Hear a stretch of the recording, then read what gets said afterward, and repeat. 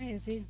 Sorry, I was still setting some stuff up, so I missed your message. How you doing?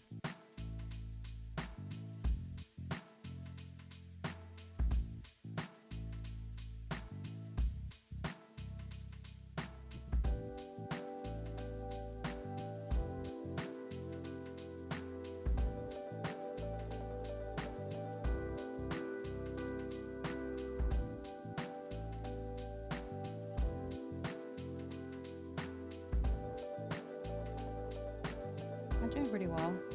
I'm trying a new setup right now. I have like a million windows open, but I managed to make it so because I'm like catching up on movies that like from my childhood. And obviously I can't share that with you guys, but I think I have a way for you guys to have music to listen to while I'm watching that and not bothering, like, so you don't hear it and stuff. But yeah, I don't know. I'm kind of like a little confused in my brain right now, but otherwise. No, we're not murdering the Sims. That's not today.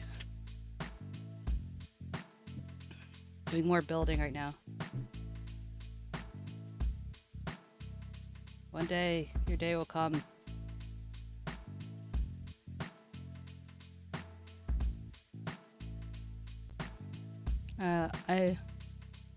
Oh wait. I apologize, my model's a little laggy. It's because I'm doing like 5 things at once. I'm encoding a video, a VOD, and I also have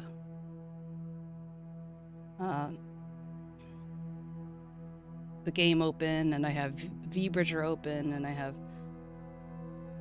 VTube Studio open, I have a music thing open, I have tons of, it's just like forever and ever and ever and ever.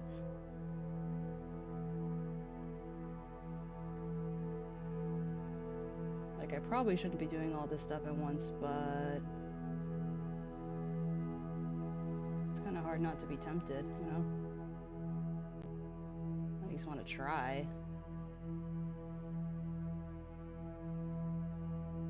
Yeah, for real.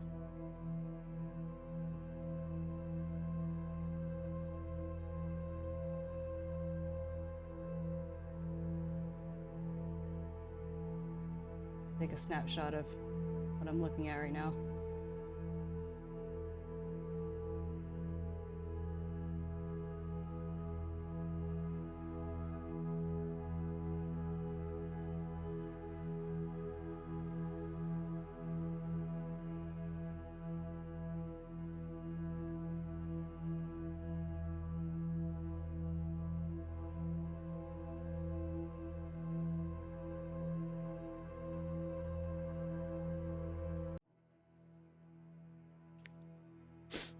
No, what is that?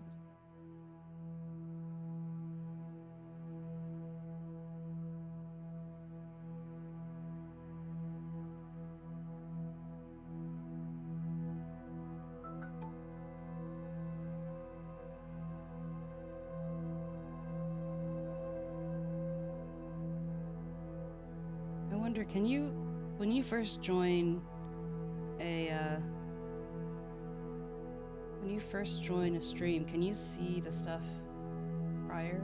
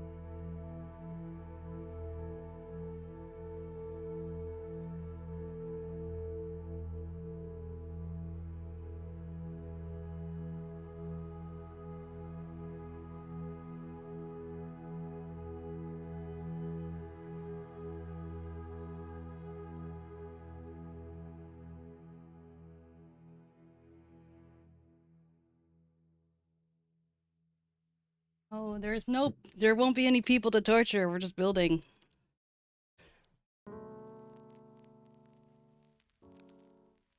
I understand if you decide that you want to go watch some real Sims torture instead.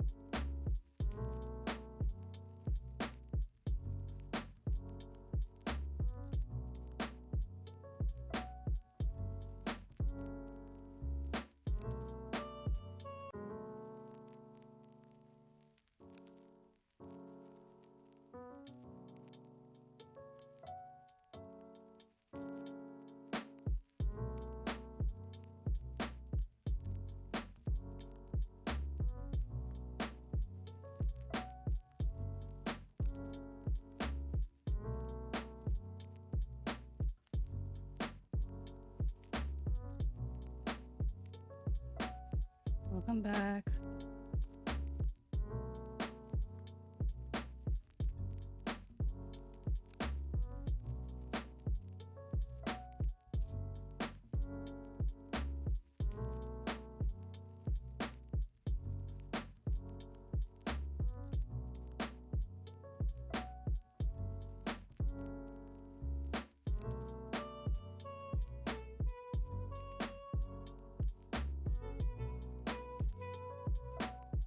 Oh, I said that I understand that if you want to go watch some actual videos of people torturing their Sims interns.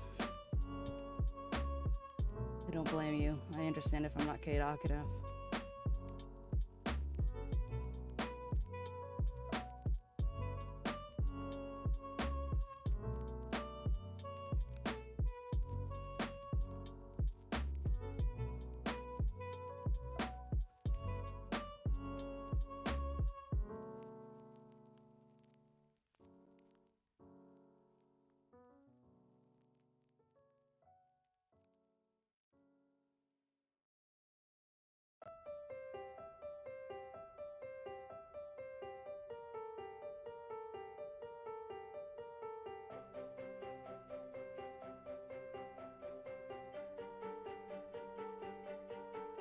Okay, eating is very important. Thank you for stopping by. I do appreciate your poppin'. Maybe I'll see ya later.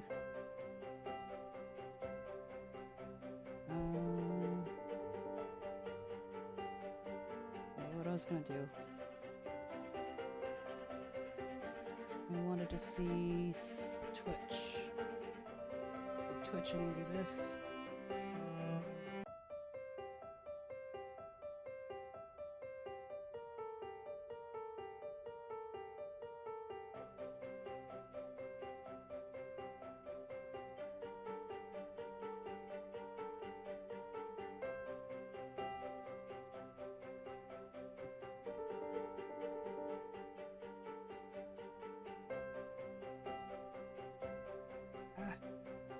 Too many things to click.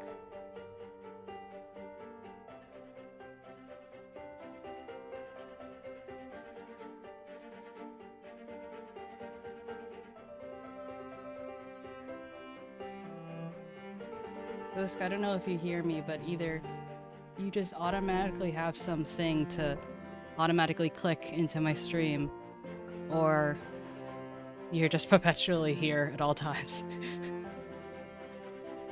Not that I have a problem with either, but I just think it's funny. It's like I always find you.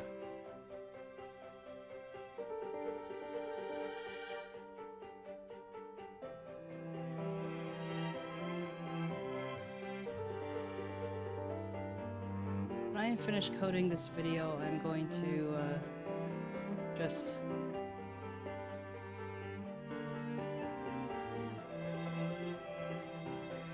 close it at that, because I don't want to make you guys suffer more than you have to, you know.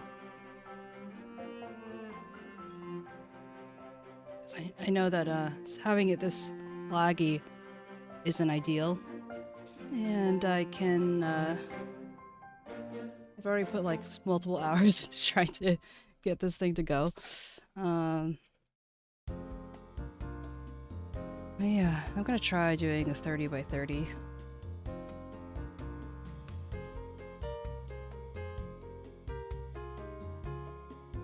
But at least it's better than a reactive ping PNG, kind of, maybe.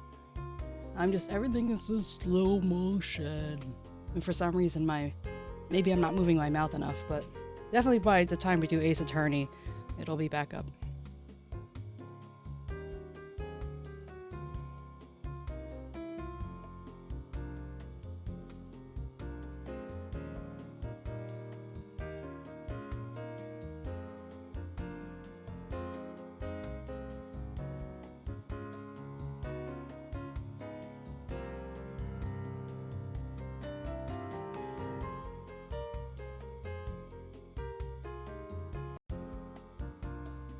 Me hoping that I don't break the game.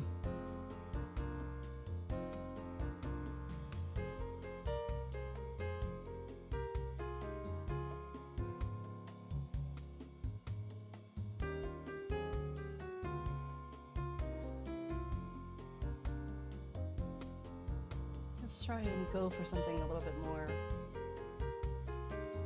upbeat for music.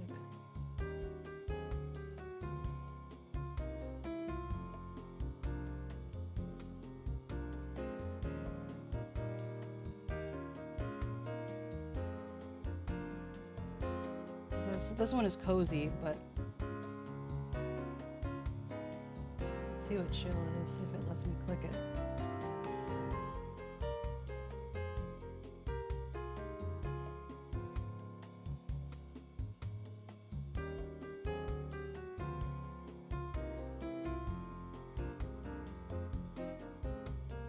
I think I maybe broke it.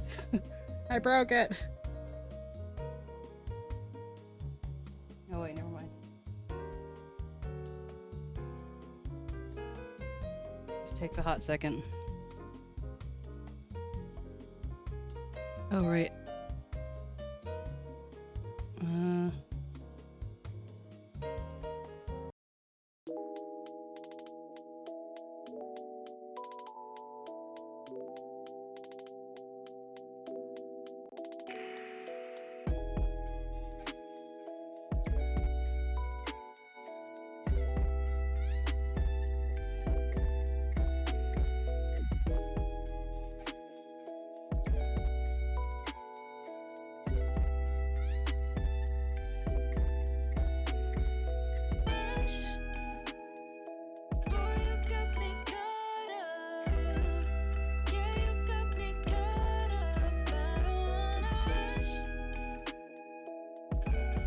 I'm not used to hearing music with voices in it.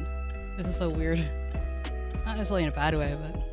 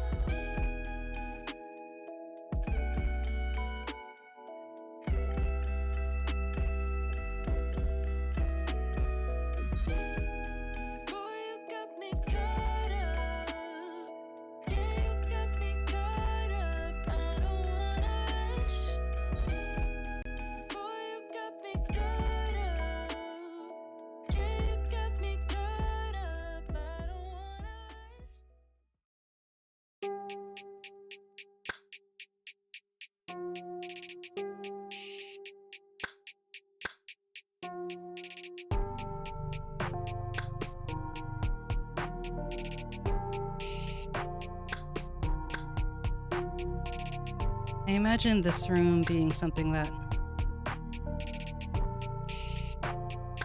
like, the sun will set. Oops.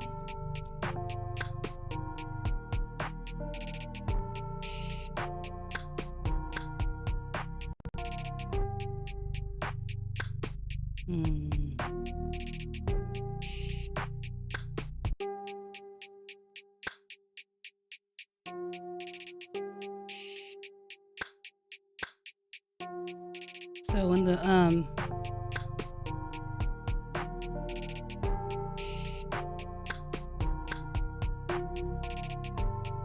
yeah, I want there to be afternoon light.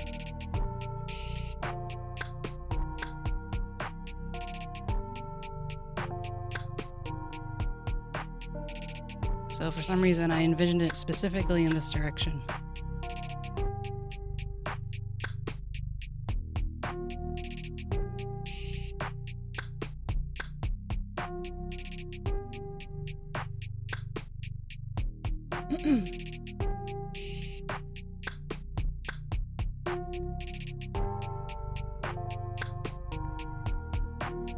I feel like it should be on a foundation as well. Oh wait, that's... Nope, no, that's what I want. No, the door went away. I hadn't considered that.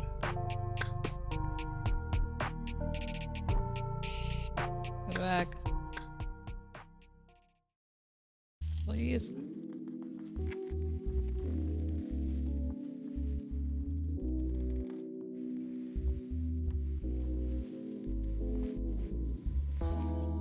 I'd say that's the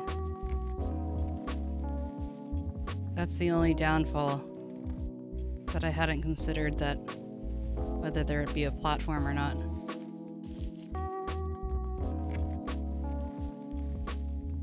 Okay, well this has a ceiling.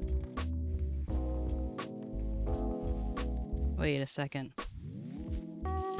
Are my shelves gone? What? What is this?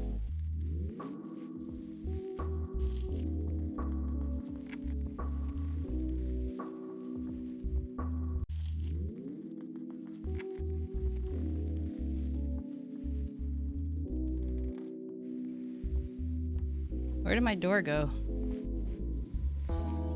Let me just replace this.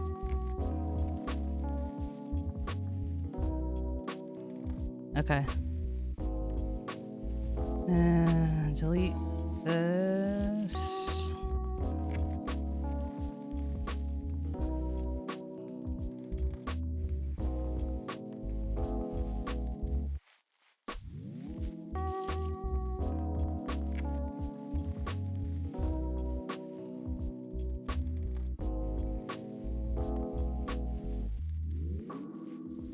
I think this is a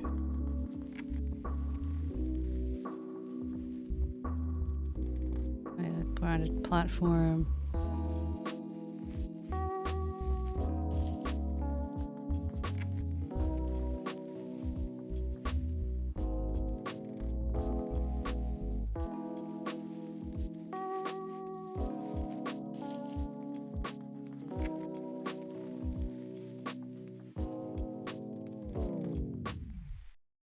Okay, so this is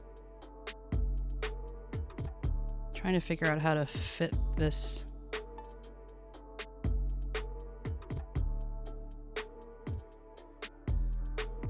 So I'm like not used to making it in reverse like this. Oops.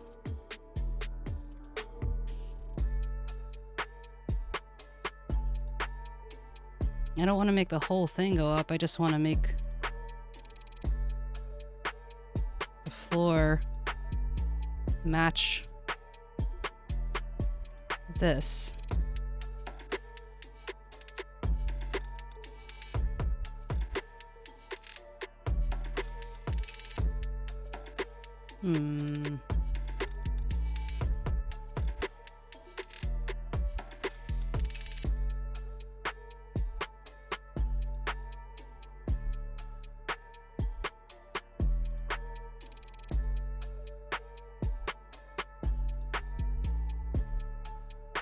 I should be able to just do it separately.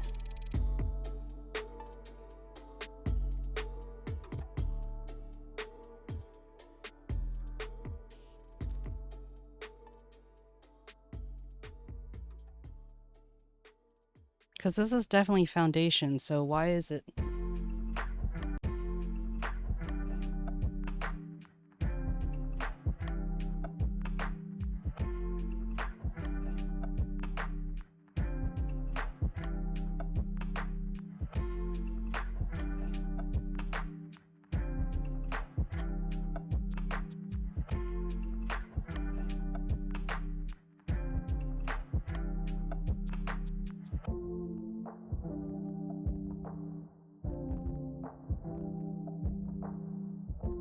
Maybe because it was the first thing down?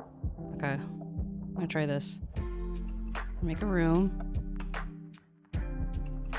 Literally a box. And I'm going to now place objects by function. No. I want to place a room. Saved room.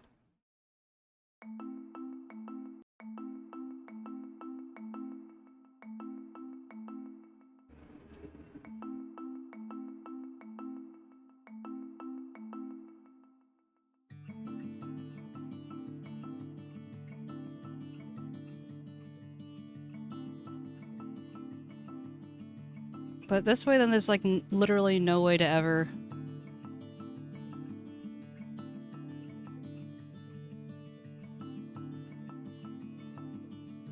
How am I supposed to put a platform then?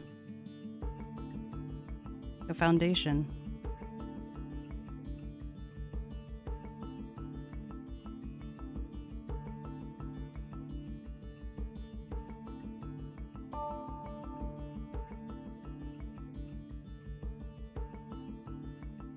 I'm confused. I don't understand my own creation. It's not really usable.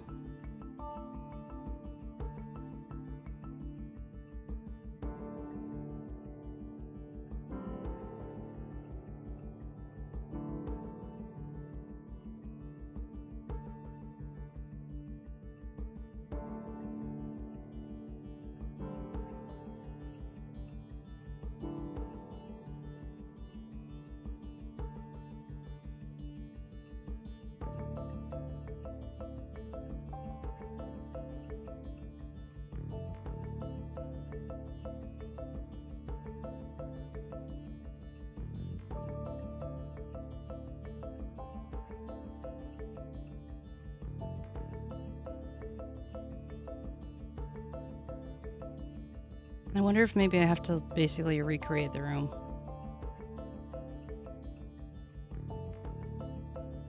Which would be very, very silly. Let's try to put stairs on here at least.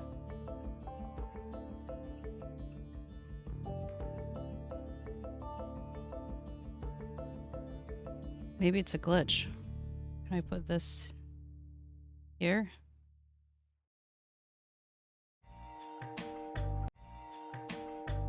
So weird.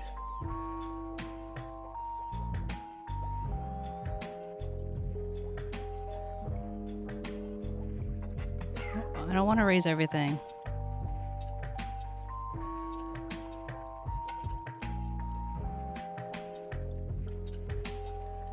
But they're not that different.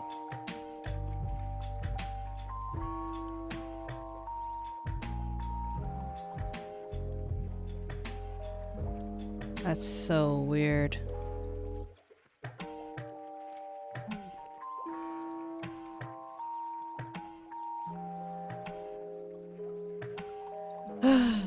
That's frustrating.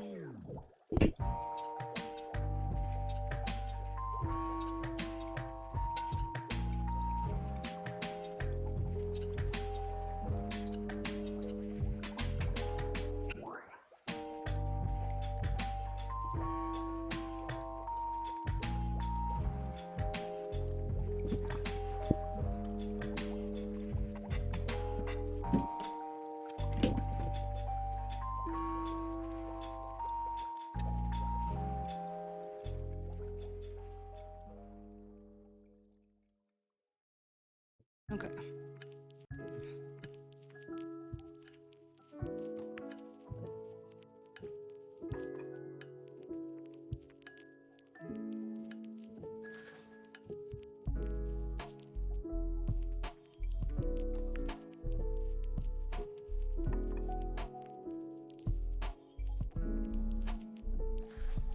Let's try this again.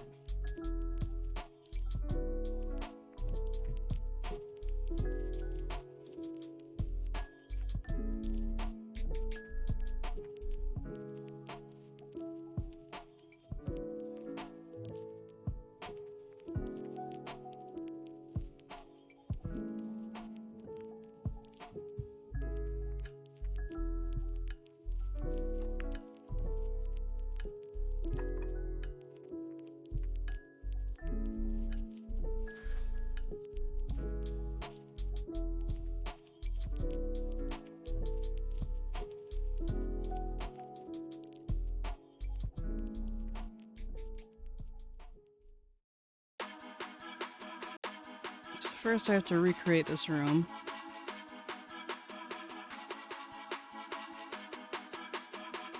This is 2. This is 4.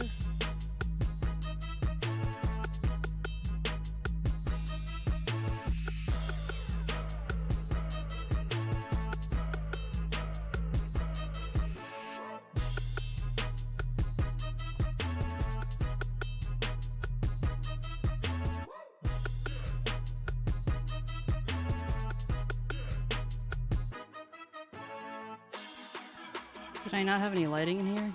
I must have. I have a feeling that it's probably just because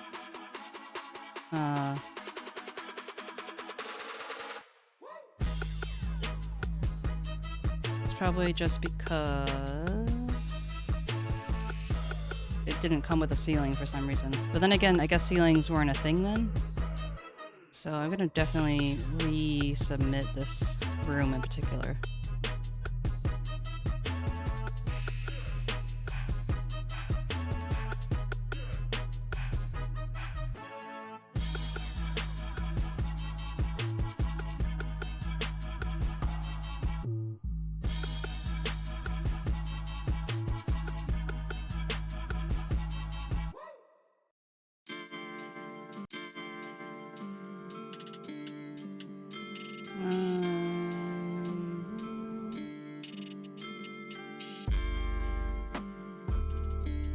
Oh right, I need to turn on BB move objects on and BB show hidden objects. Noise.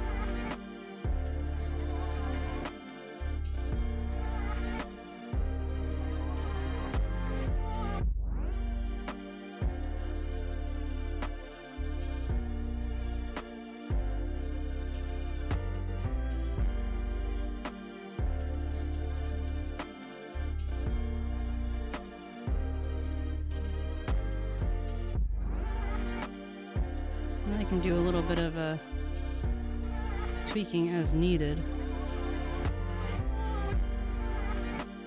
As I see fit, if you will.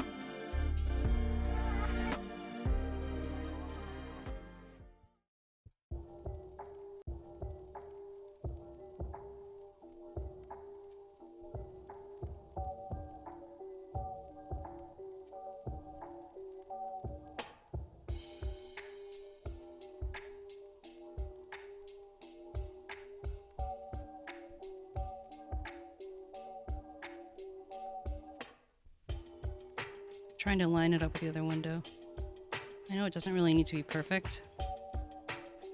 You know me.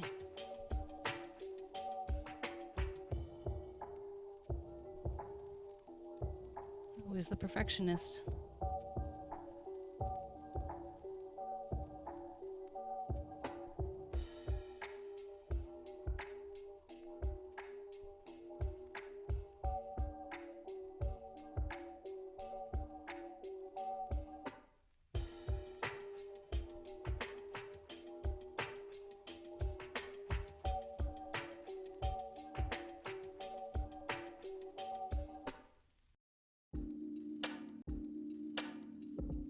Okay, this is actually a little bit longer. Or I should say this is a little shorter.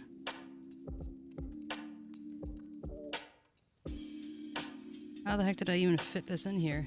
Oh, I must have scaled it down. There we go. It's kind of funny trying to remake the same look.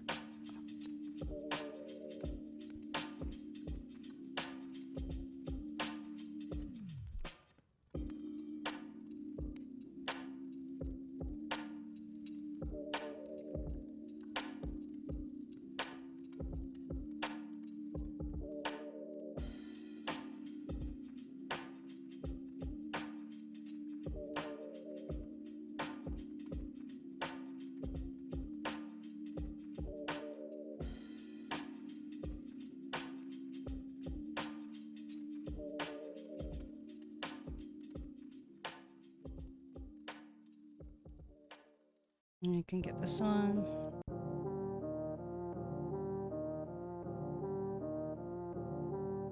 Did I make it bigger? Looks like maybe I did. Nope, I didn't.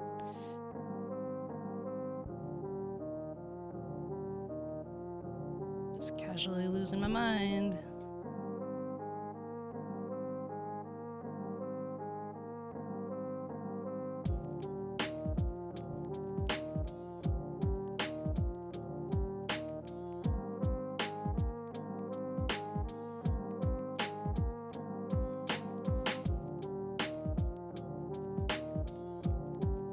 I'm gonna move those over just a little bit.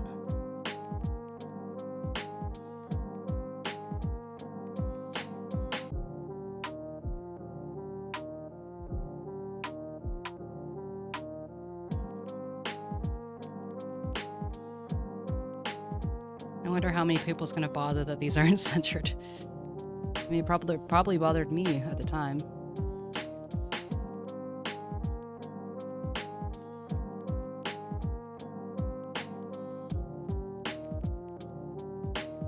But I didn't want to put two of the same. Maybe I should at least put this here.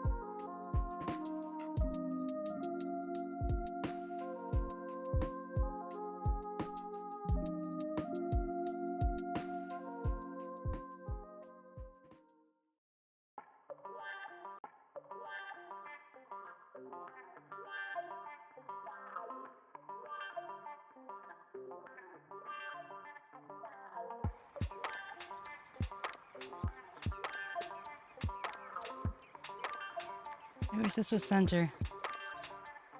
Maybe if I put this...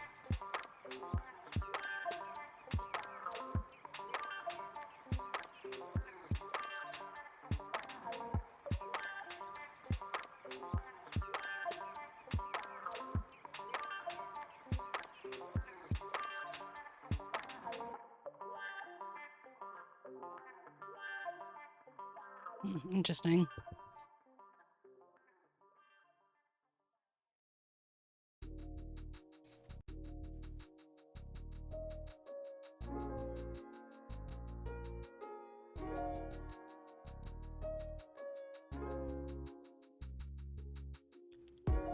Now I don't actually know if it's centered to the wall anymore.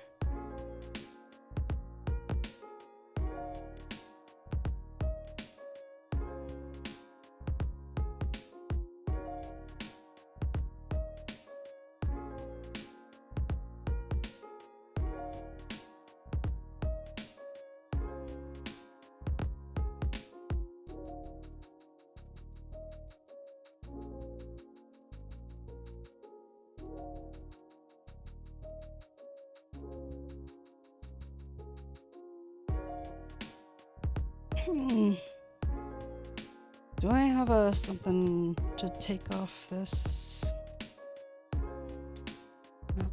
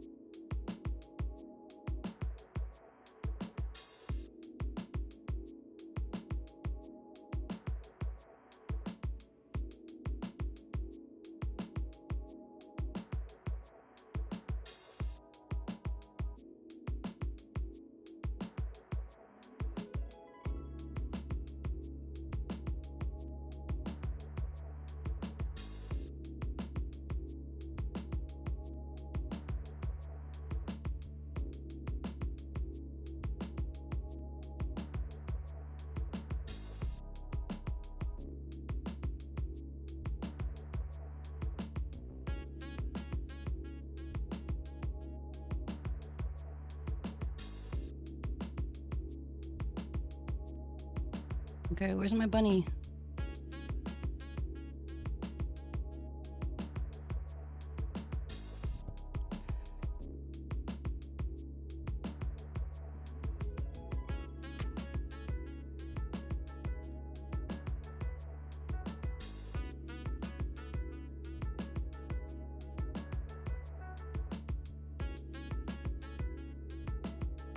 Maybe it needs to be bunny.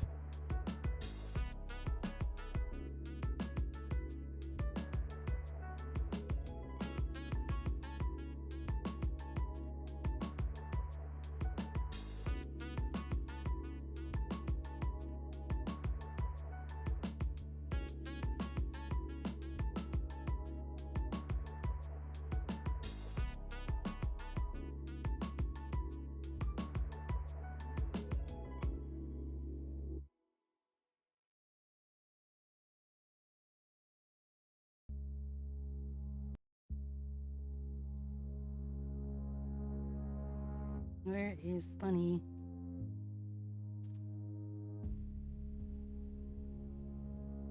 I don't think it would be in here. Does it count as a flower?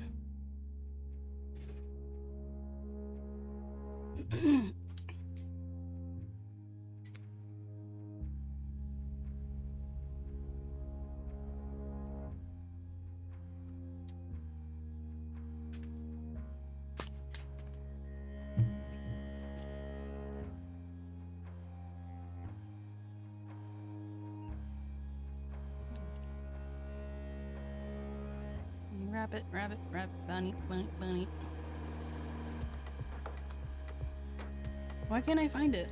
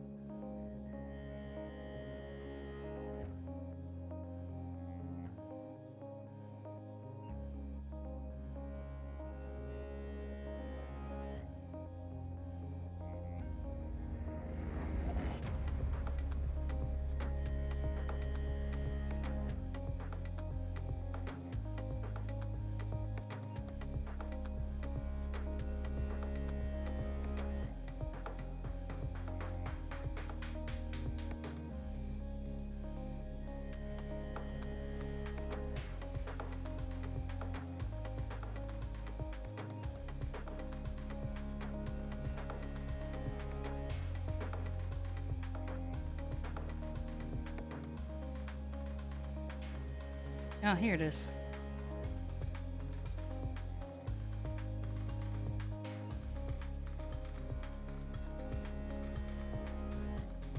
Oops.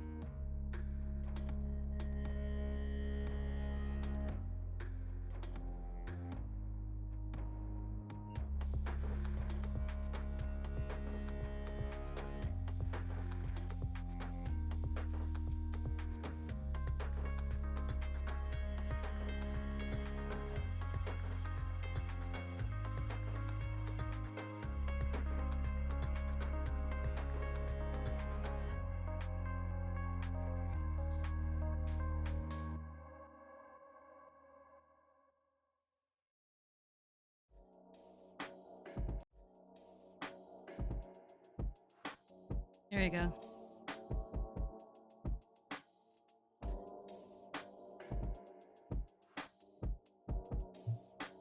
Okay, now I'm gonna destroy these walls so I can see what I'm doing.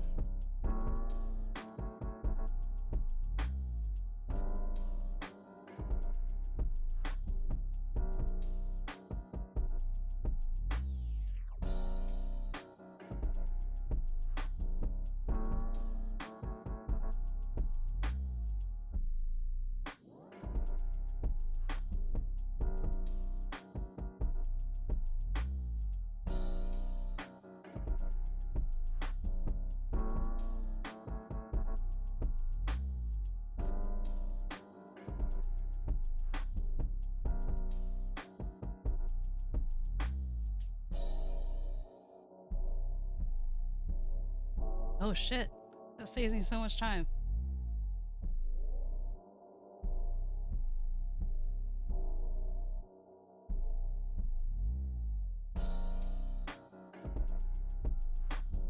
That was a lot easier than I anticipated.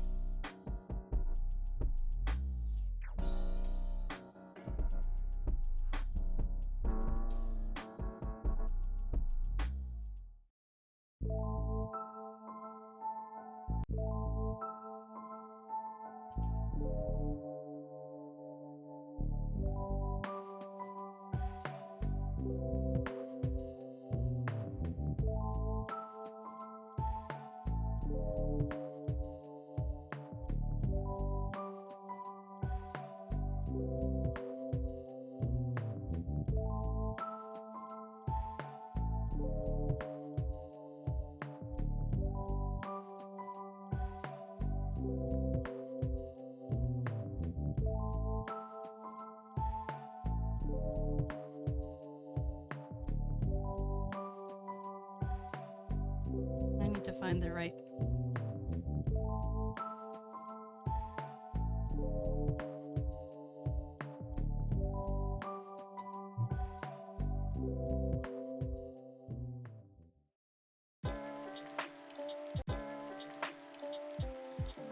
Let's see what other things might suit this.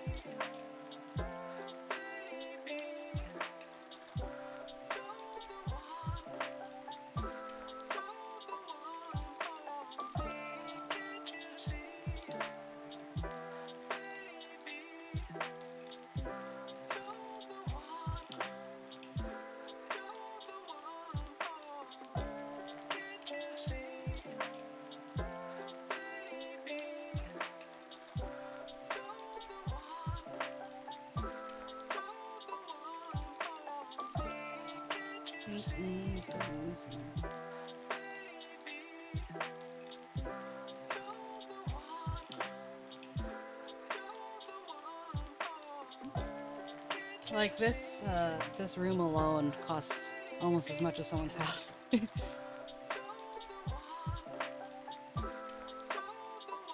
Remake.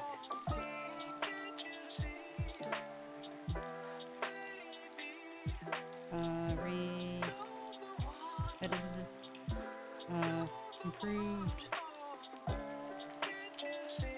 Cozy laundry room.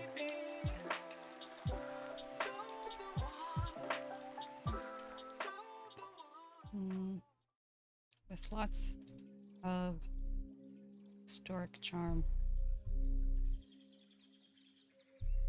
And lived in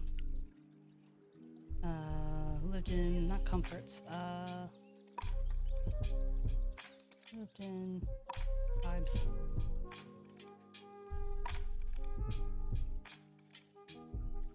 And I'm gonna say cozy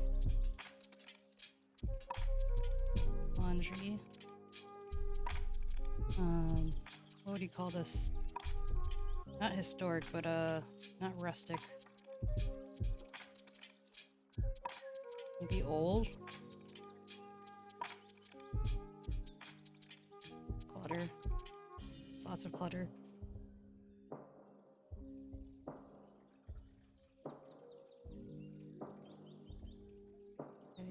View item details.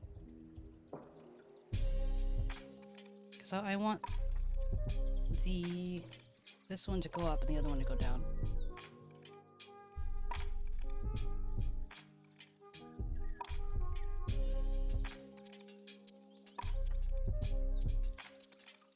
For my library.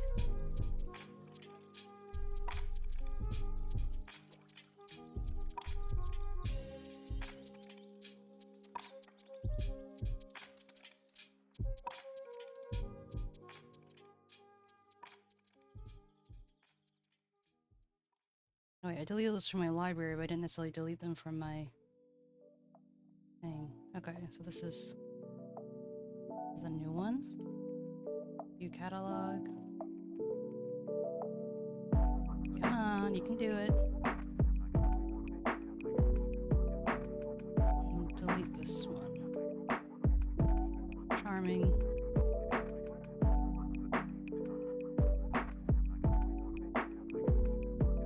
Apparently this one was even more expensive. Not sure how that's possible, but...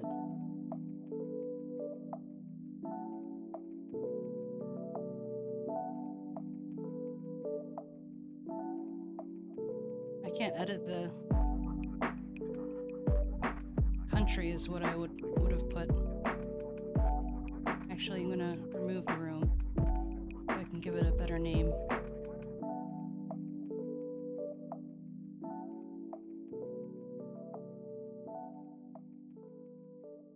And part of me wonders, like, how can I make this more expensive? Not because I actually want to make it more expensive, but just because it's like, why didn't this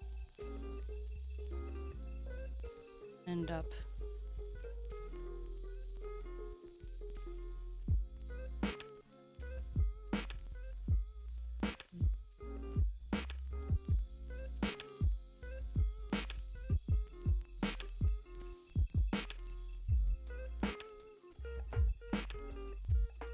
I did it from previous version.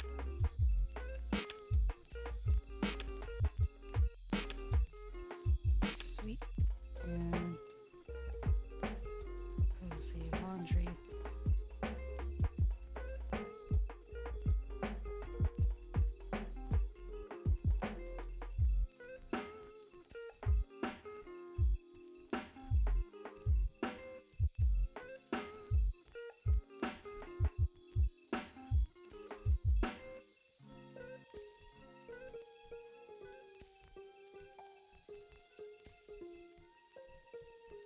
Hey, now I can finally start building.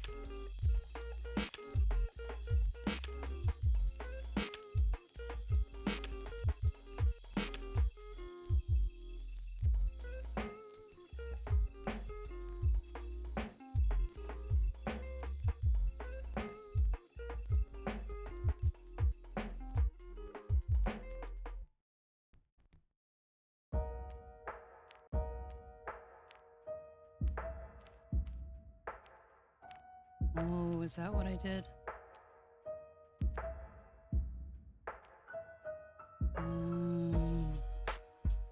Raised platform versus lower platform. Now I kind of feel like a dummy.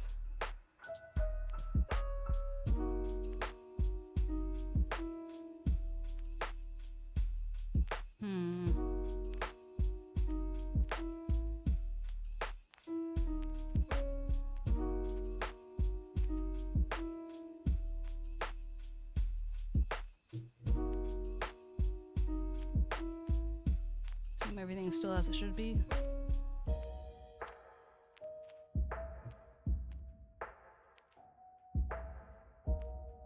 It's been too long since I played The Sims, apparently.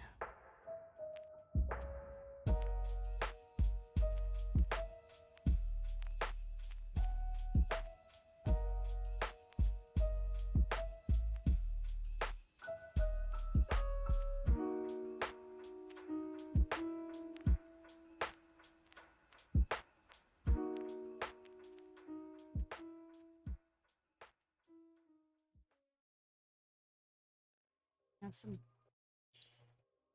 thingies here.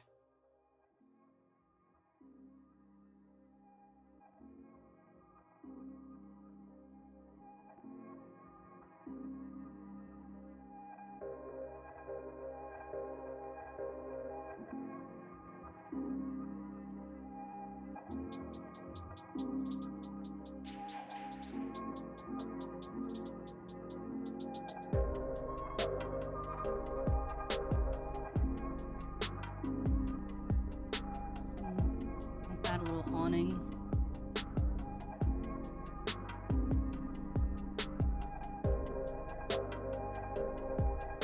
I'm really gonna take my time with it, I think. What the heck? Where did that come from?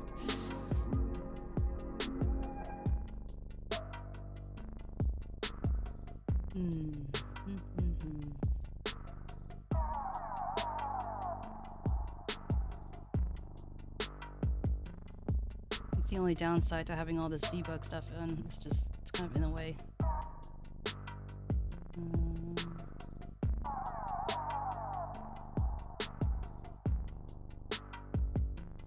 I'm looking for an awning. If you were an awning, where would you be?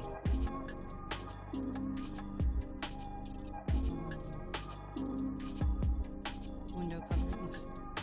That would make sense. I'm not gonna put this one, but I just want to see.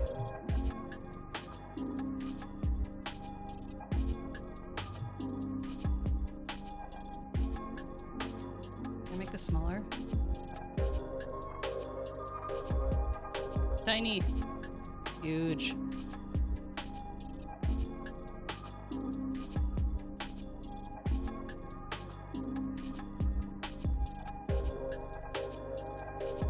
What colors does this come in? Also, why is this so big?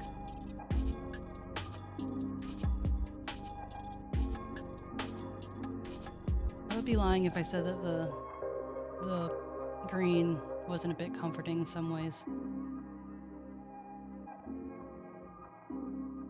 I don't really want to use too much dark wood.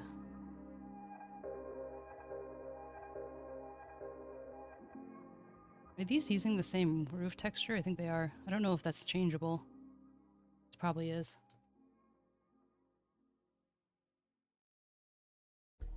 I guess it really just depends on how old I want this to look.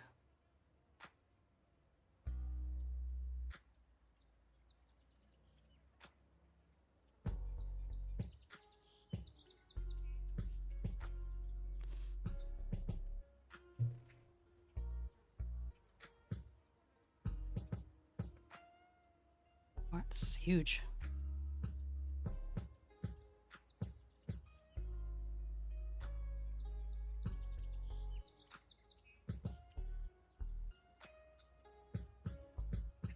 Is there a stick awning?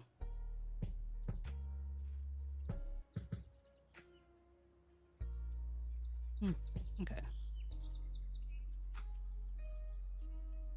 Let me get some lights up in here. Maybe some hanging something or other. What are these? These are cute.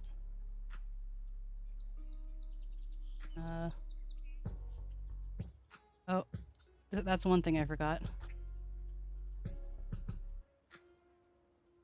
That is one downside, I'd have to say, to anyone who's trying to download my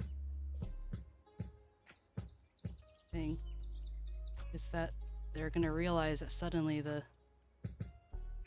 some of the things don't wanna. Oh boy. Maybe that's why I put them on a platform.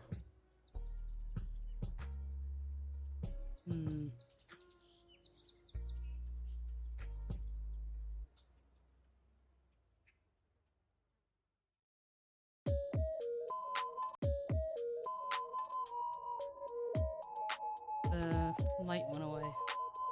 Ah! Okay. It's okay, it's calm, it's fine. I'm gonna take the other one off the list too. No one download.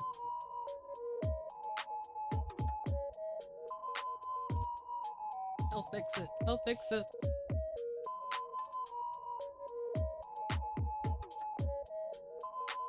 No wonder it was cheaper.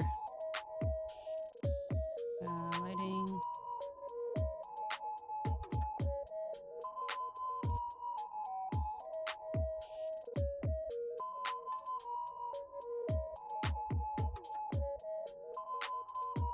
There is a little like 𝗟𝗶H candle here.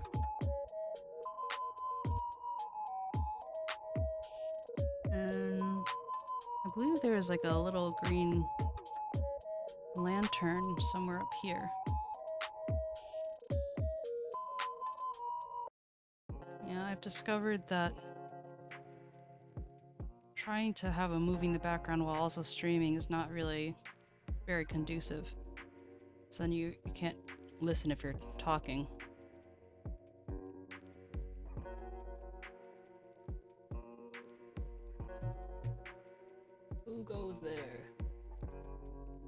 Hey. Some of my friends. I won't call you out though because I'm learning how to be what do you call it? I'm learning how to have etiquette on Twitch, aka not calling out lurkers. But I see you. And I love you.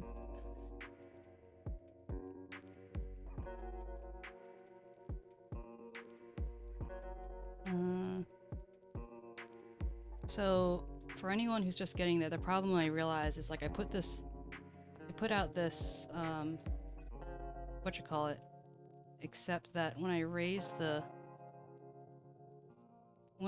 the platform, the foundation I mean, items that aren't actually like legally there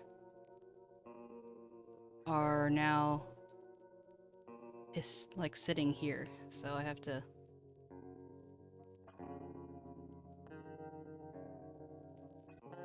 oh no.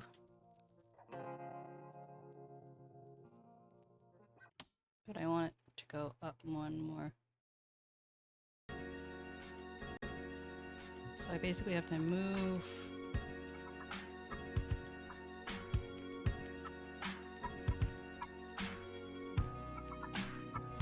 this up.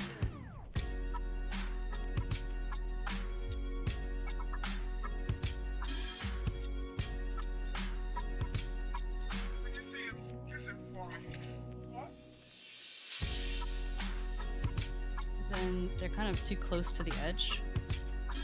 So then I have to then move this away, move this back, and kind of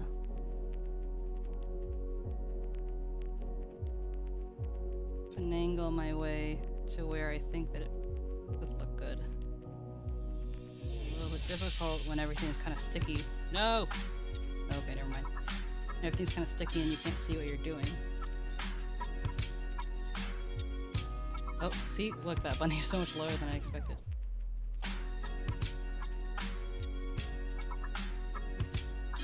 Let's try this.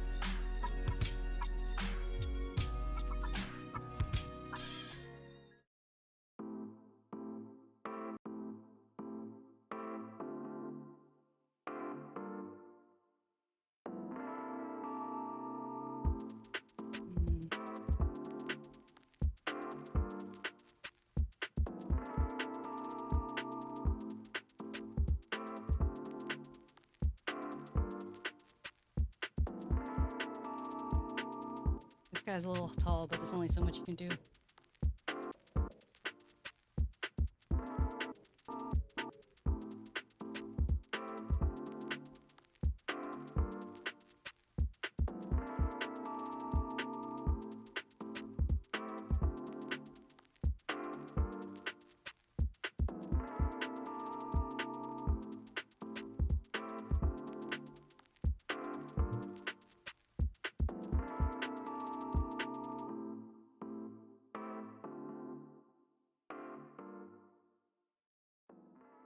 I'm officially committing myself to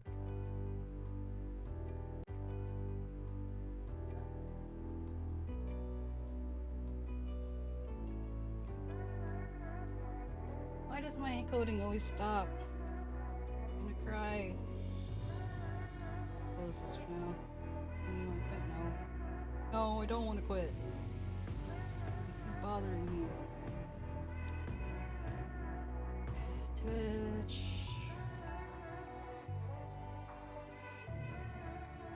I hope everyone's doing well. And if ever you are in need of a friend, I am here.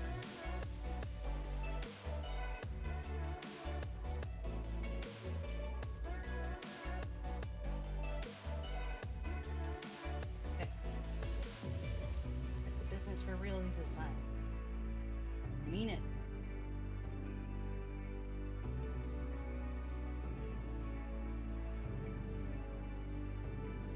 I'm going to save this music for the potential inevitability when I end up needing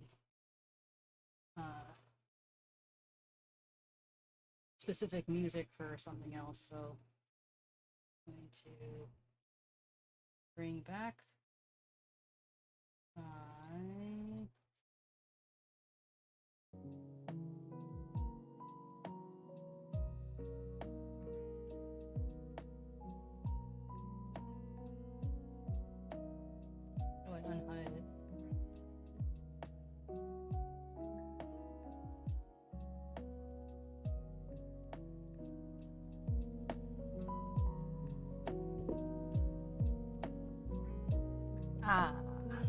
alas, we are here.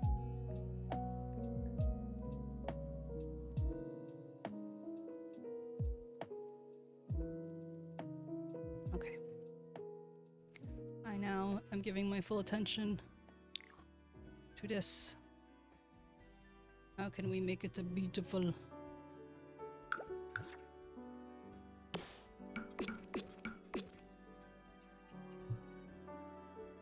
I want to fill it with as much clutter as I can.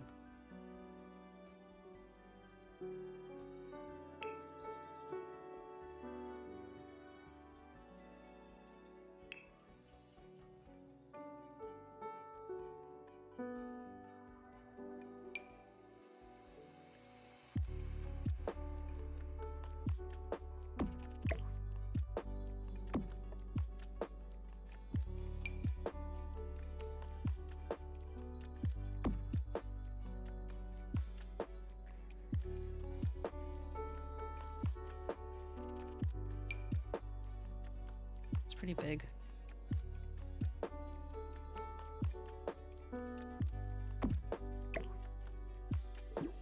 But if I make it smaller,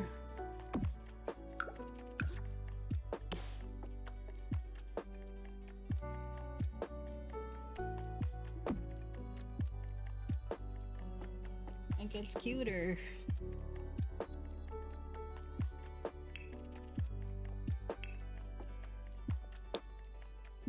Decor strings. What stuff for the walls?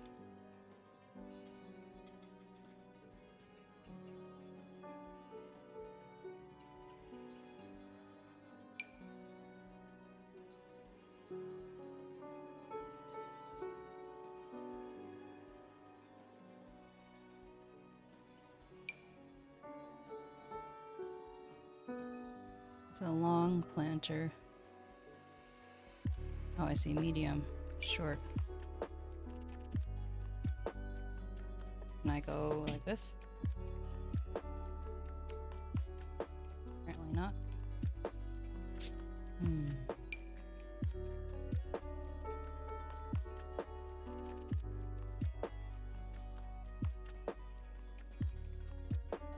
Okay, so I can go up, but I can't go down.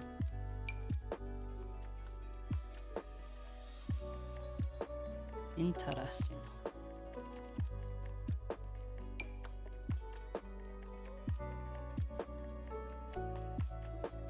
So something like this that is less obstructive.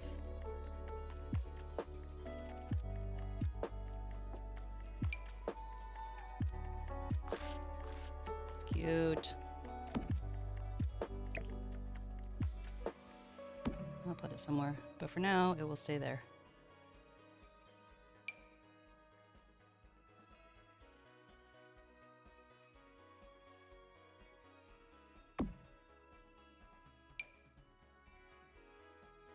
What other planter boxes are there? That's big.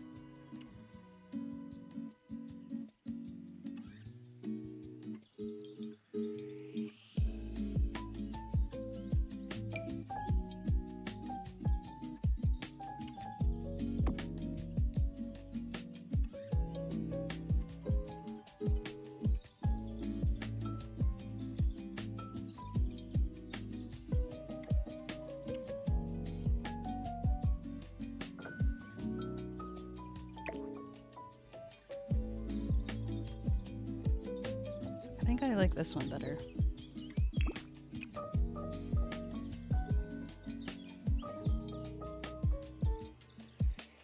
How to find which wood matches best.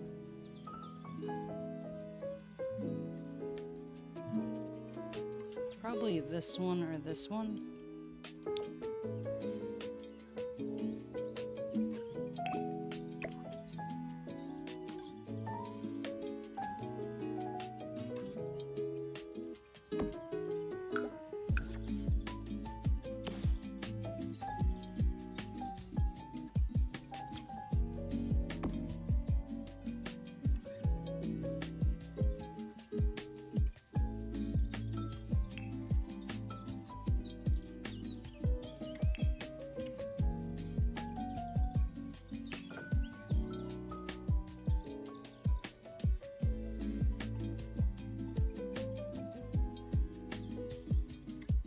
Where is the wisteria?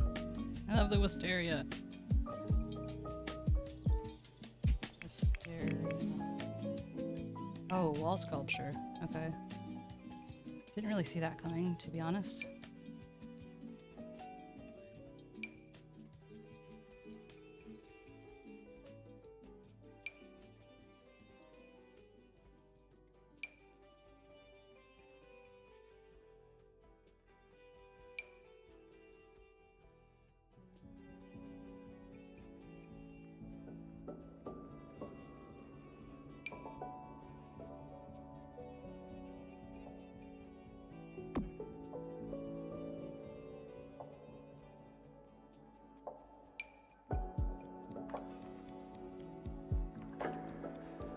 Hello, hello to any new people. Greetings. Neighborly weather box. This is pretty cute too. What colors do you come in? You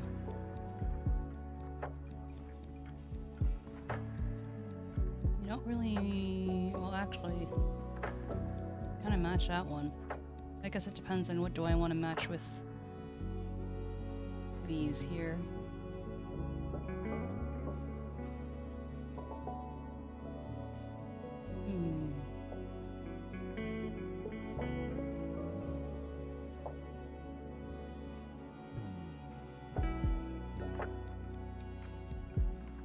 Let's try those instead.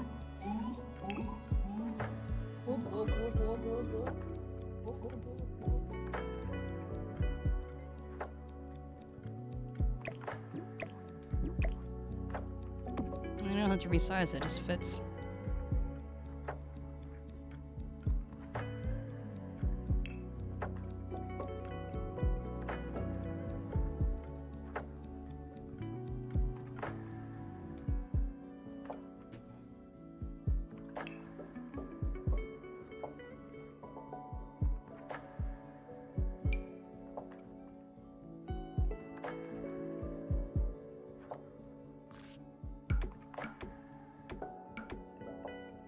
Is it too much to have white?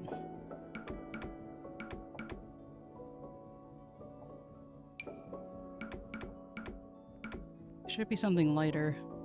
Maybe not white, but lighter.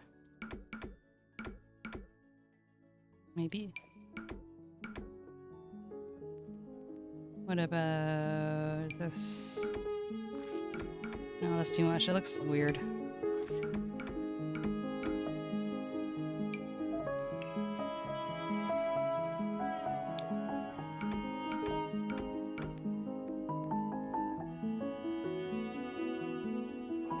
Perhaps it needs some contrast.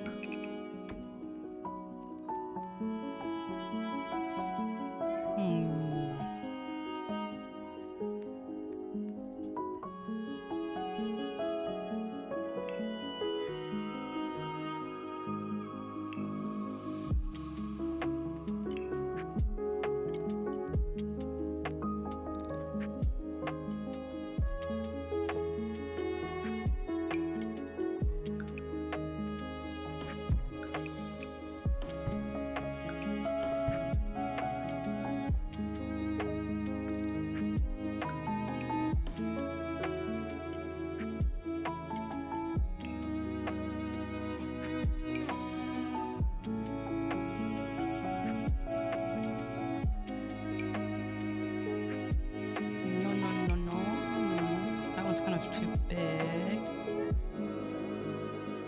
You find one that's just right. Just right.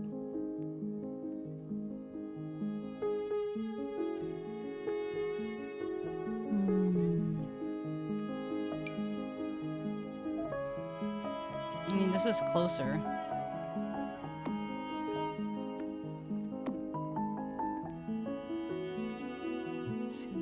Is there?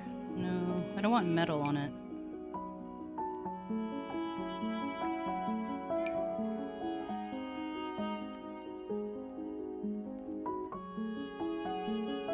I just want it to look a touch historic.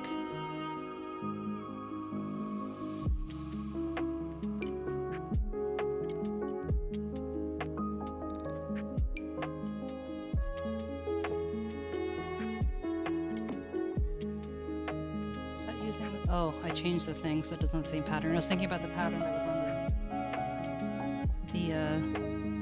whatchamacallit. Here is a... It's too big. There's one from... Maybe this one's the one I'm thinking of. Let's see what colors that... Oh, never mind. What colors do you come in?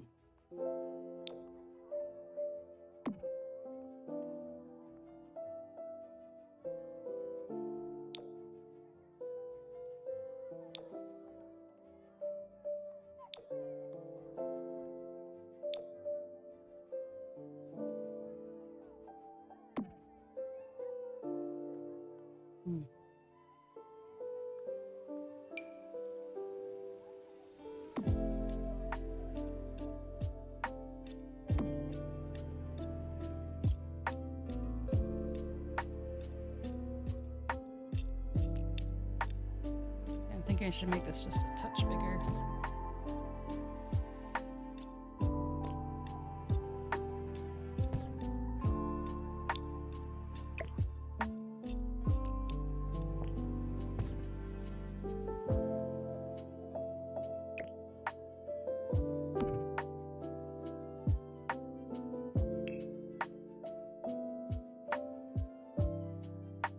Add some stairs.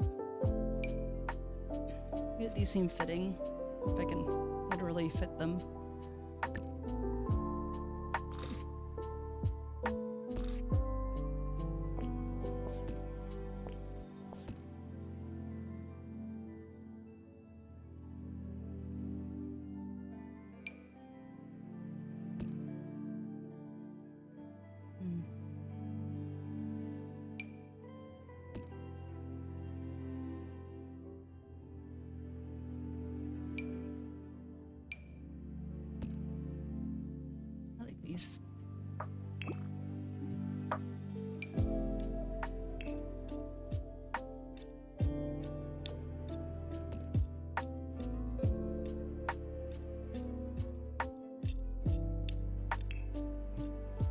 Find a foundation that matches that.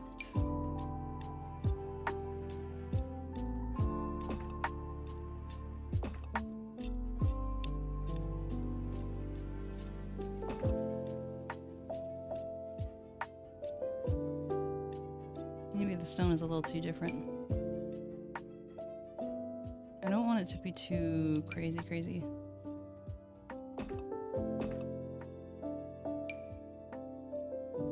This is the same stone.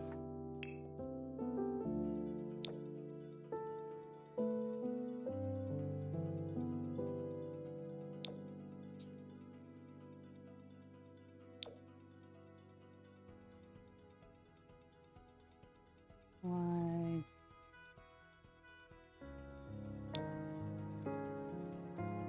Or it was the same stone. The wood matches perfectly, which is kind of annoying.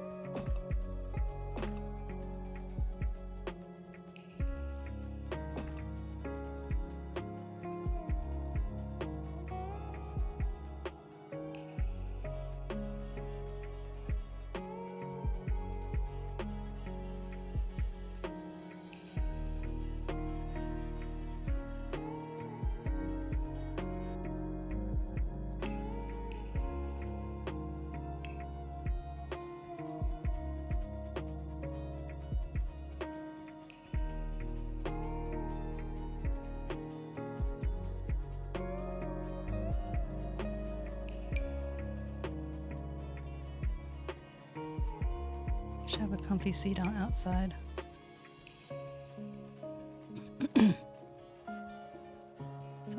smaller than this, but cozy.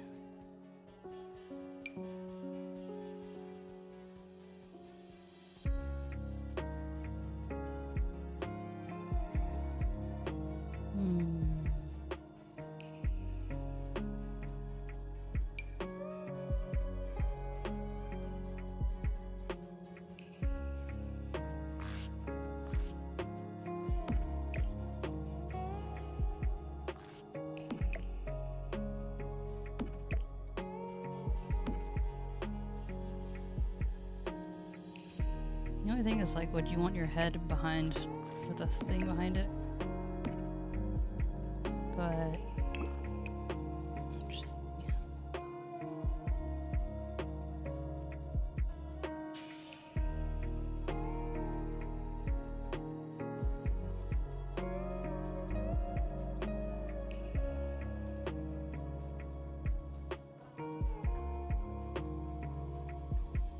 I just have to remind myself that not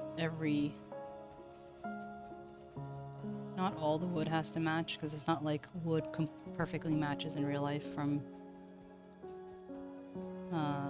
piece to piece.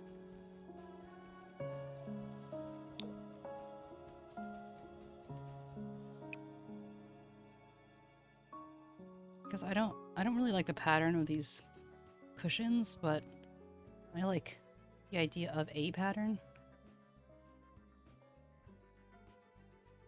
I wish it was like one of these, but I guess I could just leave it like that, but meh.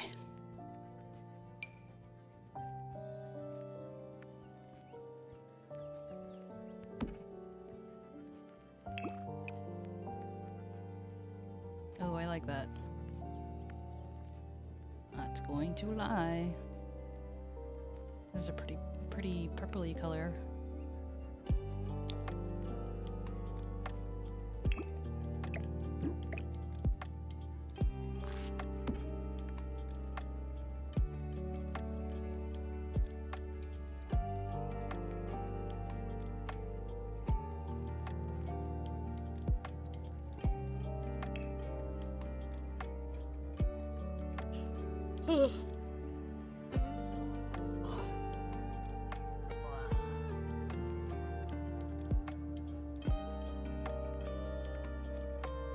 Big stretch.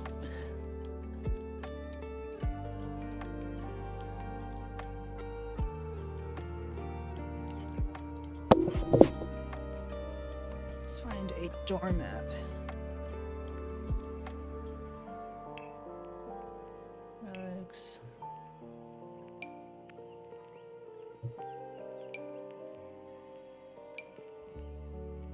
Let's see, what's a good rug?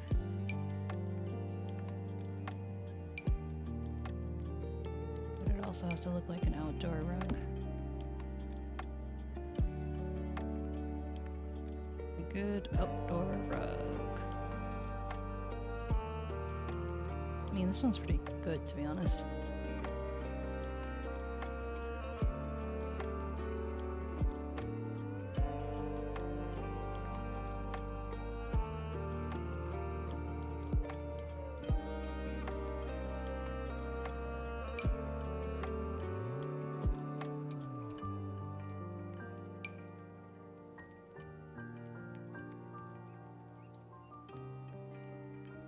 I wonder if this actually stops them from coming in.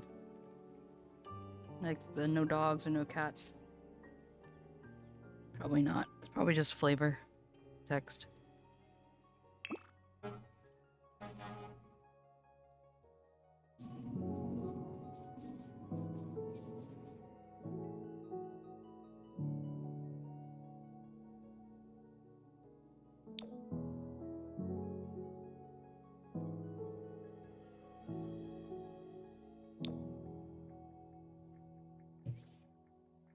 See if there are any other flowers that can pop out here.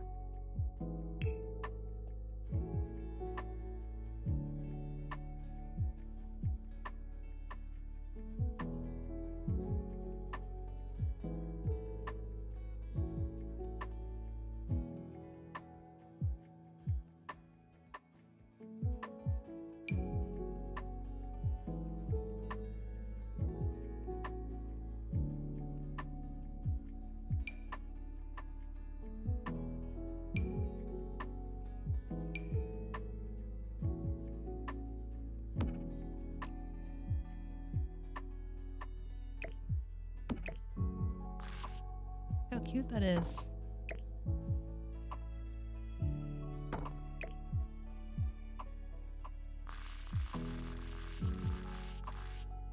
It's too cute. Should not be allowed.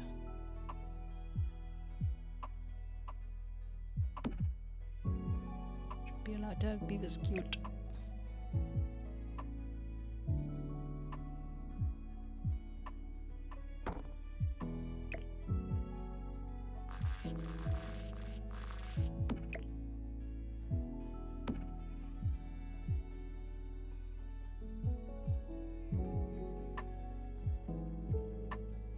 Let's see what else there is.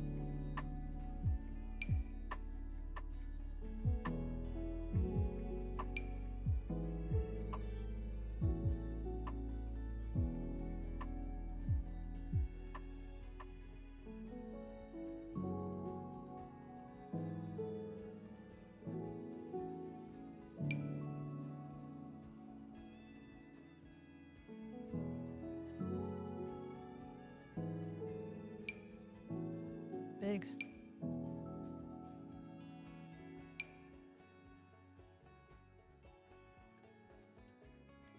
I think I'd like to put a potted palm somewhere. At some point.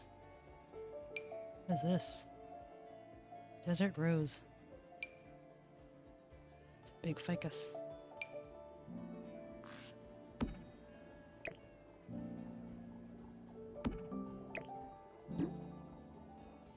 Should be something else that's planterly.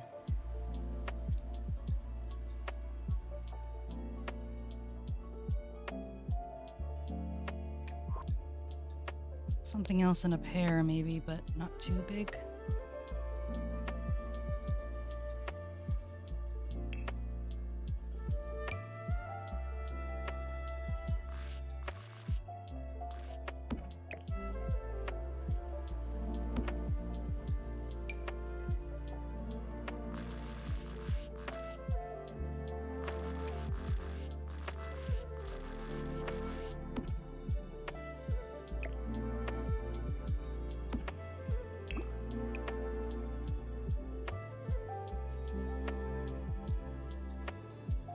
They're pretty.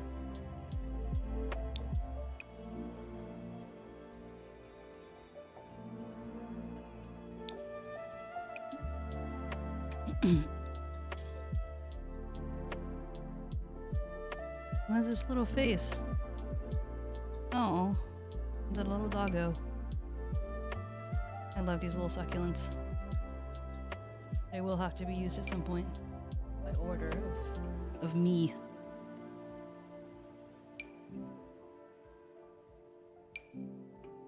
It's pretty.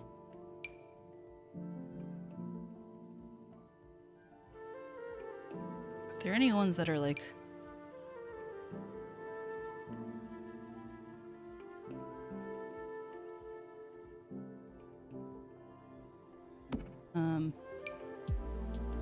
like in a basket or a bucket type thing? I'm down for that. But we may have sucked it dry of that. Nope. Well, that feels like more of a display than actually growing. Is there another little tall thing? Only potted plant.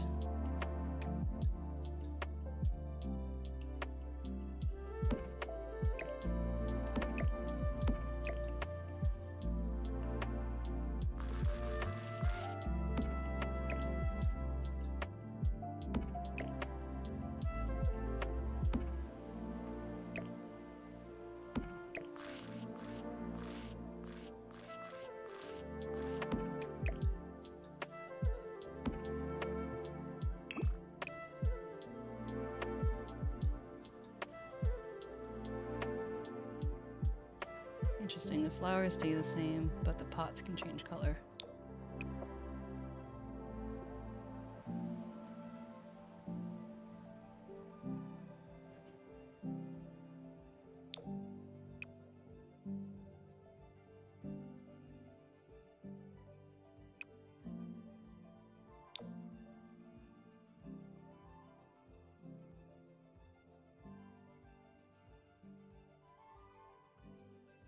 pretty cute.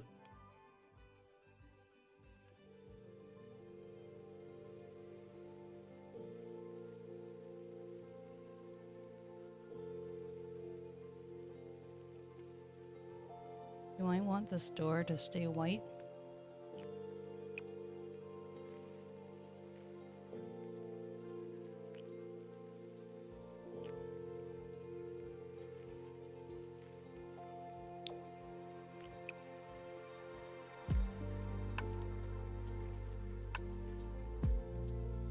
What color is this?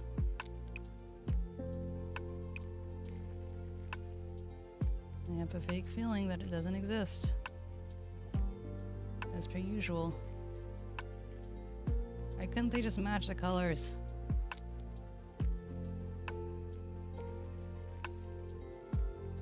It's so hard to ask. This one kind of matches, but why doesn't...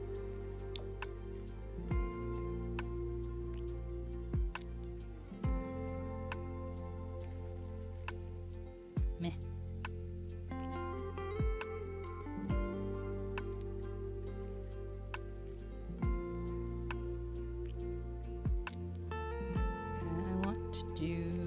Wall sculpture.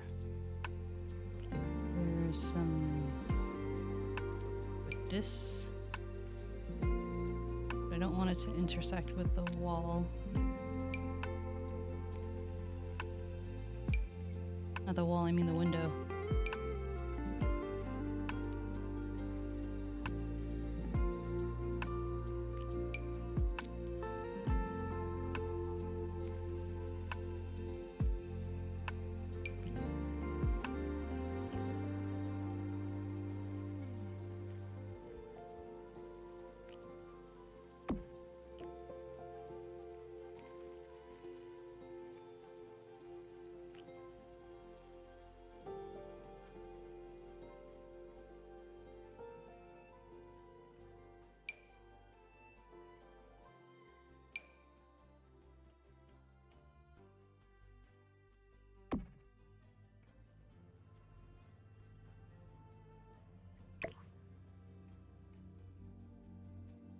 I can give the illusion like they do in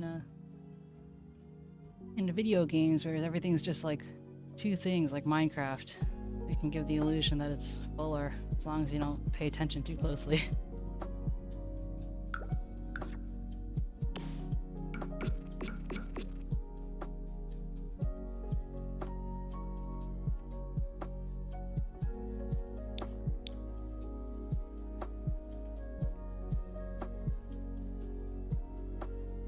Another picture up here, maybe of a person's face.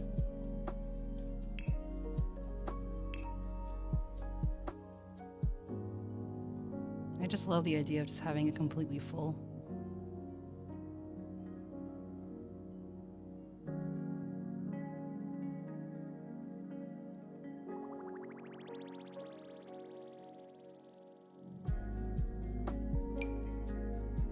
Not this lady. Not this kid either. It's a little creepy. It's a little too...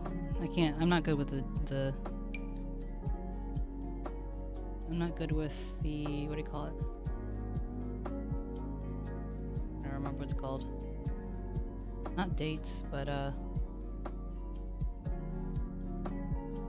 decades, like, oh, the 70s, the 60s. I'm not good with that.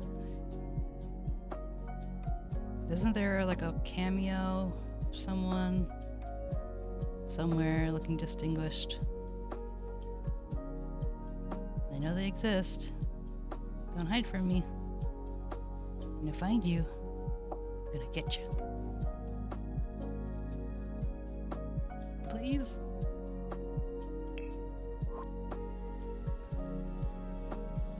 Yeah, I don't think it's gonna be in here, but...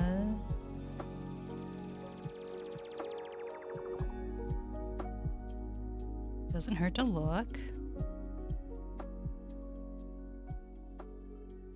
I like some of the space stuff.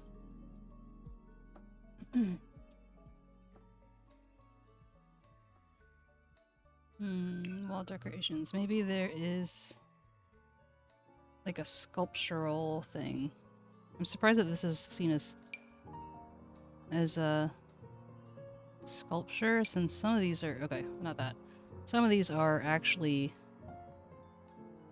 They seem quite portrait-like, you know?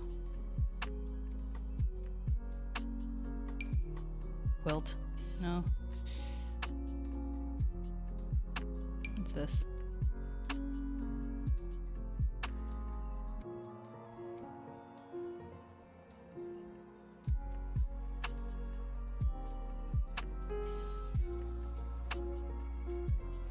Maybe that could go here.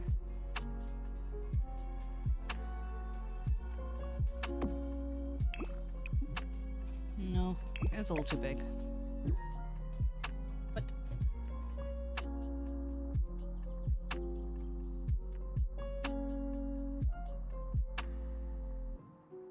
I don't understand Twitch sometimes. So they jump from like 5 years to 1. Seems a little redonkulous to me.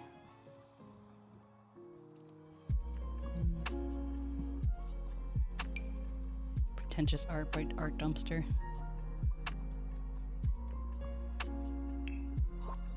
Seriously though, I'm really surprised that there isn't a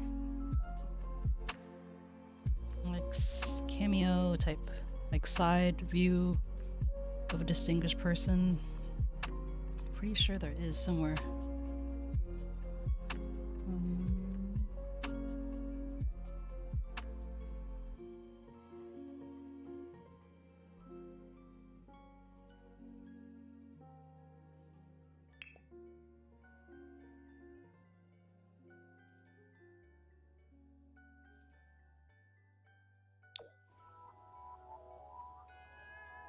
It's very large.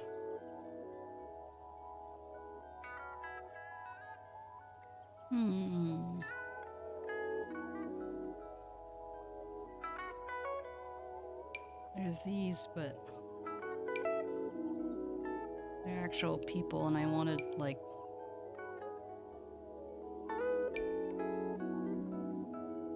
I wanted just like a head portrait type thing.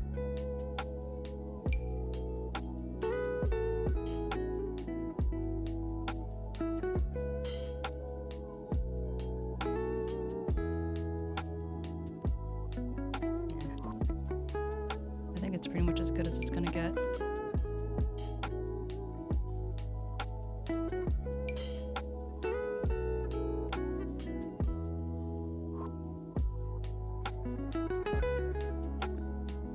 So it's not like everything has to have something, even though I like it too because I'm excessive.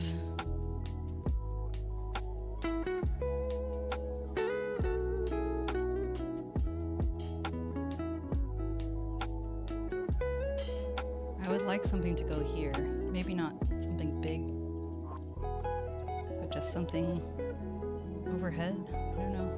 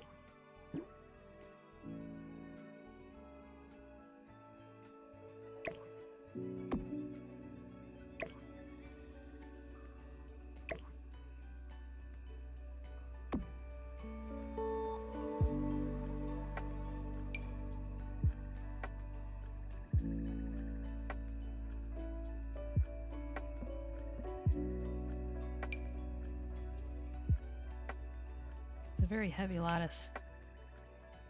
If it was something lighter, then I might, you know, actually do something with it. It's a little too extreme.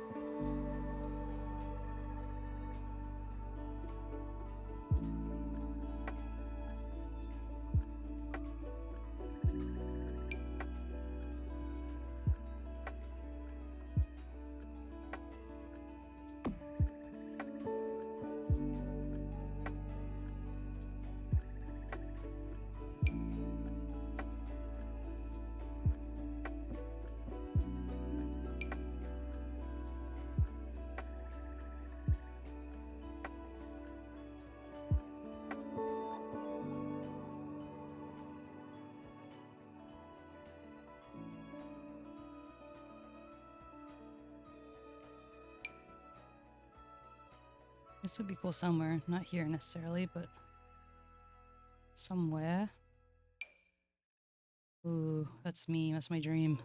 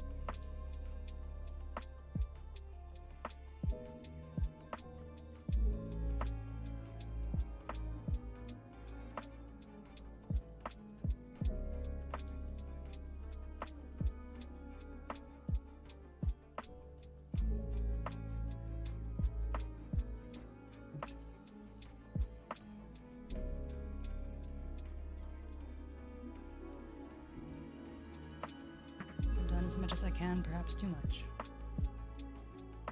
Just save this real quick. So will it count what's outside and inside the wall? I mean the room? Let's go find out. What? Why is the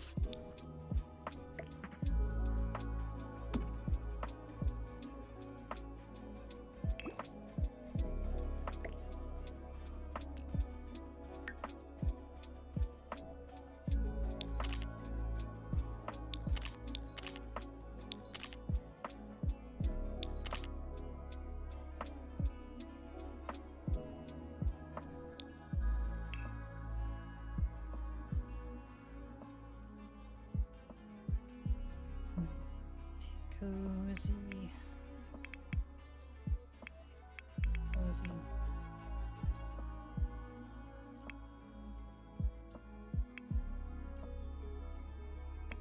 Country. Laundry. Laundry room.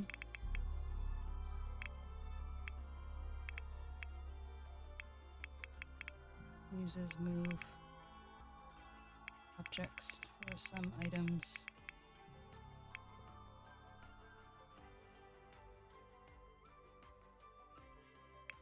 Country. Laundry.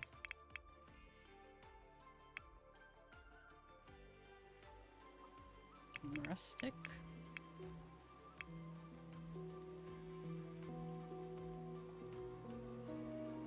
Hey Michelle, how are you doing?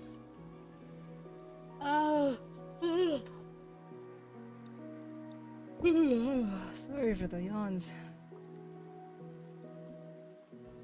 I was up late last night, trying to encode some videos to post some VODs and stuff. And so here I am. Yeah, just a little tired, but otherwise I'm good. I had made basically this room a while back, and I was really happy with it, and I was like, you know what, I'm gonna create a whole house based off that. But then I realized a few issues that I had to like fiddle around with, so it's been like a whole thing. But yeah, I don't know. What's new with you? What are you up to? Are you at work? Are you at home? What part of the world do you hail from? Of course, anything you're not comfortable saying, feel free to just let me know. I'm an open book. I like people to be comfortable. We're all about comfort here. Cozy country laundry room. Lots of clutter and personality. It's been pretty low key, especially since it's Tuesday, so it's been a little bit more quiet than usual. And I was trying to do like 10 things. What? I'm from New York. Are you from the city? I'm from the city. What a small world.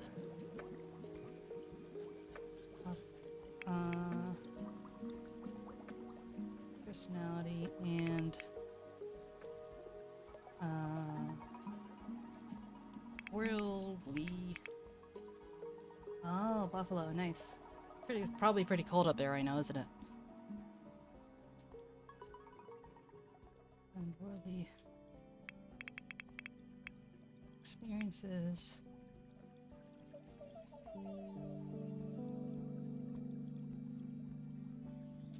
Please take note of platform height.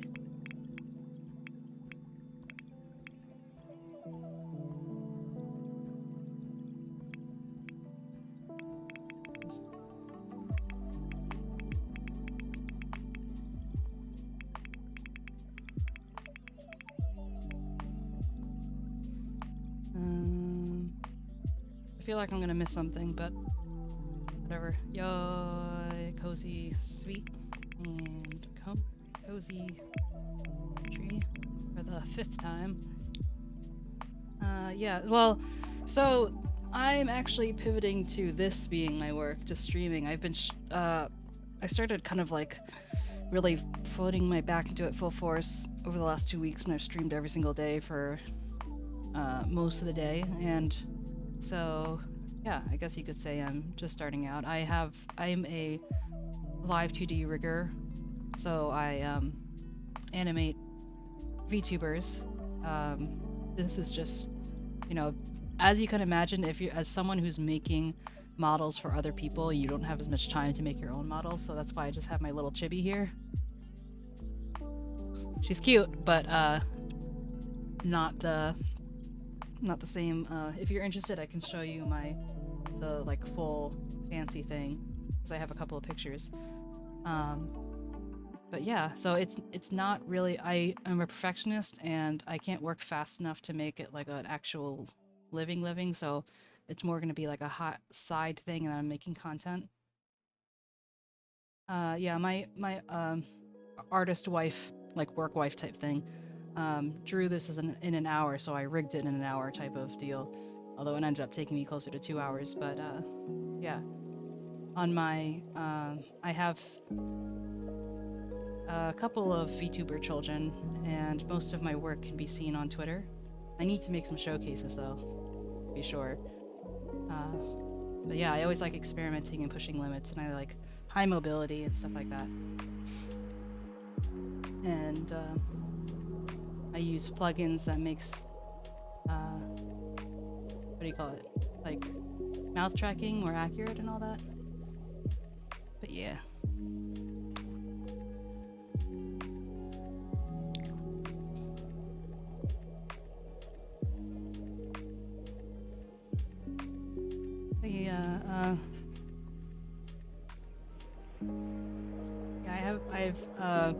I started learning about like a year ago.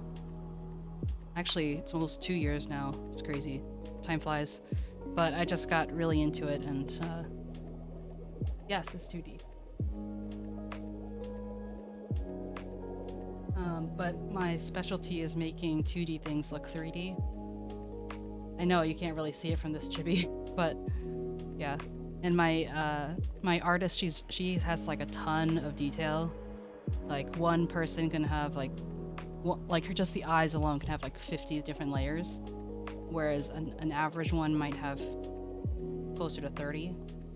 So yeah. Let me just feel like this is what my actual VTuber design looks like in full. And I started rigging some of it, but it's a lot. And then I made a little pixel version. And then now it's down to me, the chibi. So, yeah. What games do you normally like to play? Or are you usually just a lurking on streams and stuff? Thank you. You have a special place in my heart.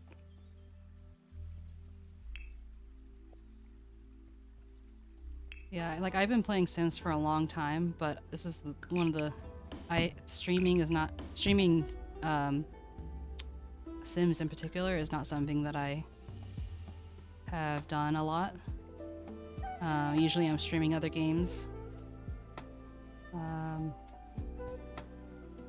And yeah, I prefer indie games and puzzle games, strategy games, all that sort of thing.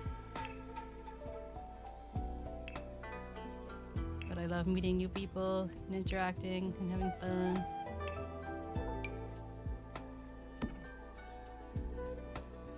And then again, who doesn't? Okay, so yeah, I made this room, I did a little bit of the outside, and now I'm trying to expand out based off this. Also, I need to change this wallpaper so it's less distracting that it's the outside.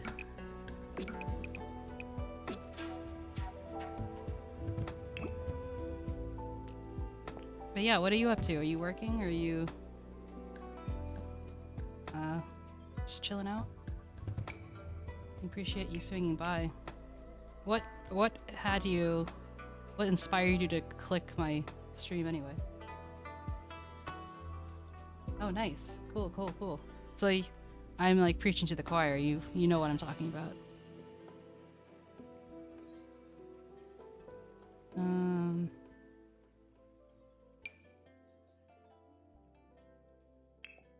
I need to find something that's similar but like more plain. Something, but these all have flowers on them. So what is your rigging? Not rigging. What is your specialty in terms of the V2 world?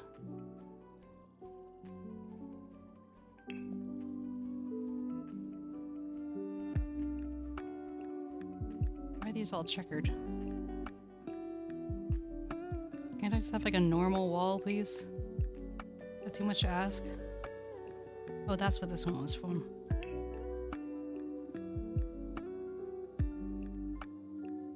Oh my god, I'm obsessed with cats. I have 2 cats and 2 dogs myself, so I like to say that I'm making up for my parents not letting me have anything larger than a hamster growing up, so I have my best boy sitting right next to me.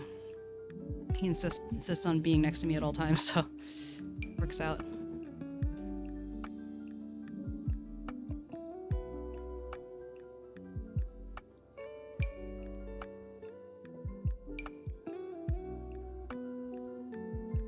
Appreciate you swinging by.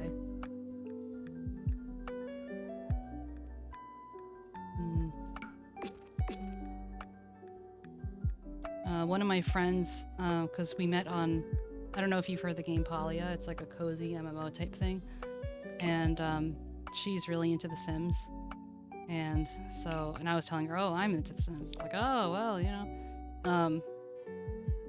So she was encouraging me to just go for it. Oh, you've never made a cat VTuber?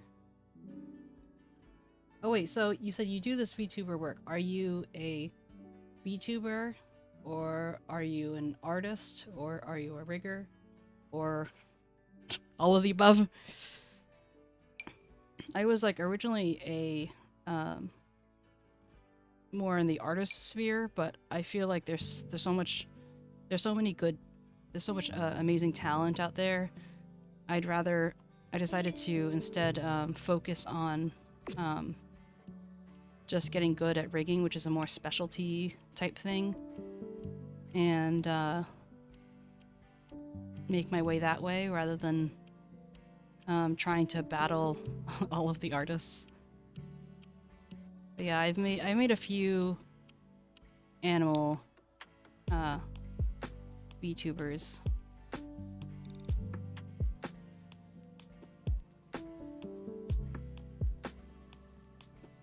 Okay, so I'm coming out here. I imagine there being maybe a kitchen.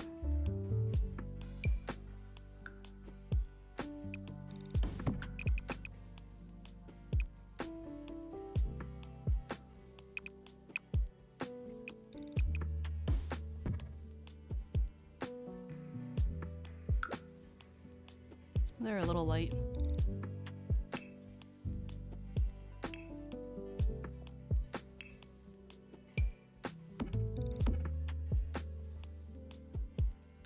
big archway. Kind of making it up as I go along.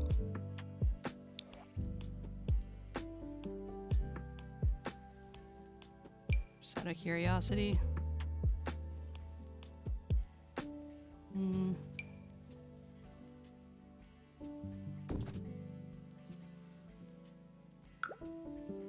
90-second 2 logos, guys. That's a lot.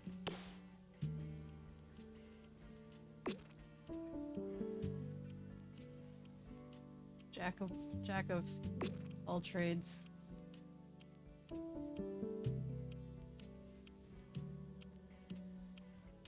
That's cool.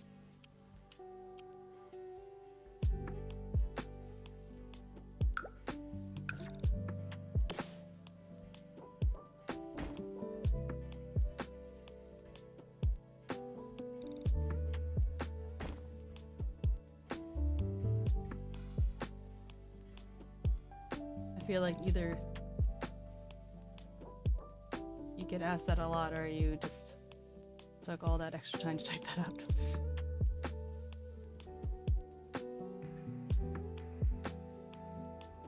I'm wondering if I should make the kitchen wall a little different.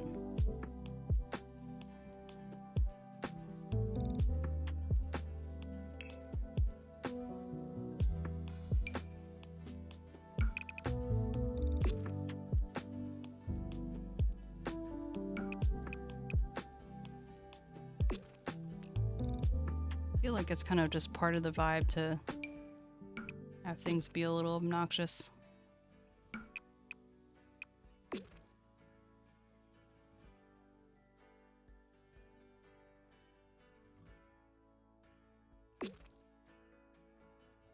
Oh, I didn't even color the floor.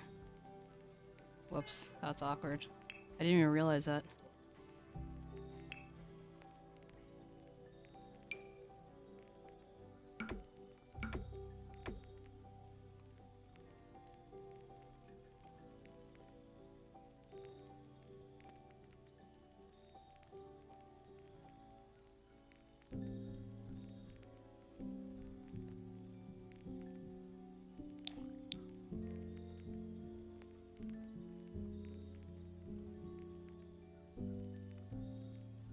Oh, nice. I hope that's been successful for you.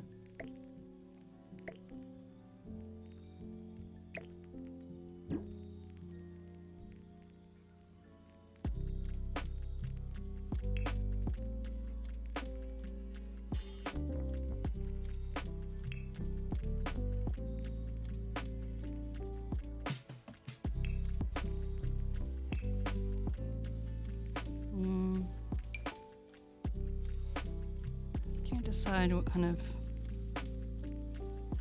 thing I want. Maybe this one.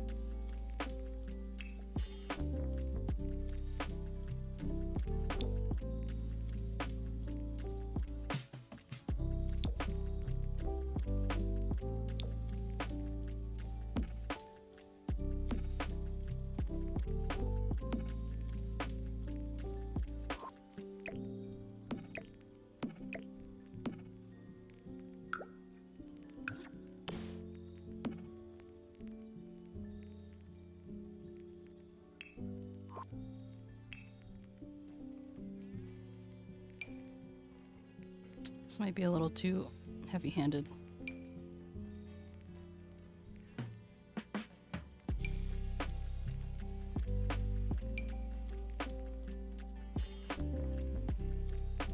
Yeah, no, I understand. It's one of the reasons why I don't want to do artist stuff. Because you have to go way above and beyond to make yourself like noticeable.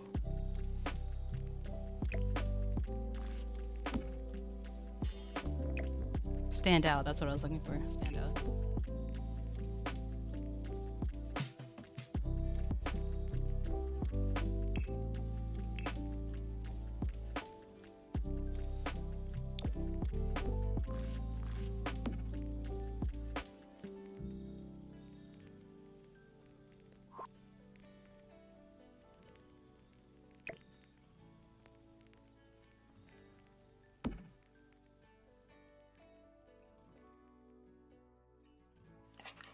Thank you so much for following. I appreciate it. Yo, my baby. Kyo is one of my OG VTuber child who somehow still doesn't have a model, but every time I see you, I feel guilty. But I still love you, so really, that's all that matters, right? Thank you for the lurk.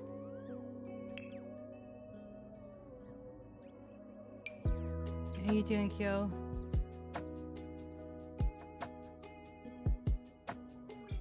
Give me the rundown. What's new with you? Thank you. I appreciate it. I just want to see you, not scare you. I'm not scared. I'm not scared. I feel very happy to see you.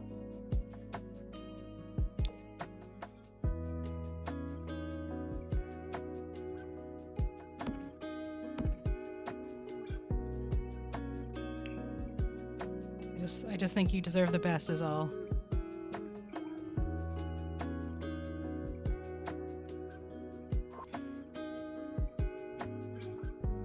Have you seen my laundry room before? Alright. Take it easy, Michelle.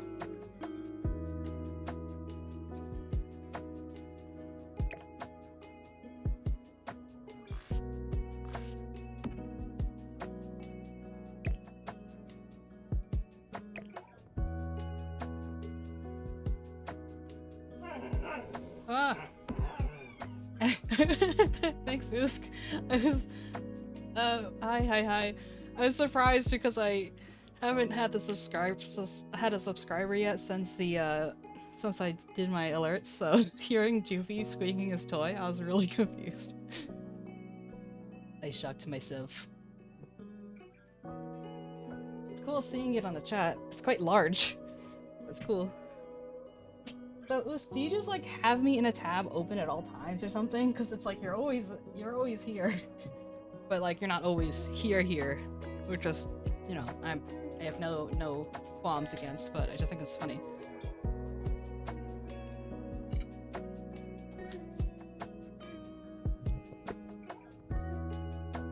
And how are you doing?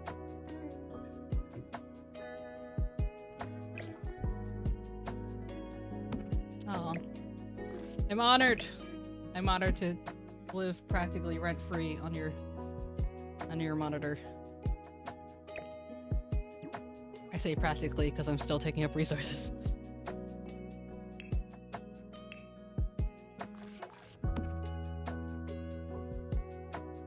I'm not doing too bad. It's been a bit lonely past 2 hours, but it's okay. Other than that, you know, I'm good.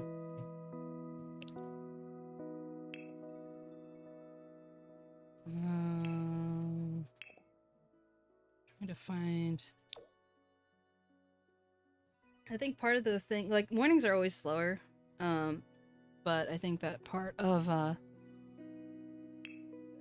me think, what's the word? Part of, like, the beginning of streams is kind of, like, always, like, my objective is almost to do something that is not as, like, active, to kind of not waste the good stuff on if like no one's here. Like suddenly now it says there's like 6 people here. I'm not really sure where they're coming from, but I appreciate it.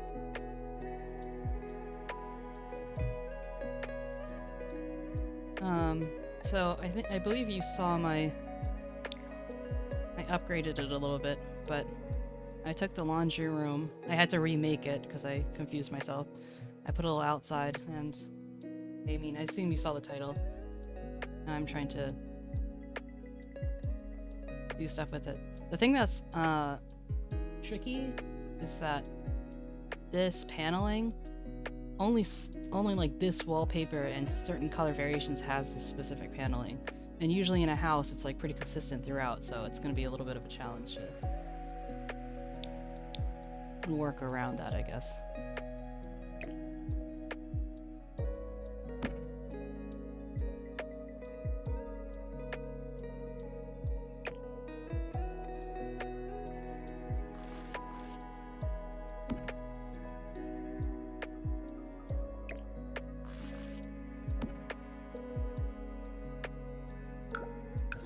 I'm still trying to get my stuff encoded, and it's being a real bee. And it's not like I haven't done this type of work before, so it's kind of annoying and confusing. Yeah, sorry about that. You're supposed to just be able to read my mind. I guess you're not quite there yet. You'll get there.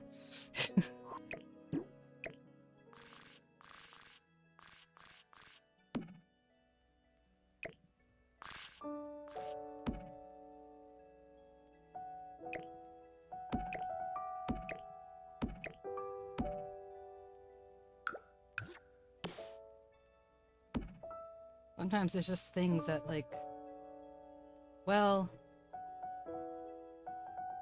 so this one I started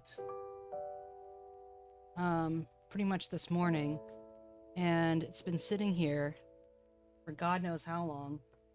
So, like, I haven't gotten any errors, but it seems to be telling me that it's not going well.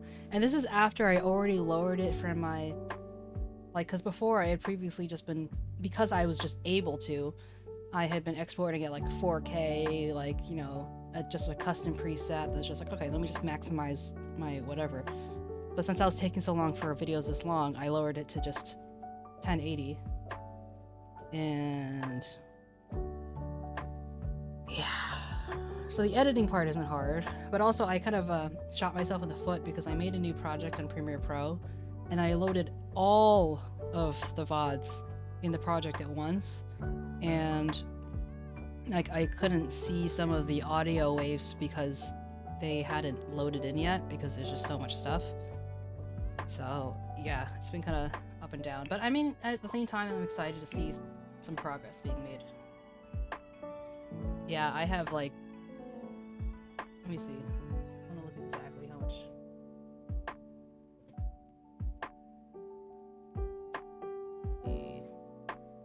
Big boy.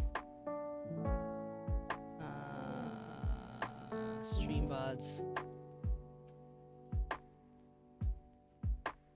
713 gigabytes of footage. Yep. Just a few. Just a few.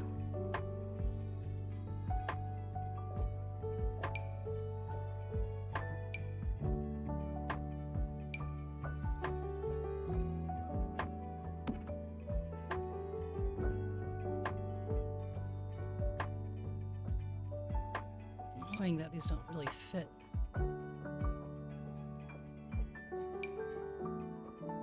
Such an ugly stove is like the most expensive one. 1010 unbreakable.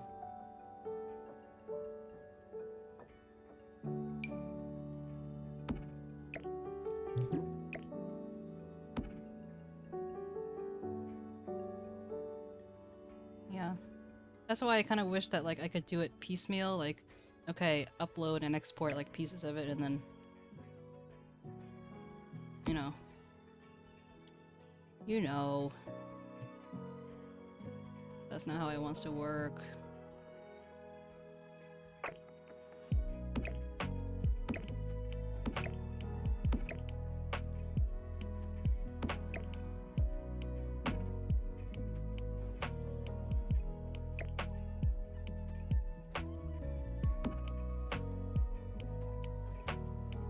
Wow, that's crazy.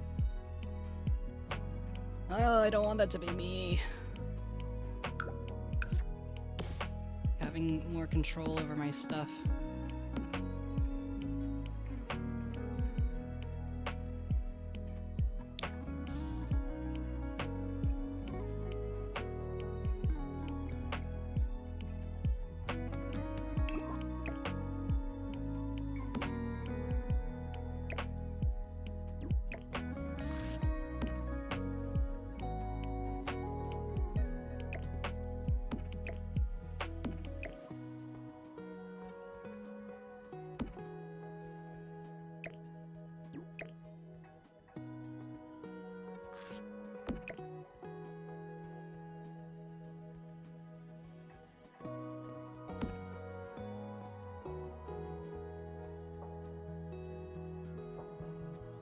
Yeah, I mean, yeah, I'm using Adobe Premiere Pro. It's like, if it doesn't work, then, like, then that's a big issue.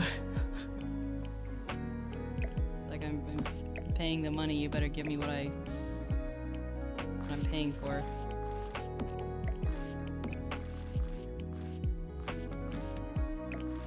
Granted, I'm still paying student prices, because I have my, I have access to my, graduate email, but, yeah.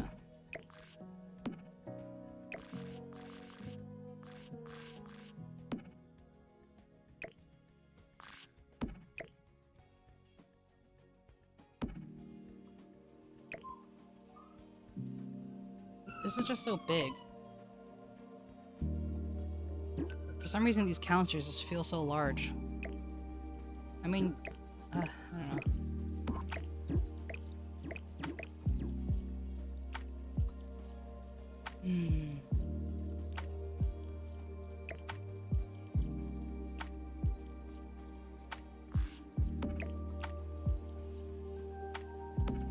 I'd be lying if I said I wasn't feeling a little bit defeated. But maybe that's just from, like, the fatigue of basically just being by myself for 2 hours. There were lurkers, who I always appreciate. But because I was juggling, like, I was encoding plus streaming on Twitch, plus I have VTube Studio on and VBridger on for my model, and I was trying to stream a movie, and I had music streaming that only you guys could hear, or like you guys could hear that but not the movie, and then also while just playing whatever game I was playing, which is obviously just The Sims. So I don't have enough fingers on one hand to, you know, and my computer was doing all that, so my brain was overloaded. I think I took on too much. Yeah, working so hard and achieving nothing.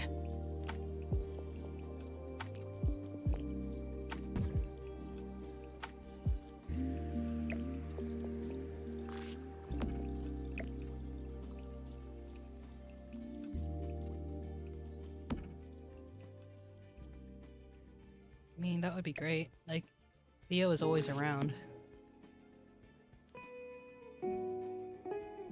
He insists on, like, whether it's really late at night or early in the morning, he follows me around. He, like, meows when he thinks I'm walking towards my office, and he, like, runs there and looks back. He's very attentive.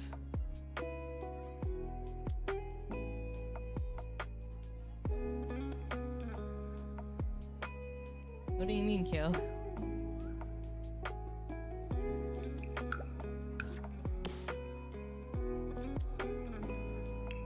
To what are you referring?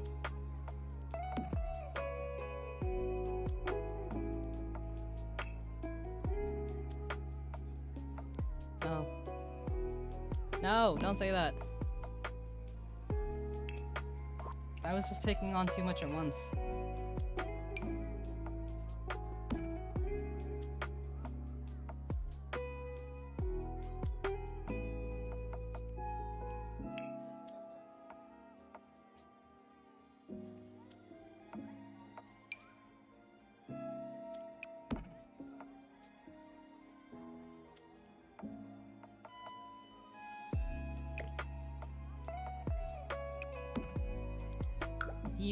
Do you know what it is that you want to achieve?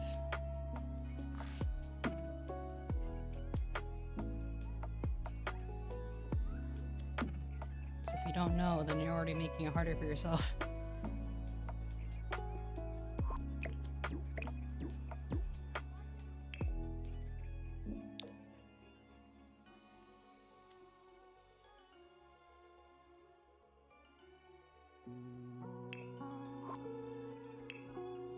I feel like that can be oftentimes the kicker. It's like if you don't even know what it is that you actually want to be doing, you just know you want to be doing something.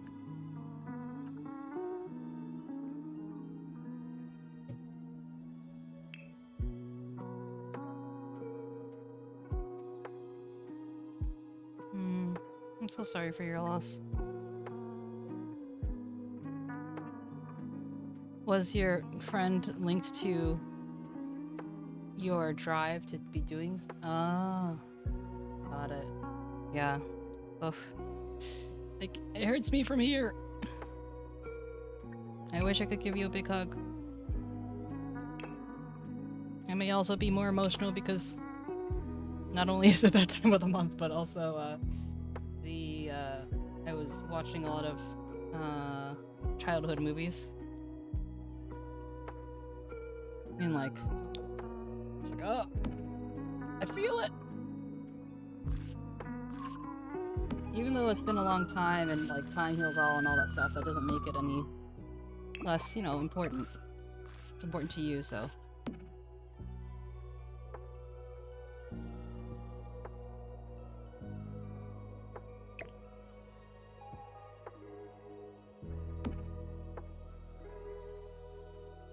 Do you ever see stoves just like open like this?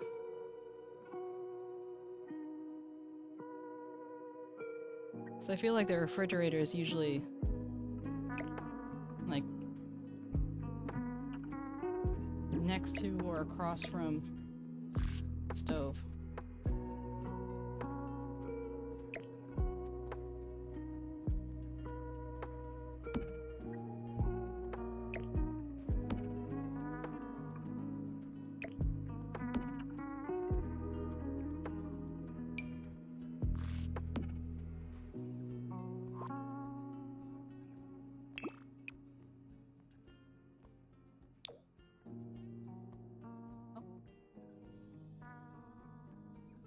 I want kitchen islands! Okay, then the house is gonna get bigger then. The house doesn't exist yet.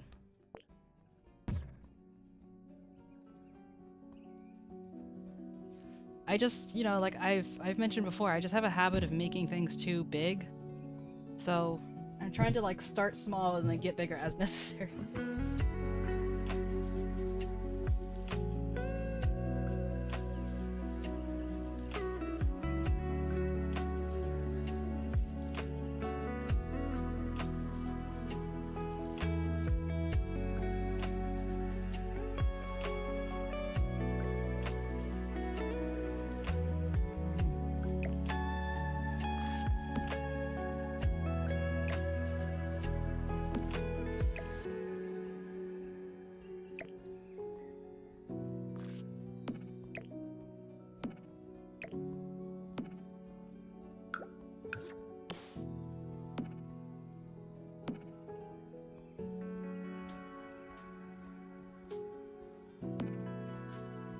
I know it doesn't fit, but I really wanted it in the center or something. Okay. Tell your kitchen I say hi.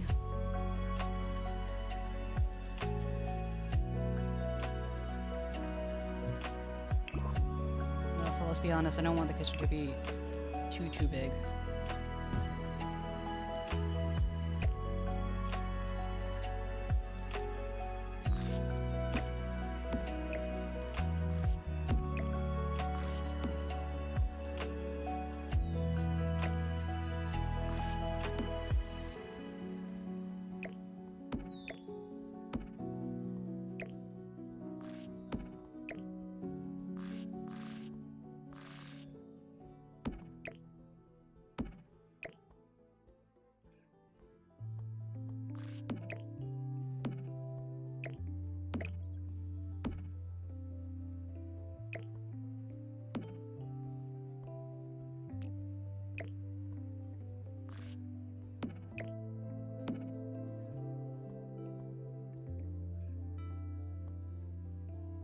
Why does this keep changing color?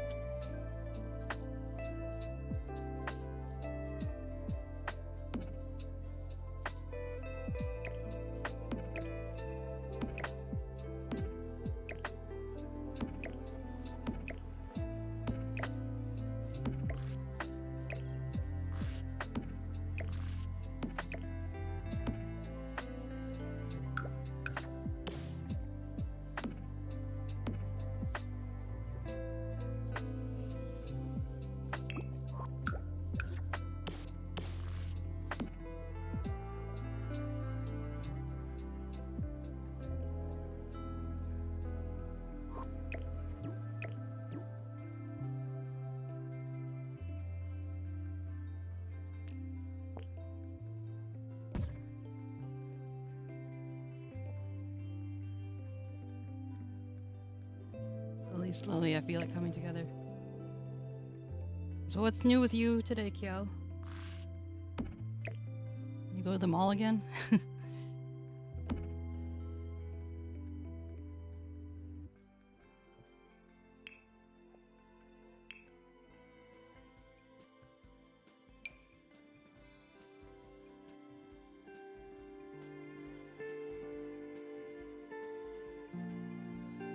What do you do on the weekdays again?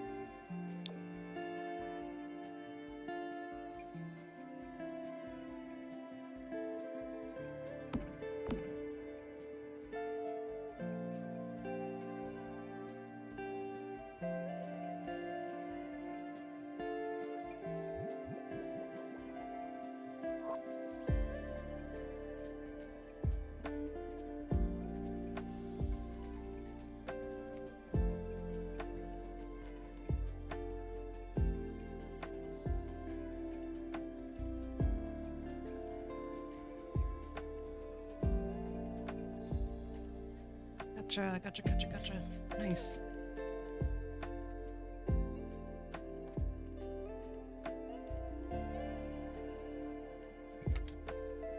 Hey, that sounds like stuff to me.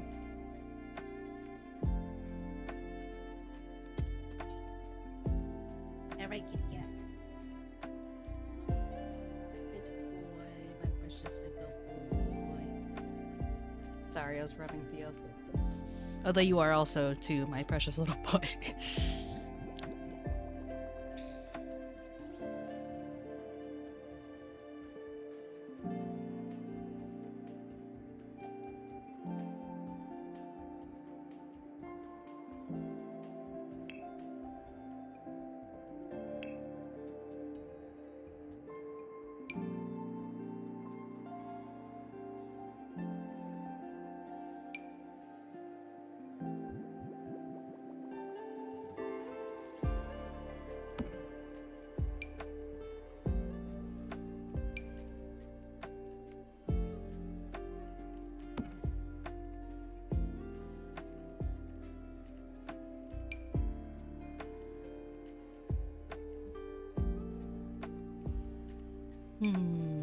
Wow, that's big.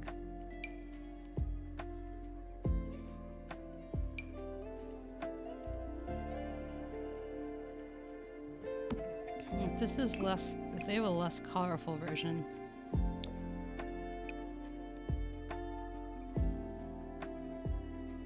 I do like the gold though.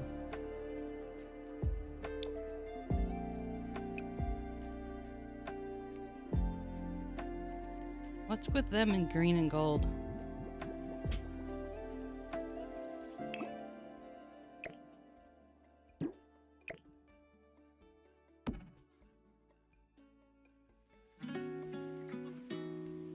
Oh yeah, I know Wonder. Or I know of Wonder, I should say.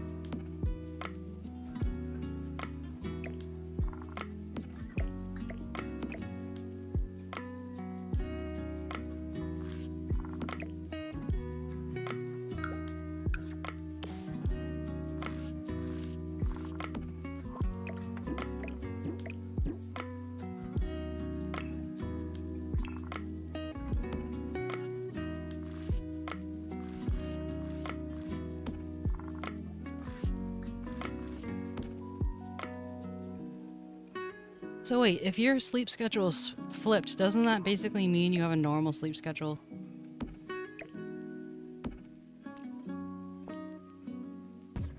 That's how these things work, right?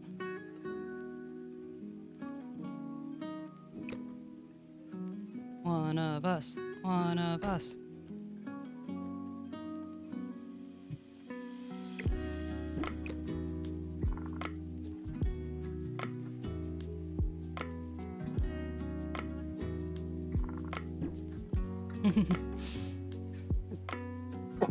You've been indoctrinated.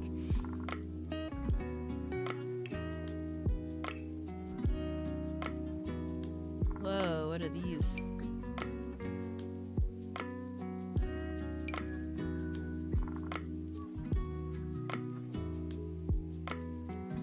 Wow, that's cool.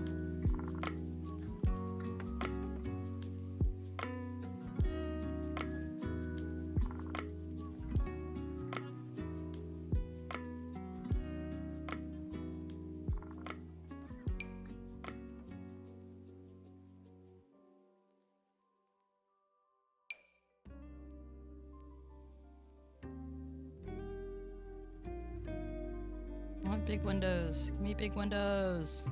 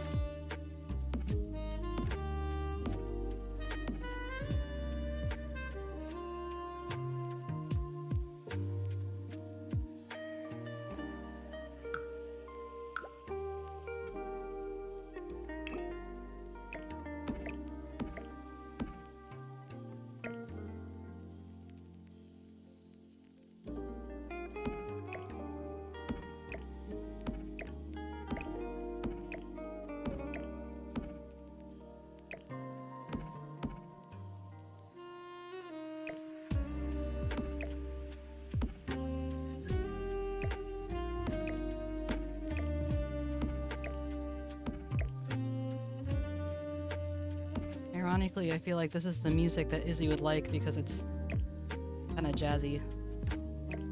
Oh, that reminds me, I need to look up that song they suggested to me.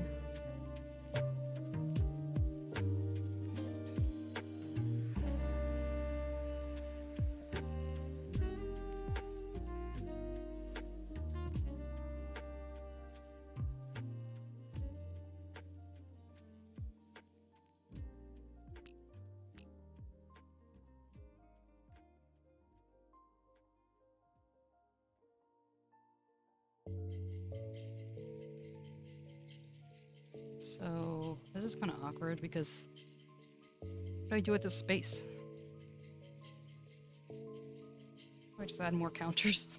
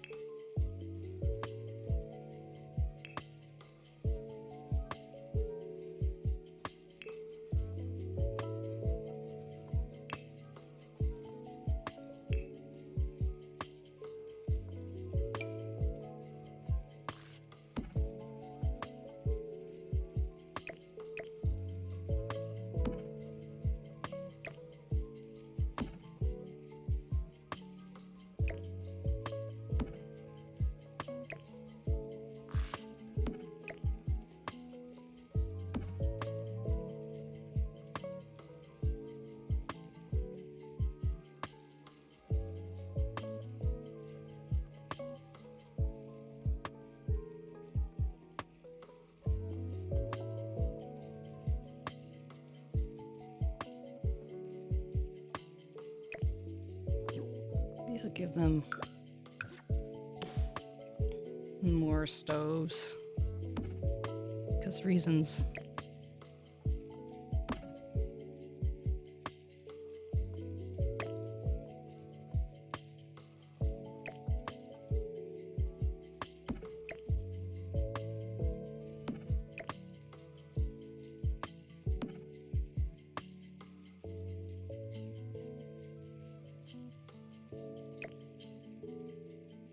Why does this have to be so much space? Why would you do this?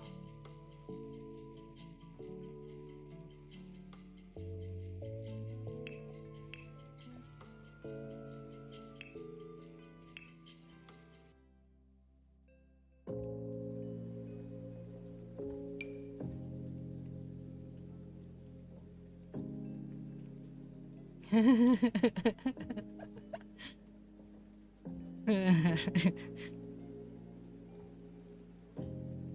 don't know. That's funny. It's like one of those LA kitchen, like, you know those LA houses that influencers have? They're all very cookie cutter. Like Jenna Marbles' house looks the same as James Charles's house, which just looks the same as, like, you know, so on and so forth. I don't know what I'm doing. I just wanted counters, and I got them.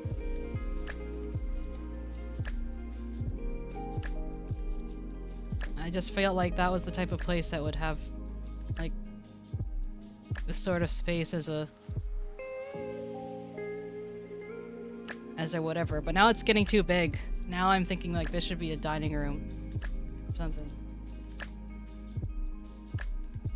Uncountable amount of counters, exactly. You're too funny, aren't you? Who needs counting? Who counts the counter?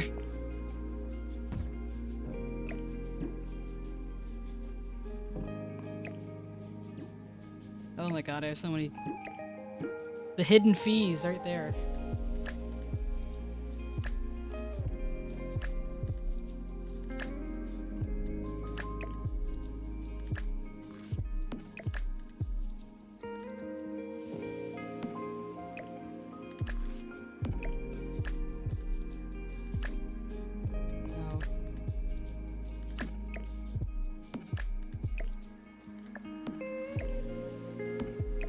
Joke really makes me want to play Toontown.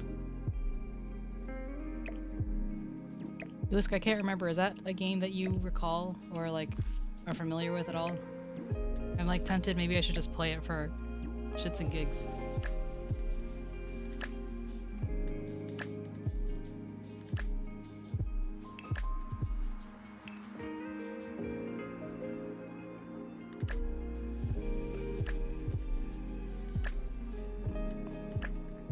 It was a Toontown game. Not a Toontown game, I'm an idiot. It was a Disney game, an MMO, where you would throw pies and do gags and pranks and stuff like that, and that would basically defeat the cogs, and the cogs are basically the lawyers. And so they all had names like Cash Wad and Penny Pincher and Big Cheese and like all the derogatory names, and you had to defeat them and bring Toontown back to Funtown, basically.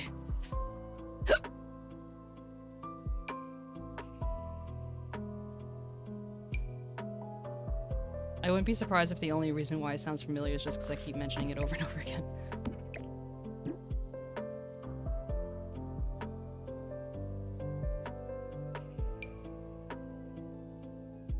Thank you for the hydrate.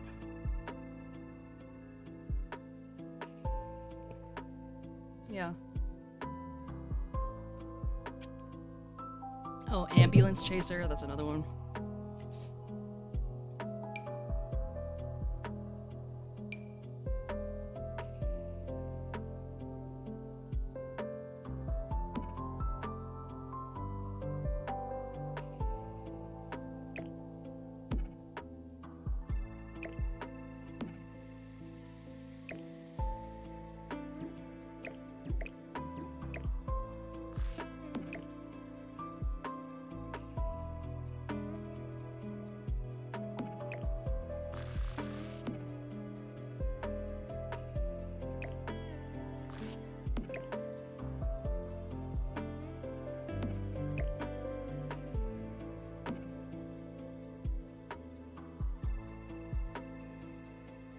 But yeah, they used to have Disney characters and like Minnie's Melody Land.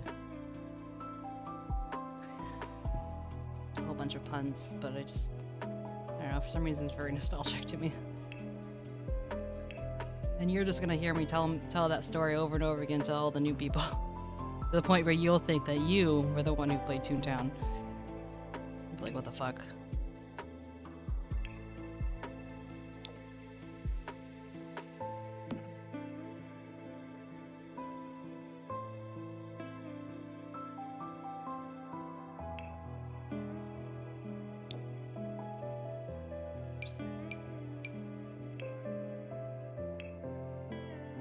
I mean, that too, but I don't really actually associate it with Disney, even though it has like Disney characters and everything. Funnily enough.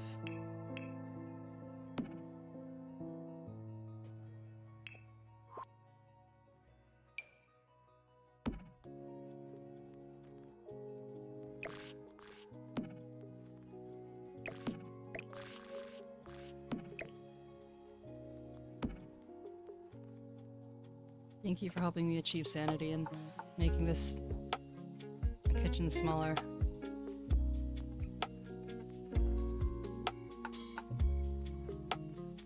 Yes, Kyo, that's exactly it. So the rewritten one is basically a fan-made for free revival of Toontown, and they actually added more mechanics and more stuff than the original Toontown had, or maybe that Toontown said that they would put in eventually.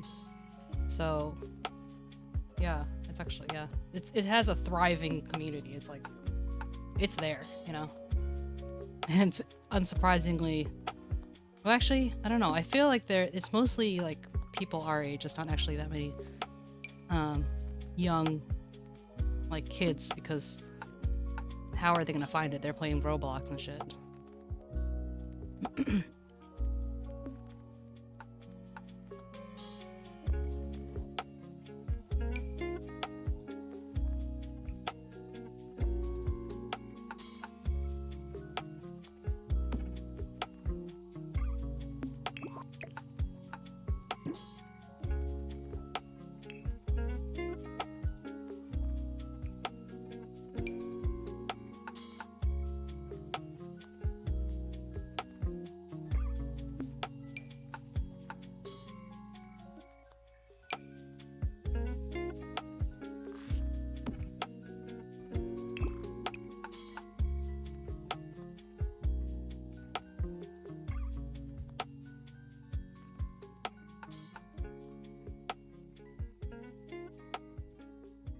Oh, yeah. Wait, when you say Disney Kart Racing, are you talking about... Because there's racing in Toontown. So are you talking about that, or is there like a different thing that Disney did that was racing related?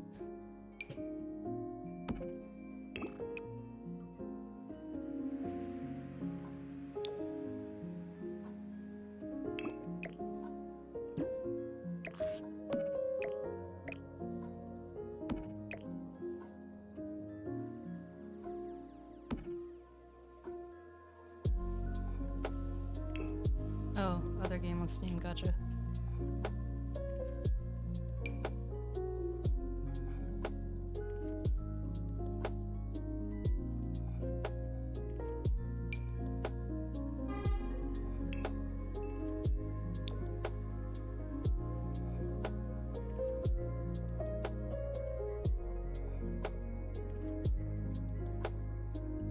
That's funny. Halo player instead.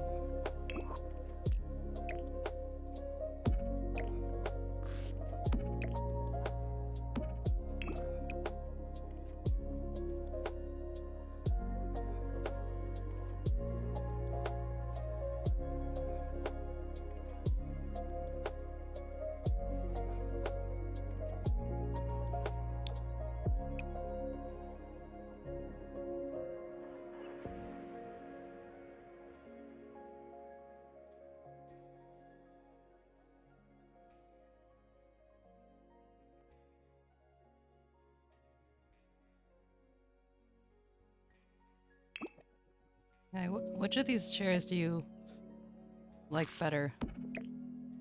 Like, this table's still up for grabs, but I want that kind of like rustic style-ish thing. Maybe not all the colors.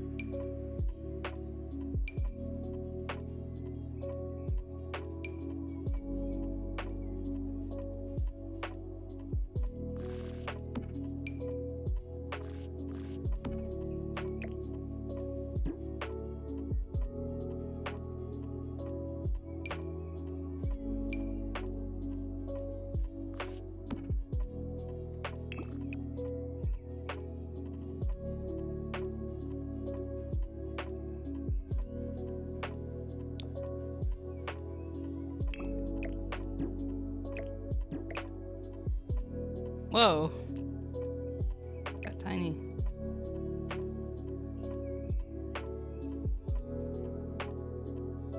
If it's that one, I think that this one works better. It's like semi-modern. I mean, look at the legs. The top seems a little bit modern, but eh. Let me look. Legs.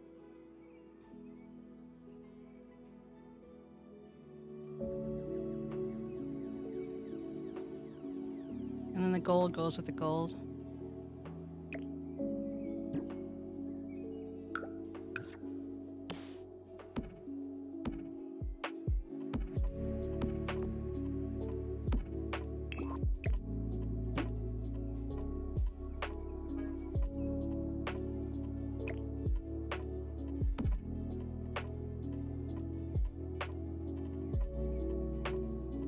Easier to clean. What the heck? You're funny.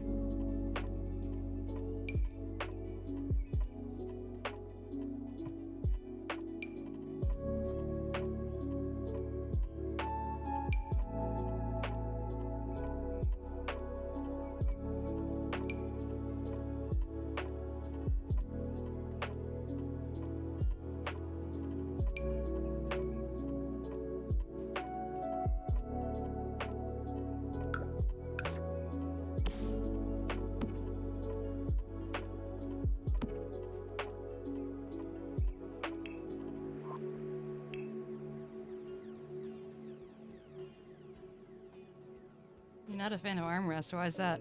You don't like your arms to rest? Too much lifting? I mean, like you lift too much to... So I want to not give them a rest. Joke here somewhere. Feel like they get in the way. Damn, Sweden, how long are your arms? I love me some armrests.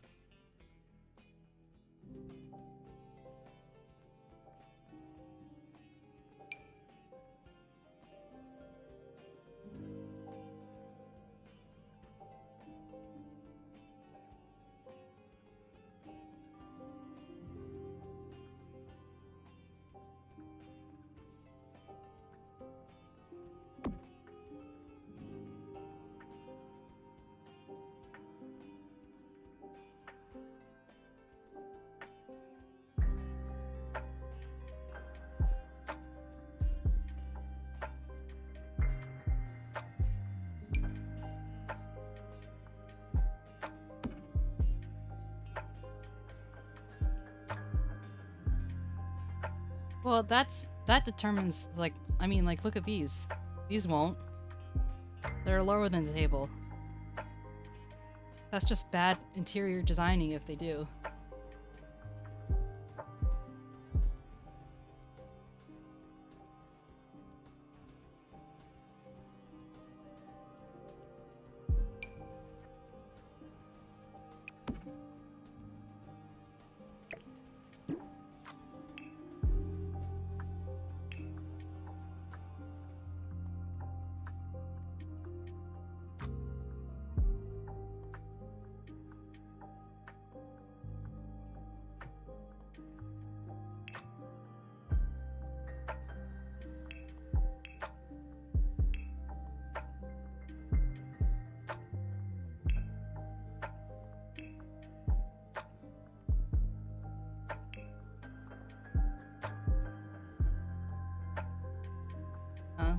well, I specifically made sure I got a chair that didn't have like the legs of the armrest. Besides the fact that the armrest can come down, but like I also can cross my legs.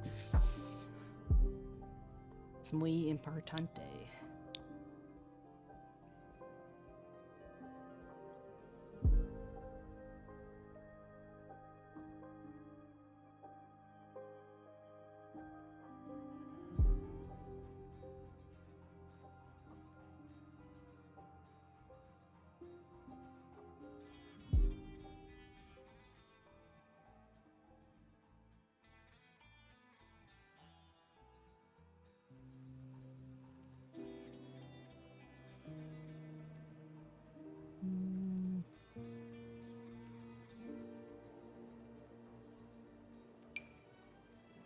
Oh, that's cute.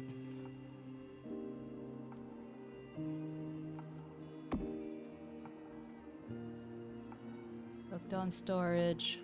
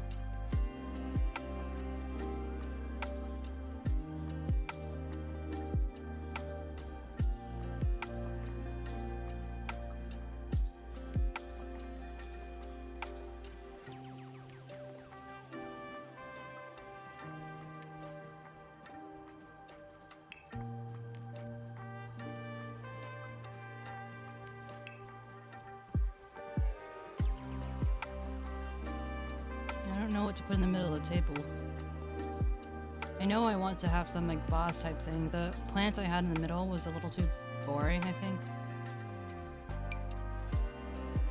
What is this?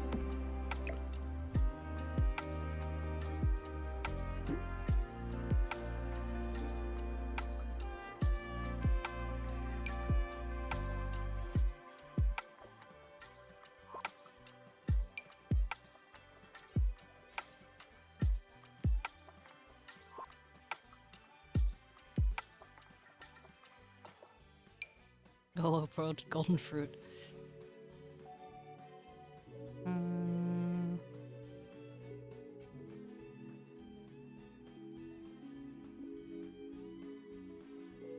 A naked gnome.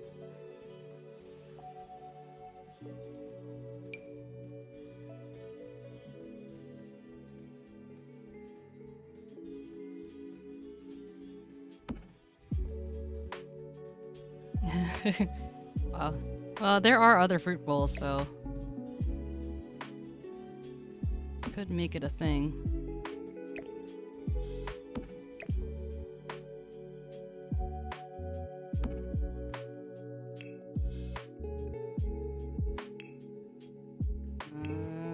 Table.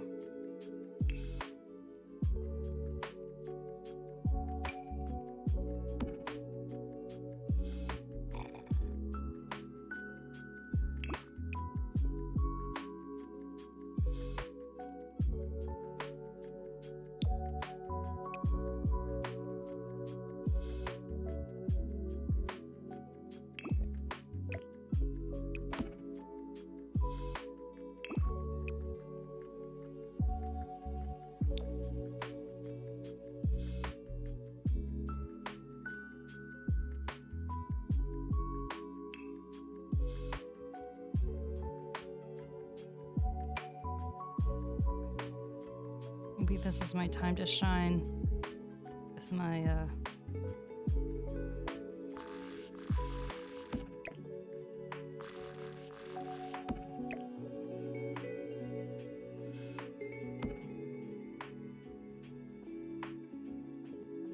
maybe it should be like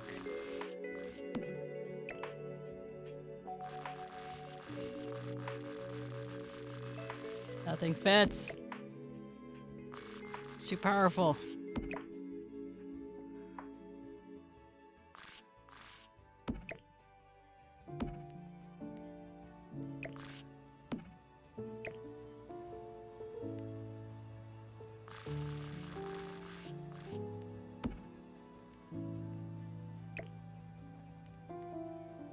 I want it somewhere, but perhaps not there.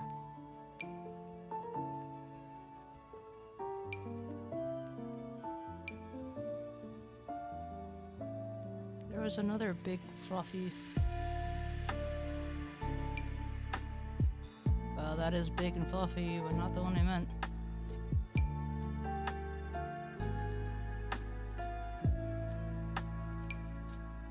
Whoa. This one? Potted palm.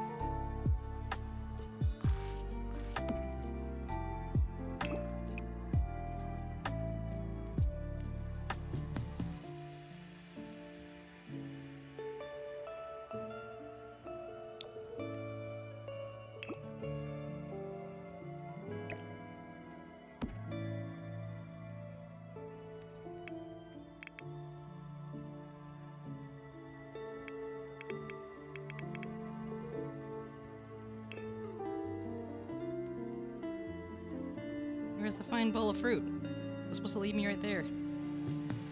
Blasphemy! Oh, it's right here.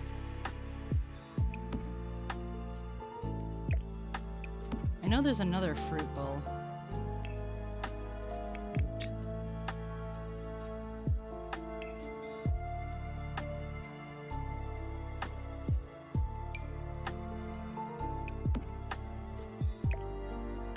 That had those bananas in there.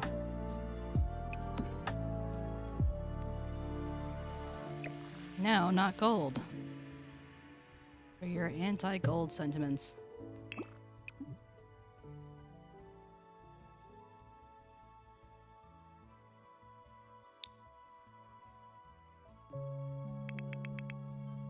Gangle.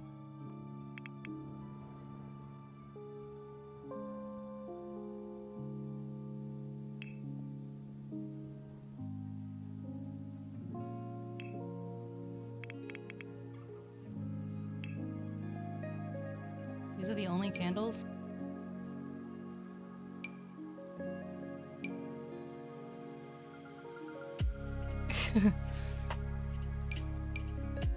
Whoa, these are big.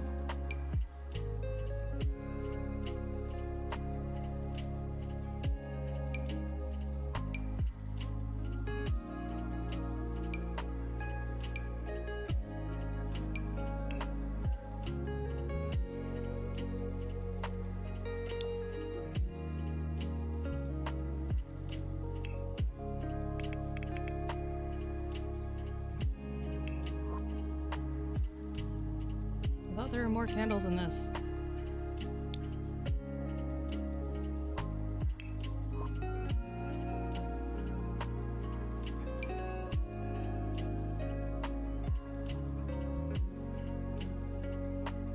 Like, I would consider this a candle, because, you know, there's a candle in there. Apparently not for this. These are candles.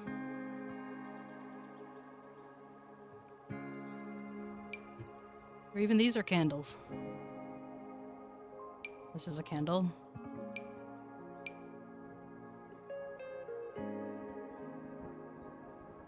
Literally called Canopy Candle.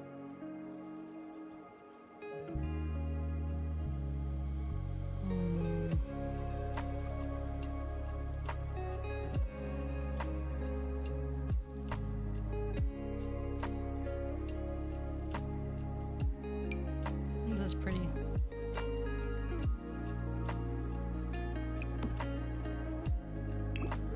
I can imagine this at my grandma's house, probably because she had one that was similar.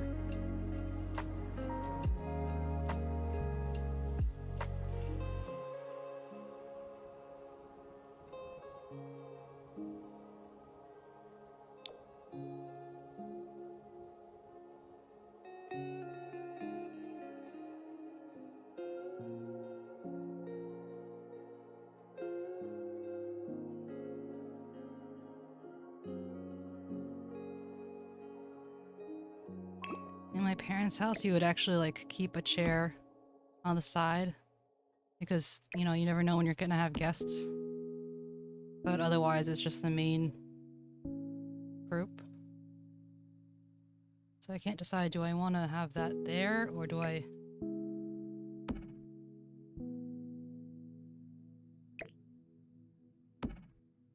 I feel like it should be center.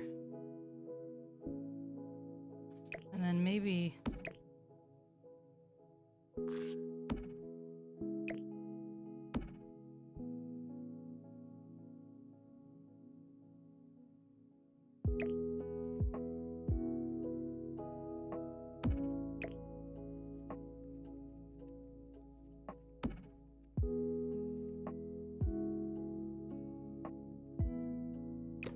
Whoa. Not you.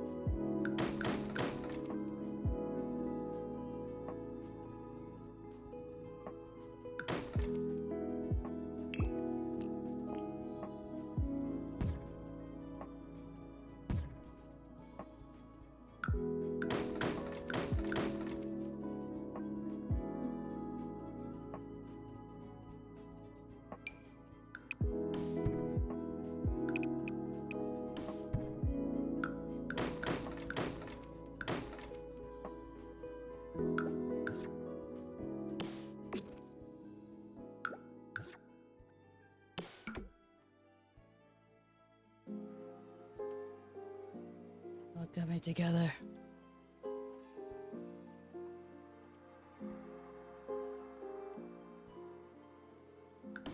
Oops.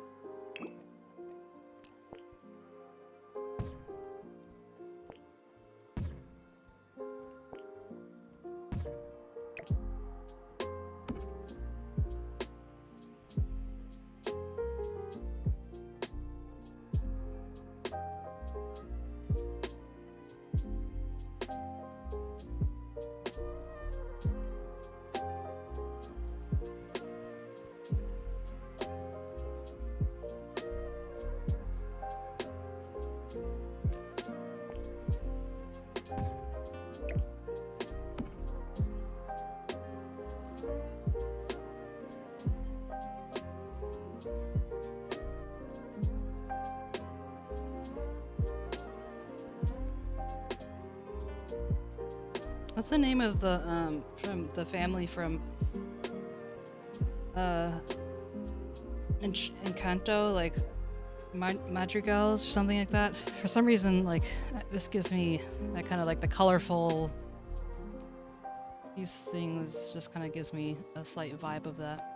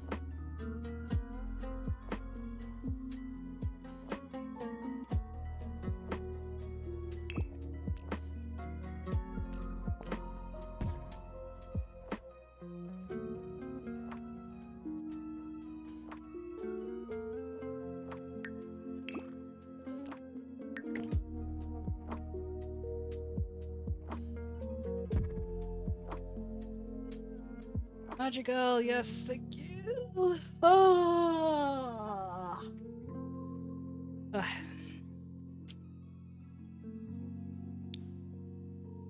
I'm thinking I maybe should go to Ace Attorney soon, otherwise I'm gonna fall asleep.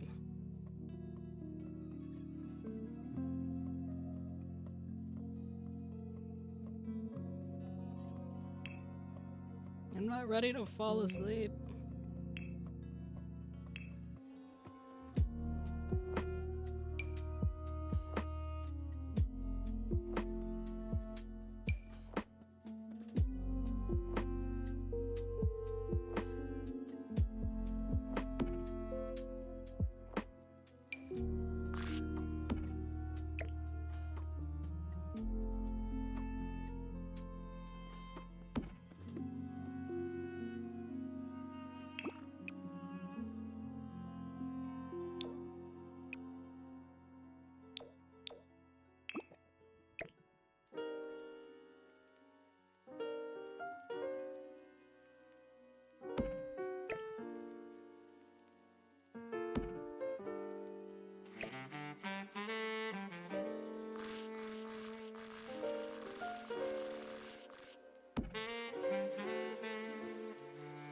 Yeah, I'm gonna miss you. I'm not gonna be streaming. There's a whole bunch of reasons.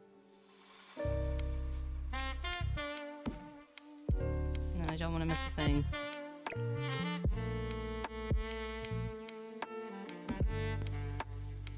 You understand.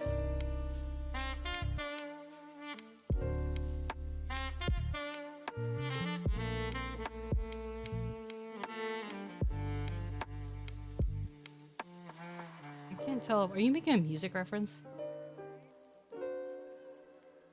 I'm pretty sure you're making a music reference. I don't remember the name of the song.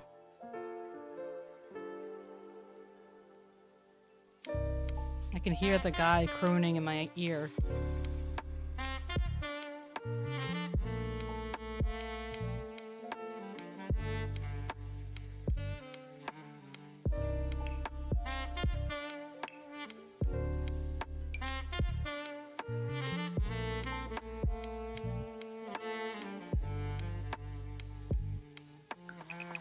Oh yeah. I don't want to close my eyes. Something about 𝗟𝗶H and I don't want to miss a thing.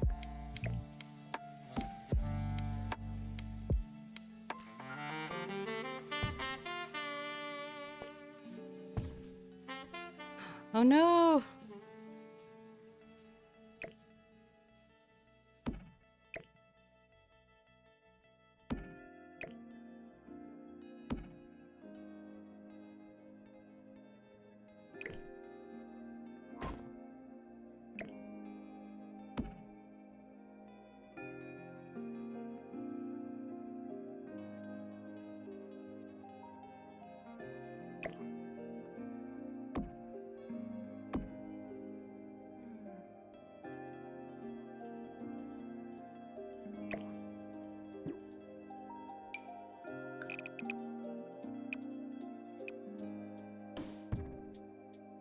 Wow. Really?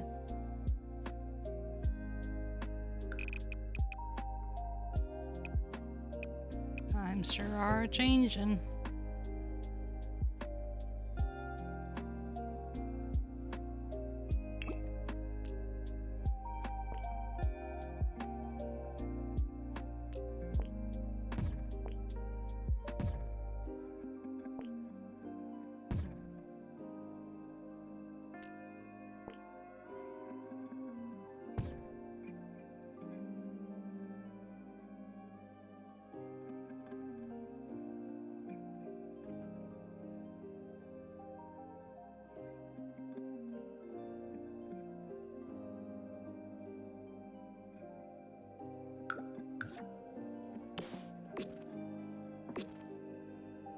So I imagine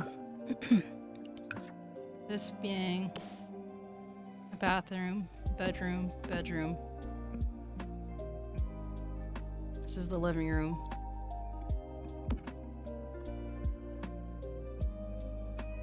Maybe the entryway box right here.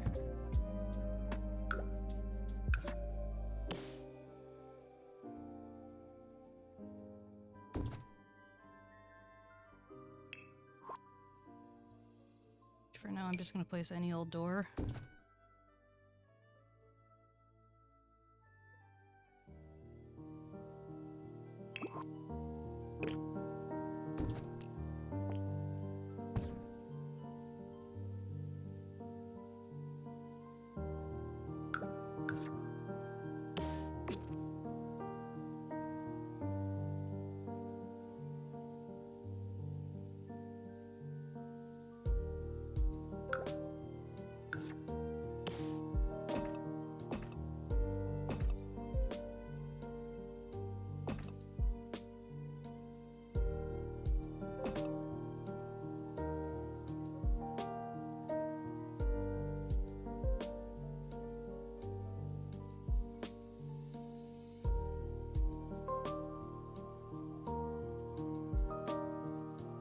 Wow. Why did you say 9 years ago when it's... Like, what? Was that just like a random guess? That was like a very specific random guess.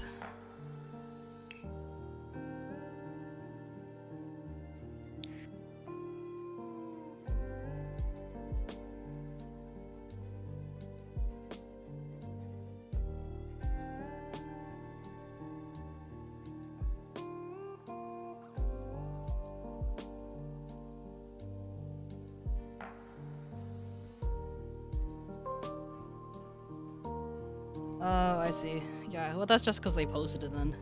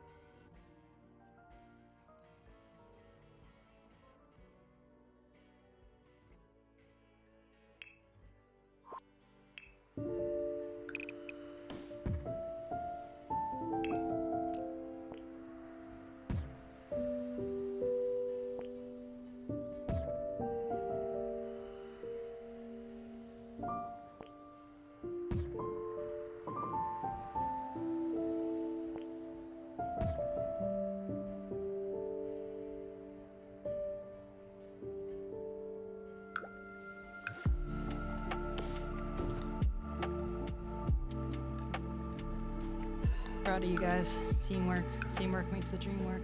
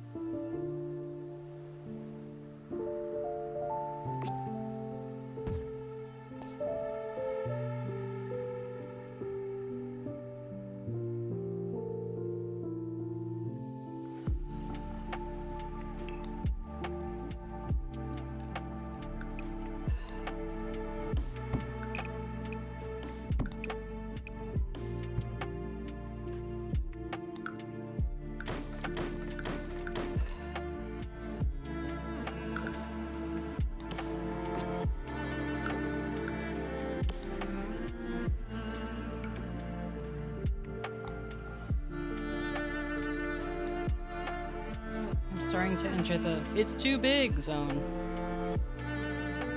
Okay, I'm gonna save here, and let's move to 𝗟𝗶H𝗀𝘀 so I can wake myself up. This music is putting me to sleep. I'm dying a slow, agonizing death along with the music.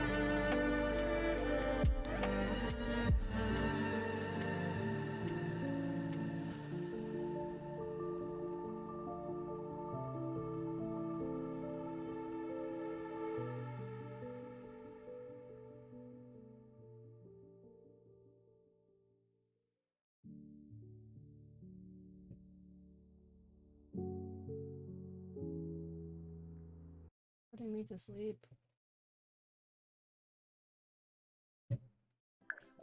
Get some 𝗟𝗻◀ up in here.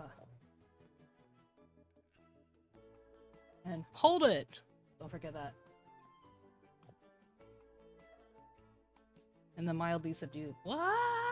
Just because I don't want to break your eardrums. And so, you know, it's because I'm so considerate.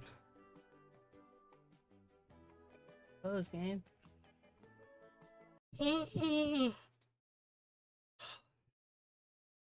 It's dirty. Budgie.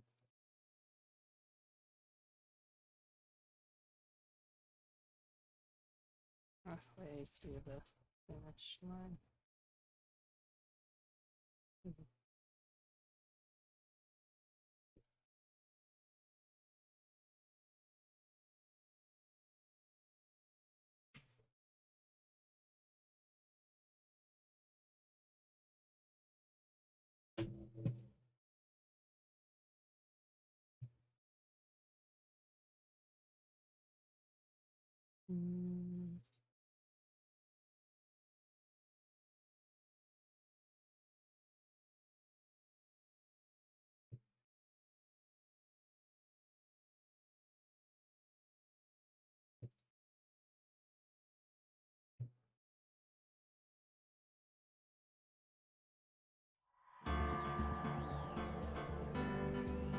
Oh yeah, there we go. Yeah. I felt bad because it's just like, just me speaking, not even louder, but higher, like started maxing the mic stuff. Wow, Demi, perfect timing. I feel like you planned this. I'm suspicious. Welcome, welcome. Wow.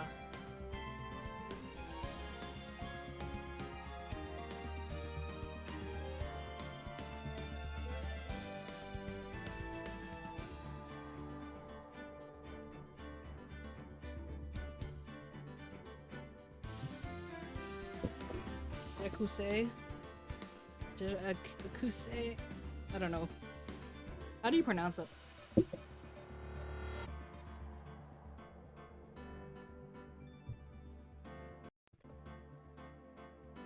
Oh, taking out my headphones.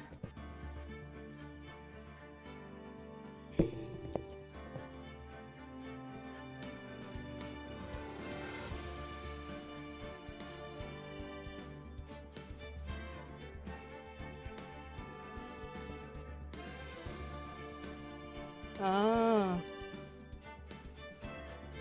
I see, I see. Okay, so I'm gonna just take a little break and go to the bathroom. I'll be right back. Enjoy the music in the meantime, and my freaking out avatar, so yeah, as I get up.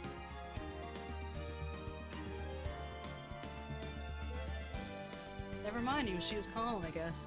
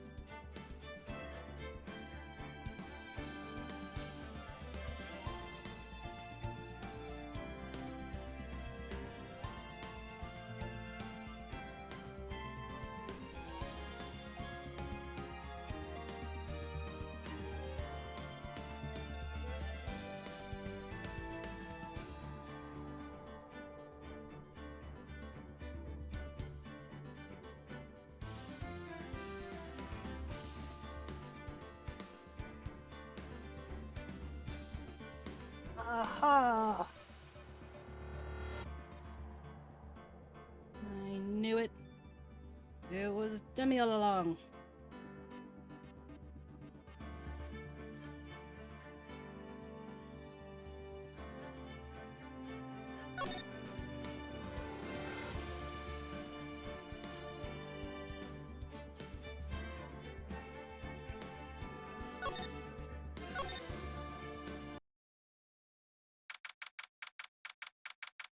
Ugh. Ugh.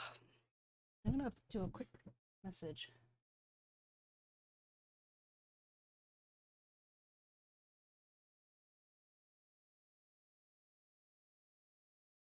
Bird.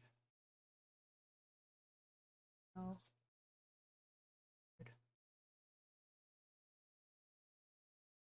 Bird.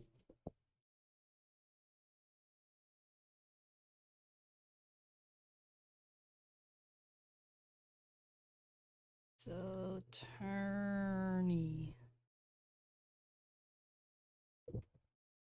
And please starting. Demi all along. That's cute. That's what I'm writing. I'm like, hold it. Okay, now continuing Ace Attorney. Can you think of any other memes I can put in here?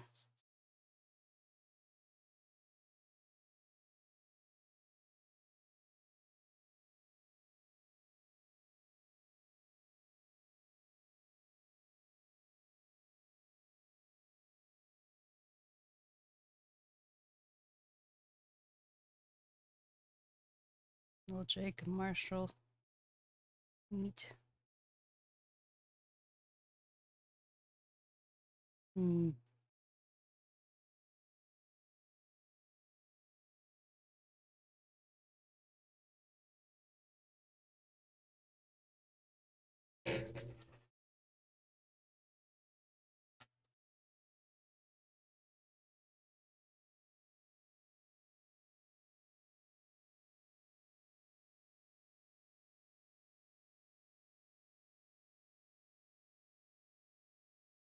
What's a Western pun?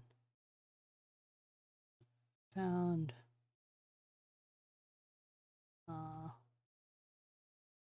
Hmm. Hmm.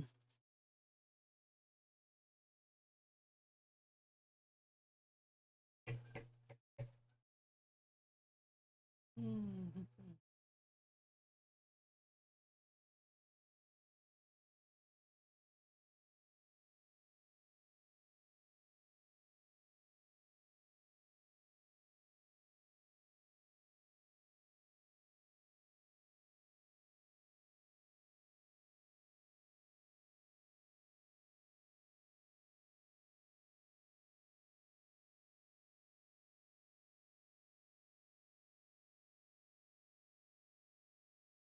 Found guilty at high noon.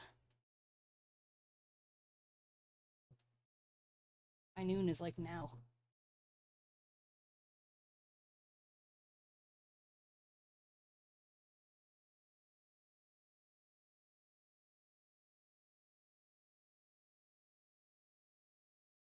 I said, hold it. We're now continuing Ace Attorney. Will Jake Marshall be found guilty at high noon? Will Phoenix ever get a fresh steak lunchbox? Join us to find out.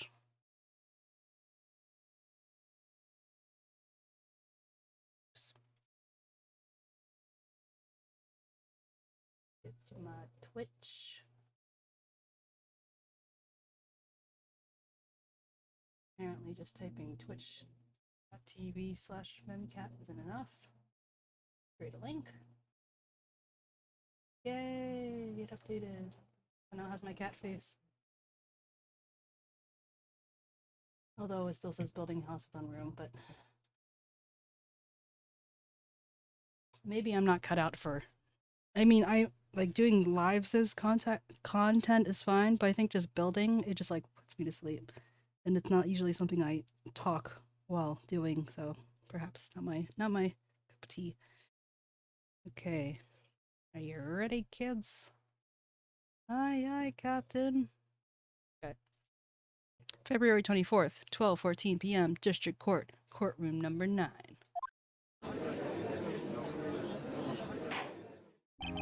The court will now reconvene for the trial of Miss Lana Sky. Ema didn't come back.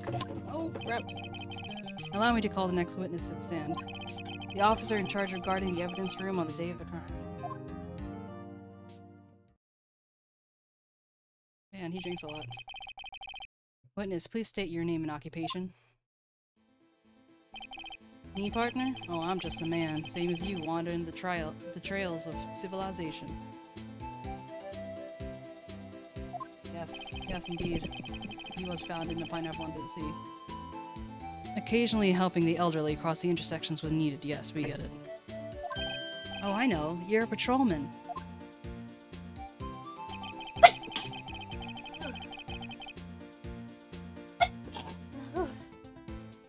As for my name, if you listen hard enough, you can hear the howling wind calling it out. To be exact, it's Jake Marshall, Your Honor.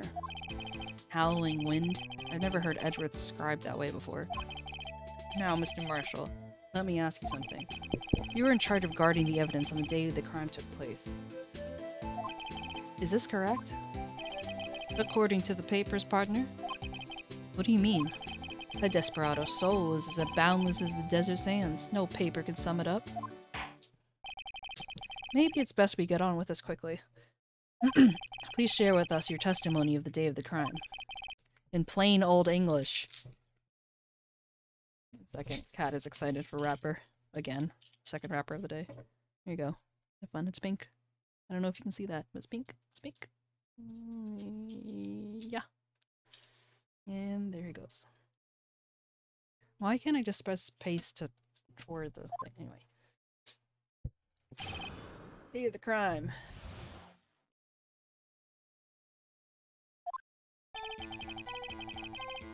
My job was to keep a wary eye on the bone orchard. They said I was supposed to make rounds 3 times a day, but that ain't my style. Besides, the room's protected by 2 security systems anyway. If I remember right, I was a street-side saloon at the time it went down. I'm just an innocent traveling man, so if you're out of ammo this time, I hit the trail. I can't say I particularly care for your attitude. I can't say I particularly care for your beard, but you ain't seen me complaining. Wait a minute. What do you mean by 2 security systems? I mean 2 security cameras in the ID the security cameras on the ID reader. I reckon even a cowpoke like you knows about those. Yes, well, what about the fingerprint-activated locks in the evidence lockers? Fingerprint-activated locks? What kind of newfangled doohickeys are those? He's not being very helpful. He's not good with machines or following orders. Everyone's got their weaknesses now, don't they, Mr. Prosecutor? This one seems like trouble. Okay, Mr. Wright, he's all yours.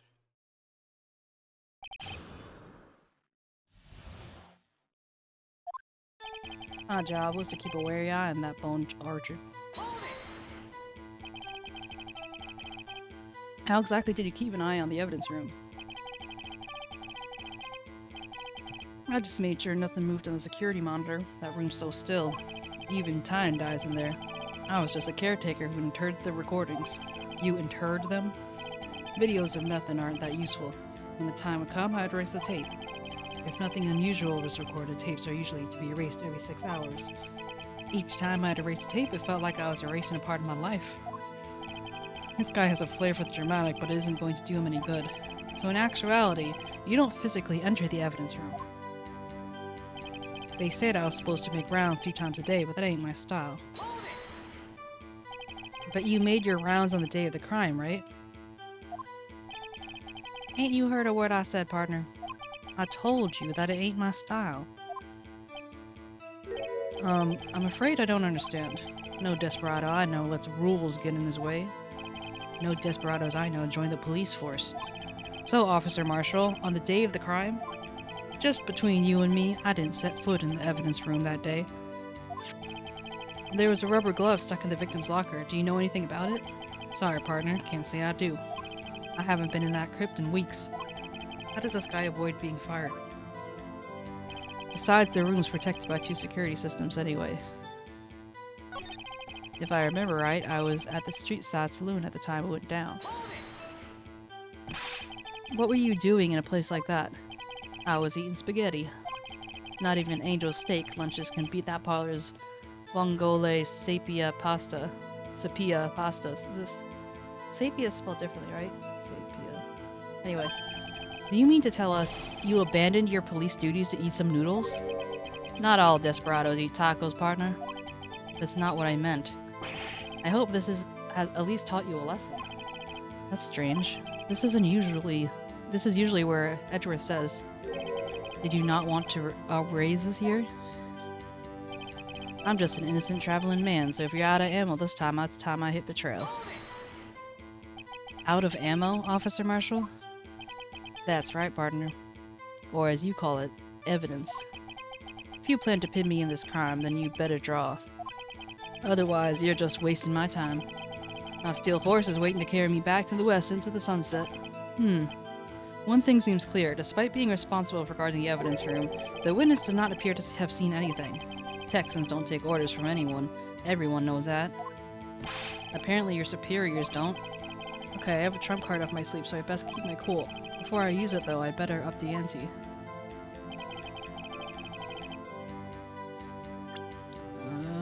Okay, let's see what our options are. Have to reacquaint ourselves. My job to keep a wary eye.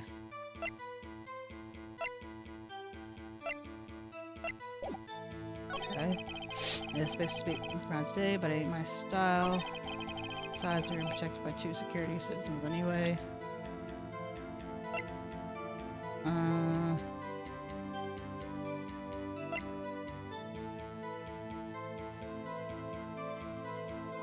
I don't think the game's gonna like this. I think this is gonna be a bit of a stretch.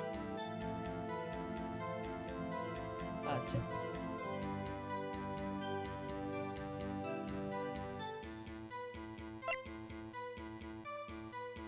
oh, actually, let's try this. Oh, no, it doesn't like it. Here. Yeah, okay.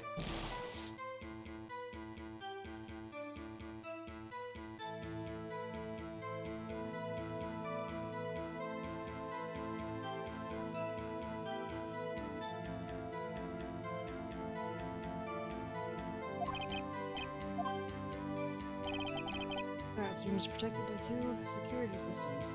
If I remember right, I was eating the street side saloon.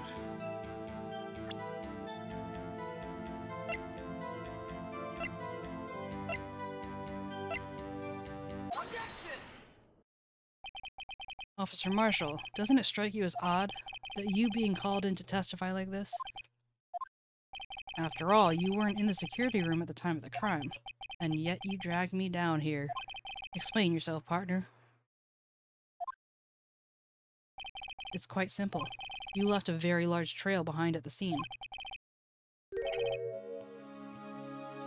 Or to be exact, a handprint.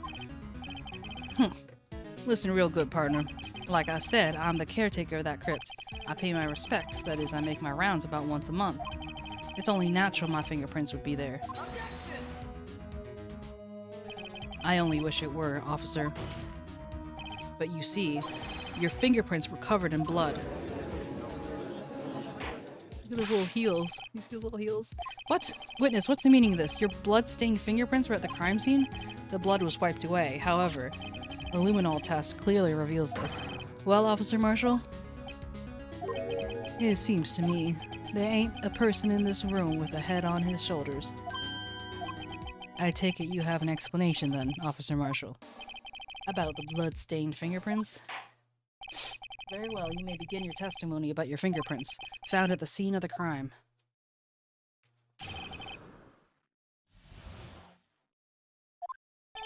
Like I said, it was only natural for my fingerprints to be in that evidence room. One of them just happened to be at the same place as the blood-stained handprint.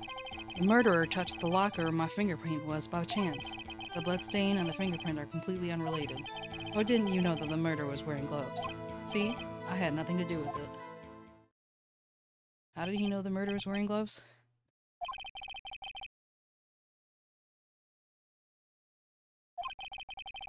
Life wouldn't be fun without any doubt, partner.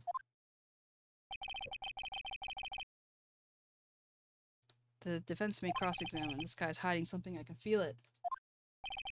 And that's my chance to prove it.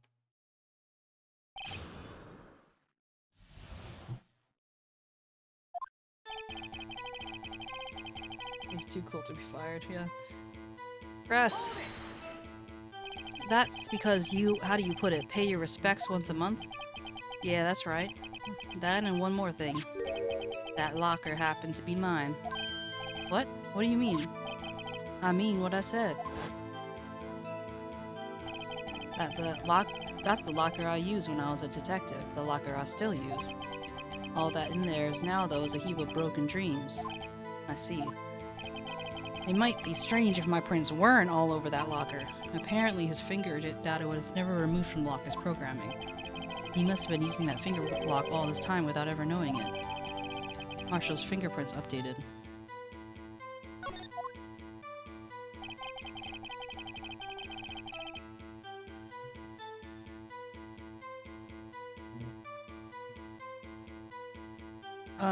One of them just happened to be at the same place as the bloodstain. Murderer touched the locker, where my fingers were chance, bloodstains there, I don't know where do you know the word?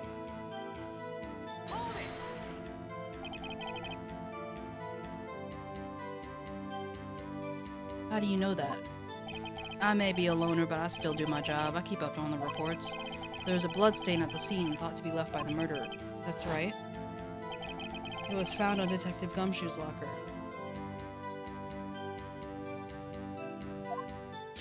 However, no fingerprints were detected on that handprint. Oh yeah, I think we tried that too. So that would mean the murderer wearing gloves happened to be placed their hand on top of Officer Marshall's fingerprint. That's the only logical conclusion.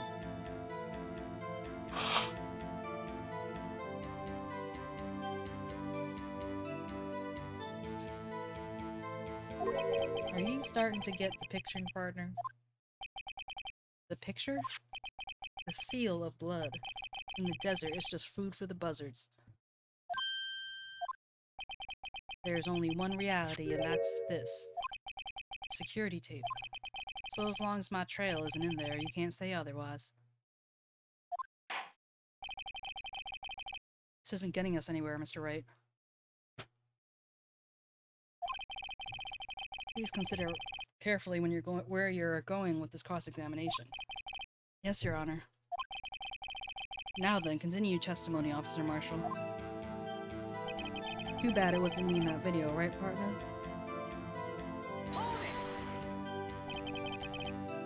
What do you mean by that? Hey, cat. You want to tie me to this crime, isn't that right, partner? If so, that video is the only direct evidence you have. But that video is next to useless. It's full of blind spots. Blind spots?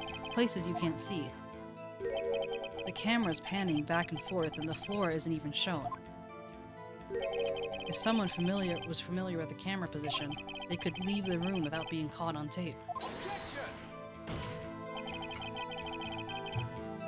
We don't have time for your speculations, Mr. Wright. Well, Mr. Wright, if you can show us evidence in this video that indicates Officer Marshall was present, please do so now.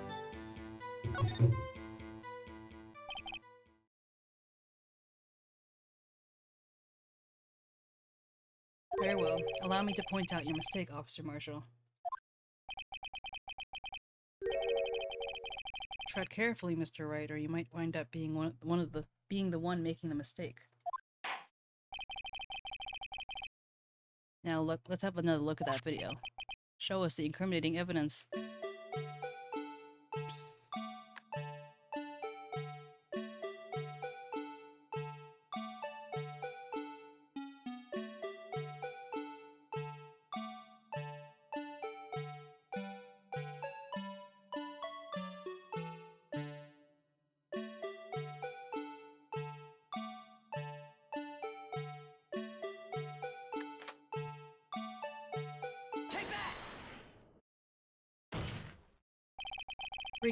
Bringing our attention back to the security camera.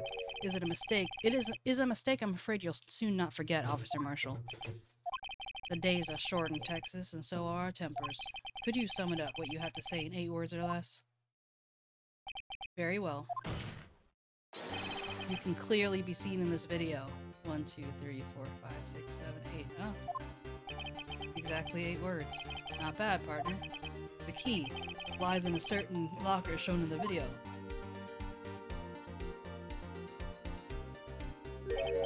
That locker with the white cloth sticking out, I believe that was the witnesses. I believe. Now, let's rewind the video a bit.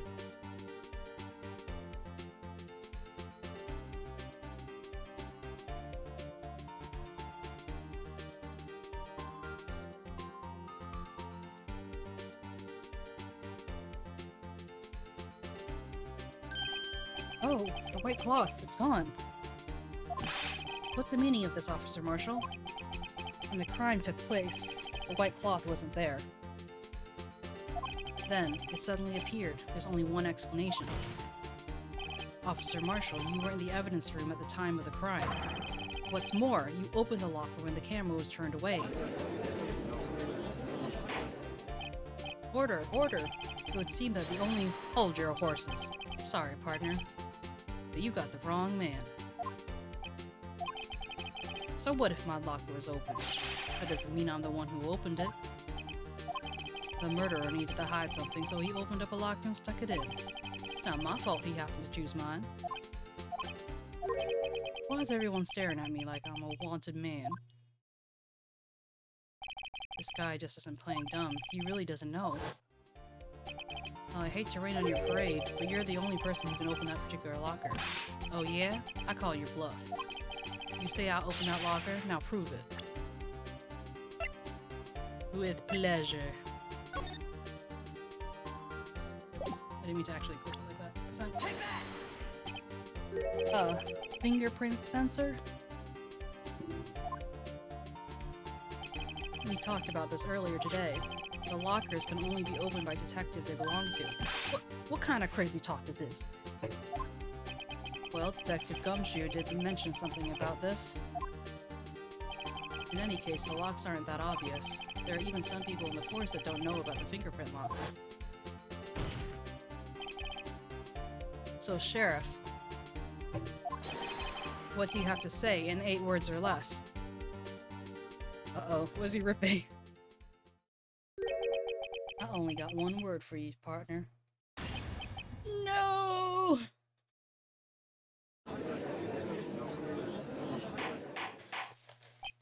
Order, order, order! Witness, explain yourself. If this is a joke, it's the worst I ever heard. I assure you, this is no joke, Officer Marshall. Now please, tell us what you were doing in the evidence room at the time of the crime.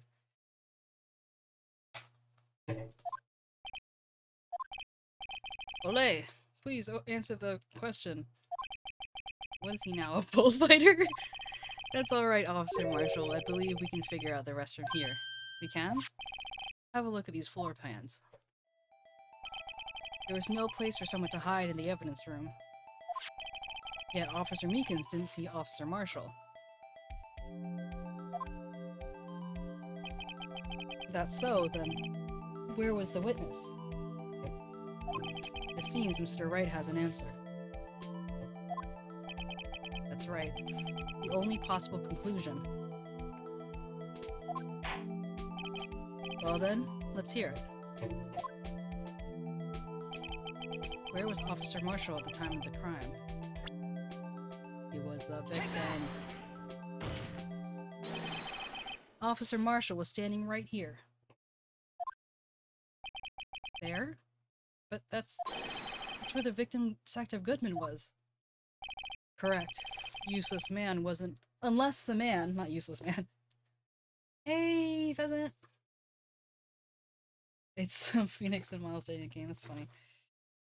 Yeah, well, it's time they're against each other, so they're slightly less datey than they were in previous cases. Welcome, welcome, good to see you. I believe the victim in the video is Officer Marshall. It was you, dressed up like Detective Goodman. But that is preposterous. Officer Meekins witnessed the detective at the screen sign. Officer Meekins witnessed the detective at the crime scene. Once he saw the man's face, he'd know for sure. May I point out, though, that Officer Meekins did not know Detective Goodman. He also testified that the man's reaction when confronted. When I entered the evidence room, I asked him to show his card, sir. Yes, and how did the Detective Goodman respond? He suddenly pulled out a knife on me. Something about the officer's story puzzled me. If the man had his ID card, why didn't he just show it? Yes, he would have needed it to enter the evidence room, so he must have been carrying it. The answer is simple. He couldn't show it. As you could see, Detective Goodman's picture is on his ID card. Oh, I get it. If he showed that, his cover would have been blown. Officer Meekins would have realized the man wasn't Detective Goodman. Do you have anything to say to this, Officer Marshall? You've got quite an imagination, partner.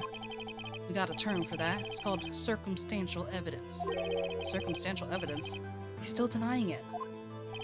You're gonna have to do better than that to break a detective.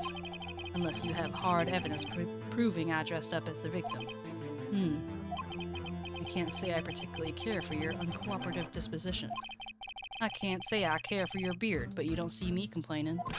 Well, Mr. Wright, do you have any evidence proving beyond a shadow of a doubt that Officer Marshall dressed up as the victim? Well, who am I kidding? I don't have anything like that. I can see the fear in your eyes, partner.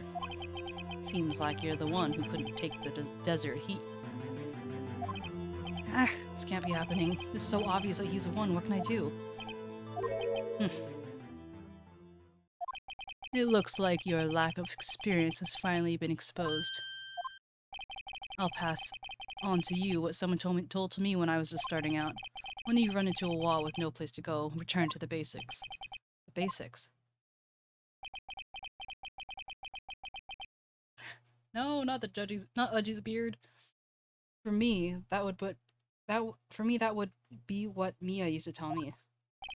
Phoenix, try to think outside the box. I shouldn't look for proof that Officer Marshall was in disguise, but rather I should look for evidence that came about because he was in disguise. Turnabout partner. So, Pheasant, are you? Seems like you're pretty familiar with Ace Attorney. Why do you think this locker was open in the first place? What do you mean? There's no reason for Officer Marshall to open his locker at the time of the crime. Yet he did, despite the chance that it might be discovered later as it has been. Which means he didn't originally plan to open his locker, according to the defense's argument. Oh, nice. From Delhi.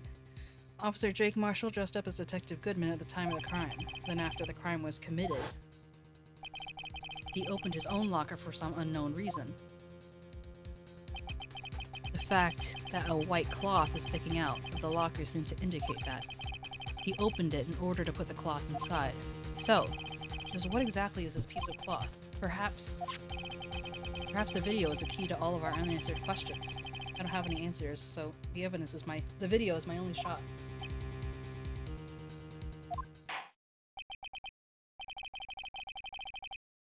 Very well, let's take another look at the security tape.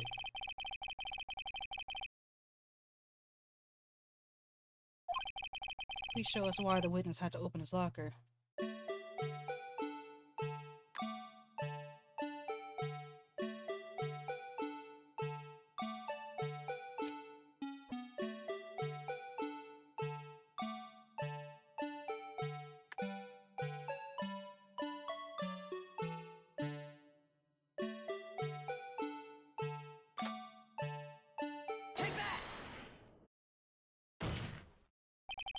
For some reason, you disguise yourself as Detective Goodman and enter the evidence room, though I don't know to what end yet. However, something unexpected happened. Officer Meekins barged in on you. When asked to show your ID card, you pulled a knife on him. However, Officer Meekins panicked, and the white coat you were wearing was soiled with blood. A bloody white coat. You couldn't just walk out like that. So you hid the coat in your locker. Not bad, partner.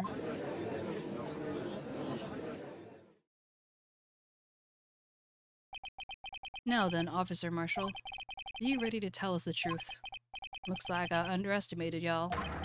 I hope you're happy now, Mr. Edgeworth. 2 years ago, if you were only as half as persistent as you are today, we all wouldn't have had to be here now would we? Officer Marshall, tell the court what you did, all of it. All right. It seems the time has come.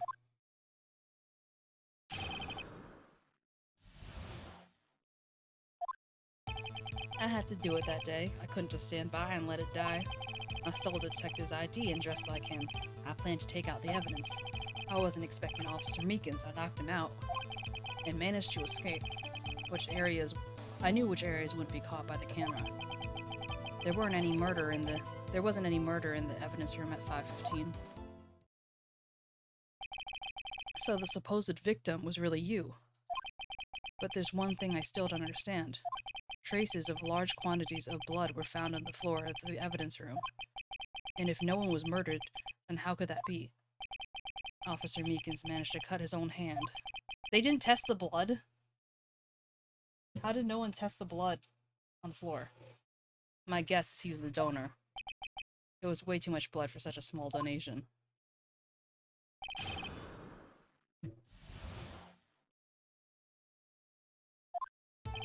I had to do it that day. I couldn't just stand by and let it die. Press.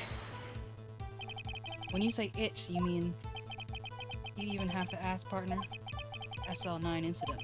2 years ago have passed since that case was closed. It was going to be completely end with the transferal that day. Not if I had anything to do with it. That incident's not over. But what did you hope to accomplish by sneaking into the evidence room? When a case is closed, only that case's lead detective can look through the evidence. I wanted to have a look at it myself one more time, no matter what the cost.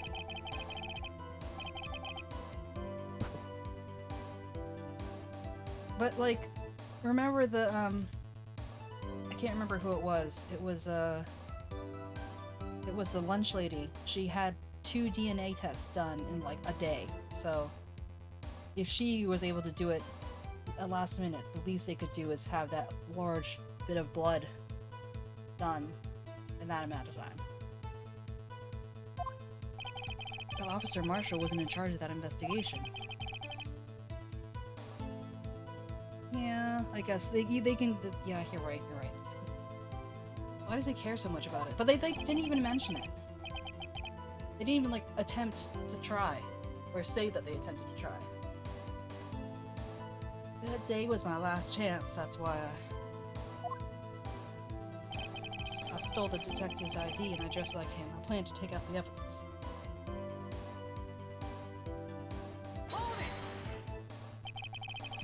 Why did you disguise yourself as Detective Goodman?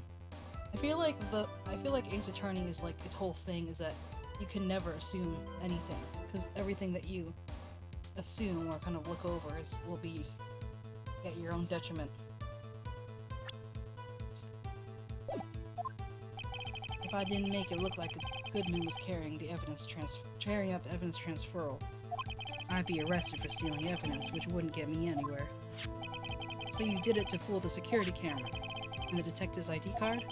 I stole it on the morning of that incident. So that really was why Goodman was starting to fill out that lost item report. I returned his ID card. I left it on the floor in the prosecutor's parking lot.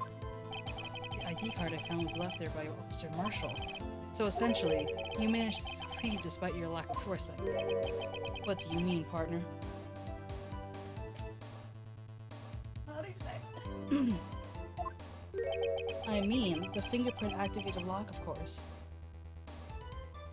No matter how well you disguise yourself, you can't change your fingerprints. Under normal circumstances, you wouldn't have been able to open that locker yourself. But he could, just because a rubber glove happened to be stuck in the door. That's true, Pheasant. That's very true. That means Detective Goodman must have opened the locker before Officer Marshall. I wasn't expecting Officer Meekins. I knocked him out. You pulled a knife on Officer Meekins and tried to drive him off? Let's just say I was a little surprised. I only planned on being in the evidence room for no more than 5 minutes. I didn't think anyone would actually come in during that short time. Officer Meekins certainly is a one-in-a-million type of person. Mistaking a detective for the intruder and demanding to show his ID. I think I'll have to think a little bit more about his raise this year. When did Edgeworth get so much influence? Anyway, he threw himself at me and I ended up cutting him slightly. I'm sorry it had to turn out that way. With me knocking him out and everything. By the way, what happened with your knife? Oh, you mean this one? I don't know what to say. Huh? So you knocked out Officer Meekins and managed to escape. I knew which areas wouldn't be caught on camera. So you did your research beforehand. Those who go into the desert unprepared don't live long, partner. I didn't think it would make much of a difference, though. The security tape is erased every 6 hours. If all had gone to plan, no footage would have been left. However, you bloodied your coat in your struggle with Officer Meekins. If someone was in the security room when I came out, the jig would have been up. I opened my locker and stashed it in there. What was Officer Meekins during that time? What else? He was sleeping like a baby. So what you're saying is, on that day, there wasn't any murder in the evidence room at 5:15.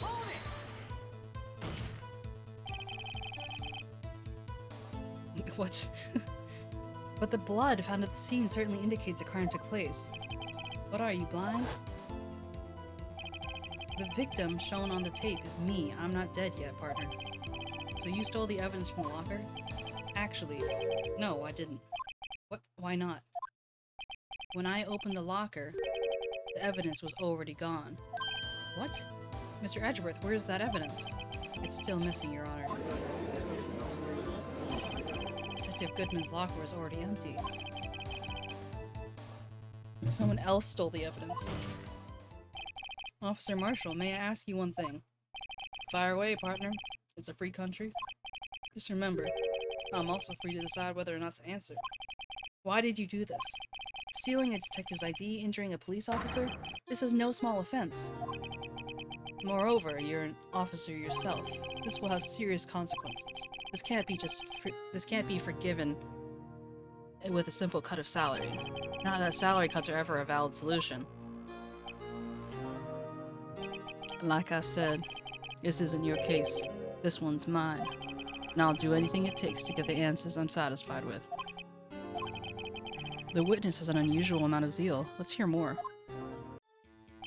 I can't just forget the SL9 incident. You know why? I had a feeling we'd wind up here sooner or later.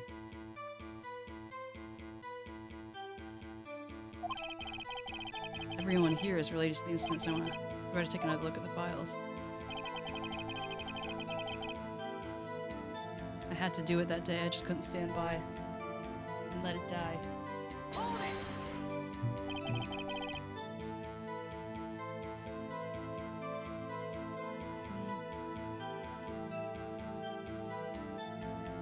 When you say it, you mean you even have to ask for the SL9 2 years ago, past since the research.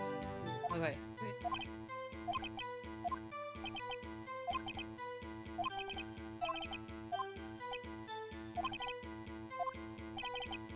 That day was my last chance, that's why I stole the detective's ID and just like him, I planned to take out the evidence.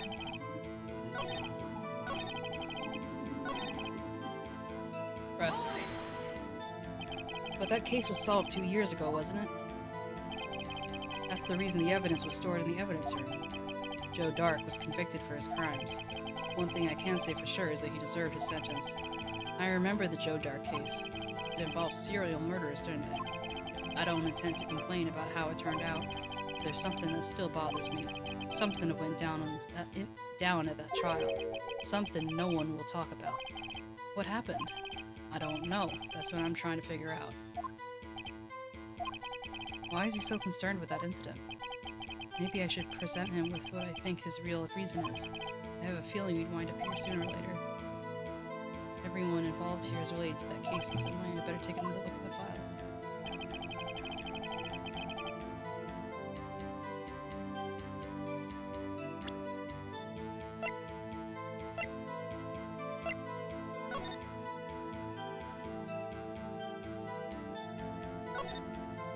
victims. Neil Marshall. Neil Marshall? Wait, but he's Jake Marshall, so maybe he's related. Edith Kirby and Jason Knight. It's number 2nd page. Edgeworth.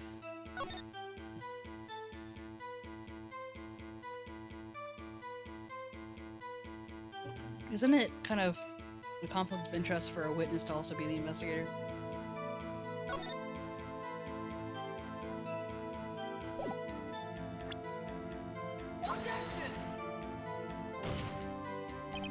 Your Honor, the statement. No!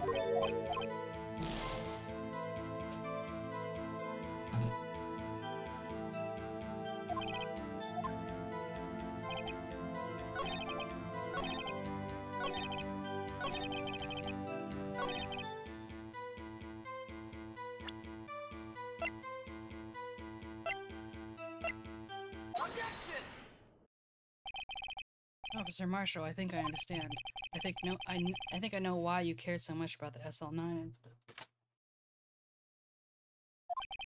Sounds like you've been sipping too much cactus juice, partner. I have the SL9 incident file here. The name, Marshall, is mentioned in here. A list of murder victims. Neil Marshall. Are you related to this man? Neil Marshall? Yeah, I'm sure you heard the name. 2 years ago. You received the same lousy prosecutor award you got. What? A prosecutor? He must be talking about the King of Prosecutors award. Now I remember. Prosecutor Neil Marshall. He handled the SL9 case before I did. That's right. He was killed. And the case fell into your hands. But what's his relation to you? He was my brother. He was investigating the murders with Damon Gant, then the deputy chief of police. Prosecutor being the owner of the murder scene and the murder weapon. Yeah, that too. They killed him for it. With a capital K. The group of detectives I was a part of worked under them. We were desperate to prosecute the killer. Joe Dark. My brother fought Dark and was killed. That was the first time Dark left behind any evidence, and that was all we needed. He was arraigned and incarcerated, and the case was finally closed. Arraigned, not arranged. At least according to the public records. What do you mean? My brother couldn't have been killed by Joe Dark. I knew my brother better than anyone. No one could have beaten him in a fight. And that's it? That's your reason for your insane actions? There's more to my brother's death than what the records say. No matter how much you try and hide it, you can't fool me. Well, at least there's one thing for certain. Now we know what happened to the police department on the day of the crime. That was the last day of the SL9 case would be reopened. Not satisfied with its resolution, Officer Marshall planned to steal the evidence. Disguising himself as Detective Goodman, he entered the evidence room. Officer Meekins confronted him, so he rendered him unconscious and fled. Yes, this mystery has finally been cleared up. No murder took place at the police department that day. Things that happen by chance are never cease to amaze. At the exact same time, the murder at the prosecutor's office, this fake murder was going on at the police department.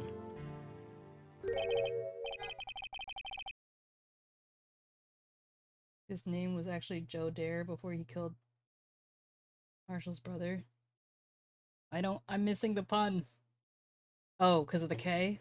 Because he stole the K? Oh my god, you're too high, you're like too wrinkly brain for me. Chance? There's gotta be more than just that. So if no one was murdered at the police department on the day of the crime, that means the murder in the prosecutor's parking lot was the real one. Which in turn means only one person could have committed the crime. Chief Prosecutor Lana Skye. But wait, a verdict wasn't reached yet in yesterday's trial. Which is why we examined the incident at the police department today. But there's only one reason the defendant was not convicted yesterday. Like, I'm just getting out some chips.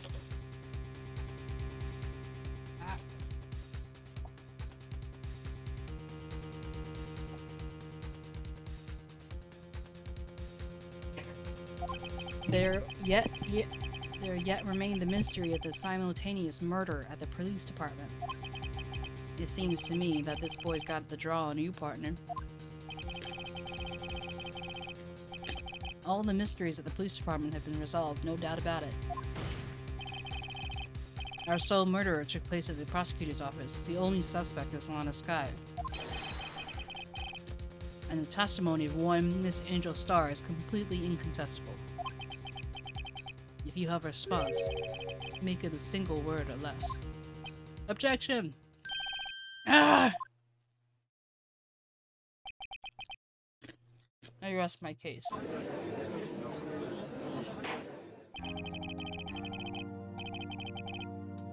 It seems this trial has reached its conclusion with no room for doubt. Well done, Mr. Wright. Thanks to you, I don't need to waste my time.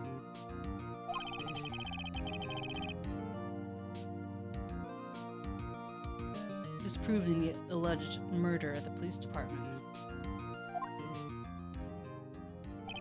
There's no doubt what I proved today is true. The apparent murder in the security camera's tape really was fake, but I didn't realize that would end up proving Lana guilty. Now then, the time for the verdict has arrived as court finds the defendant. Hold it!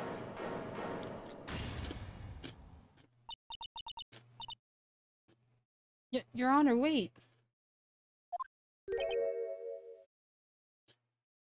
Ema, the defense has an objection, a scientific objection, right? What do you mean, right, Mr. Wright? Are you this girl's guardian? Your Honor? Oh, in a sense. Please, Your Honor, all I'm asking is for a minute of your time. Please hear me out. Mr. Edgeworth, please. I don't want to leave any loose ends. You want a minute? I'll give you 3. Oh, how generous. I was kind of in shock. I mean, finding out the SO9 incident referred to the Joe Dark killings? It's a good one. Now that she mentions it, the names of both Sky's sisters were on the file. But that's when I figured it out. I mean, what Officer Marshall was trying to do that day, so I knew his fingerprint had nothing to do with the crime. That left only one thing, the other handprint. You mean the traces of blood found on Detective Gumshoe's locker. But no fingerprints were found on it, right? No, but I figured if I examined it scientifically, I'd surely find a clue. Okay, Pheasant. Have a good day. Thank you so much for stopping by. I appreciate you. So I ran over there and looked at it again. So did you find something? No. Huh? Sorry, I guess I'm not much of a scientific investigator after all. Is that all? Please don't be mad, I'm just a high school student. And I'm just an attorney. But Mr. Wright, those traces of blood are the only clue we have. Can't we find something wrong with them? Please, Mr. Wright, you're a professional. If anyone can save Lana, it's you. Me? Oh boy. Time's up then, Mr. Wright. With regard to the incident at the police department, does any reasonable doubt remain? It appears the defense is troubled by the other blood mark. Looking at the floor plans, a handprint was discovered around here. Is there a problem with this? Mr. Wright, I'm sorry I can't be of more use, but still, if you can't find anything wrong with that blood mark, Lana will be... Please answer my question, Mr. Wright. We don't have all day. Yes, Your Honor. If I ever needed to concentrate, it's now. What could be wrong with the handprint on Detective Gumshoe's locker? Could there be something I'm missing? I object. Objection!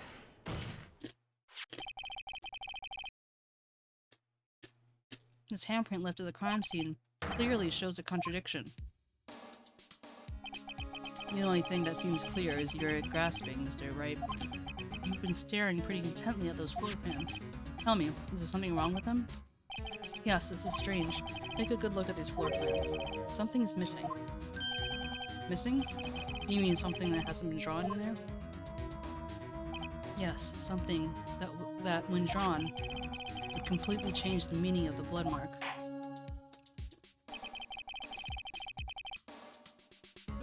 Let us pray the defense isn't simply trying to buy time.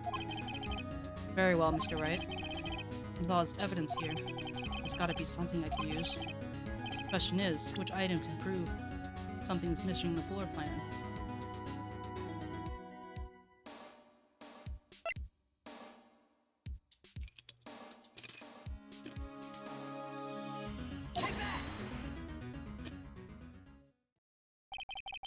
What about that piece of plywood? The Blue Badger, mascot of the police force. Defender of truth and guardian of proof. Explain yourself, Mr. Wright. Please look at the floor plans of the crime scene. The Blue Badger is not here. So? Watch what happens when we put him in. This is where he was dancing at the time of the crime. Well? Well, what? Oh! That's right, so as long as the Blue Badger is dancing here, it would be impossible to place a handprint on this spot in the locker. What?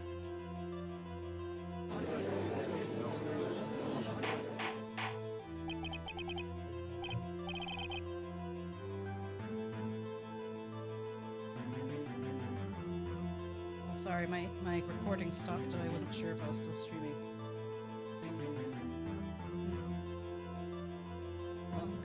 So that means, just what exactly does that mean? It means it can't be done. What are you saying? Blood traces are undeniably found on that locker. Don't look at me, I didn't put it there. Mr. Wright, think it through scientifically. Ema, on that afternoon, Officer Meekins was the one who brought Blue Badger to the evidence room, right?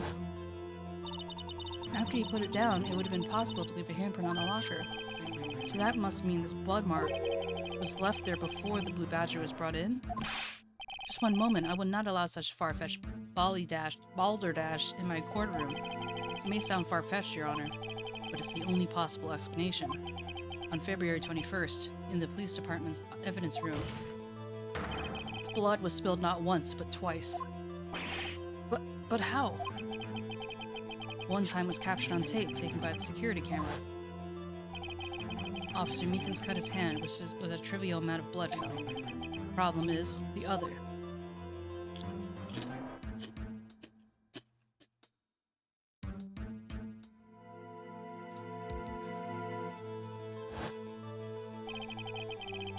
Someone bled prior to the struggle shown on this tape, and it had to have been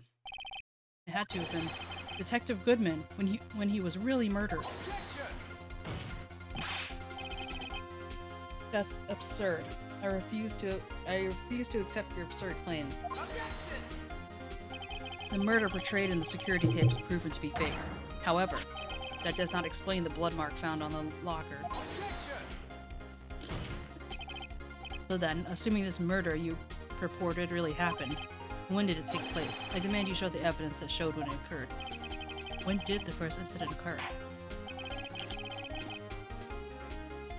To summarize, the defense claims that prior to Officer Meekins being cut by Jake Marshall, who was posing as Detective Goodman, another incident took place in that evidence room. That's right, the blood mark on the locker proves this. Very well, then tell us, when did the first incident occur? As Edward said, proof must be presented. Proof that shows when the murder took place. There's only one piece of evidence that can show that.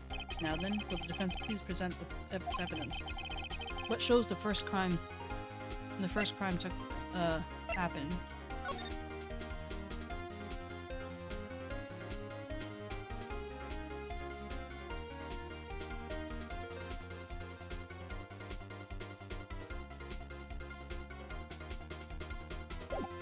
I'm guessing it's the D card record.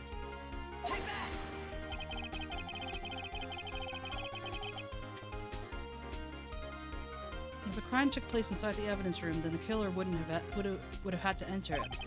And in order to do so, the ID card would have been required. An ID card. Oh, the ID card record.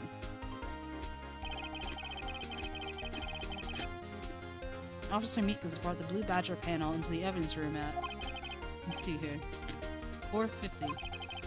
If the crime took place at that time, then it would be 4:40. Ah! Miles Edgeworth, what have you done? I never would have figured you had it in the nerve, you boy. Drop the act, witness. Doesn't take a lot to figure out it couldn't have been me. Nope, I ain't getting it. I'm afraid I don't understand either. It's clear from the luminol test from the blood that was there. However, when the second crime took place, both Officer Meekins and Officer Marshall failed to notice the blood. That means the blood was from the first crime was wiped away by the real murderer. I would have had just 10 minutes to murder the victim, carry his body away, and clean up the blood, unfortunately as physically as possible. That would mean the crime must have been taking place before Edgeworth entered the evidence room. Let's take a look at the chart again. There's only one card remaining. 7777777. Talk about a lucky number. But wait, that doesn't make sense. How could Detective Goodman have entered the evidence room? Since no record of his card being used beforehand, he must have entered along with the real murderer. That's the only plausible explanation. He went in with 7777777. Mr. Edgeworth, please look into this as soon as possible.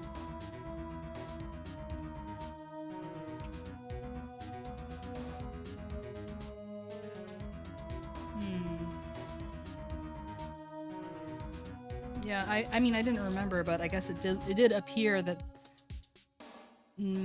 I guess that they went in front of it and then they were behind it by the time they went deeper into the room. And that's why it was hiding their faces and stuff.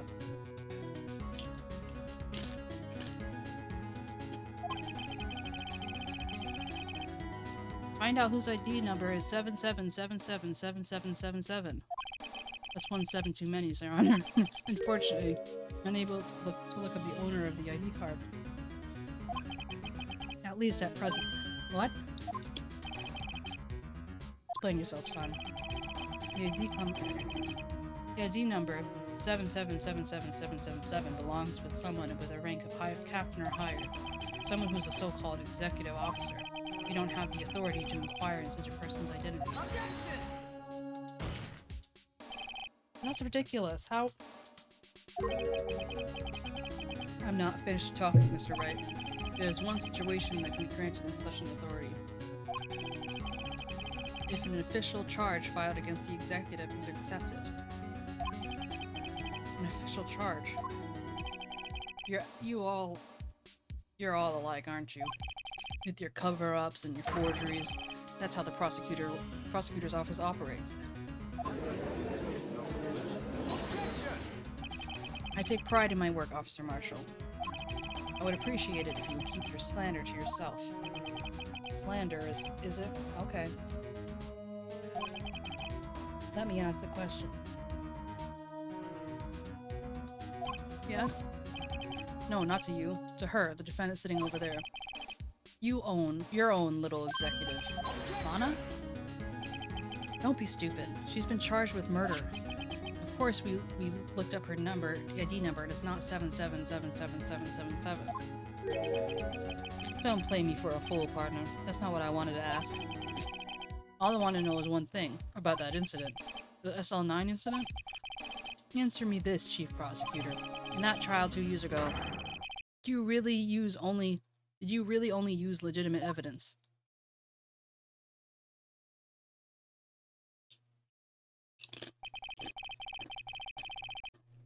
You need the witness to repeat his question, Chief Prosecutor. And I heard him fine, Mr. Edgeworth. 2 years ago, I was in charge of the prosecution for that trial. At the time, we felt the powerlessness of the law. At least I did. But, Lana, I became a prosecutor in order to suppress crime within the law. Before I realized we were the ones being suppressed by the law. Defendant, just what are you saying? I'll ask you again, Chief Prosecutor. During that trial 2 years ago, did you really present all the evidence in court? Can you look at me, an investigator in that crime, in the eye and say that you did? Chief Prosecutor, you didn't. I don't have to, Officer Marshall. Why don't you answer him? Drastic crimes require drastic measures. That's just the way it is. We did what we had to, in order for him to get the verdict he deserved. But Lana, even if it involved forging evidence.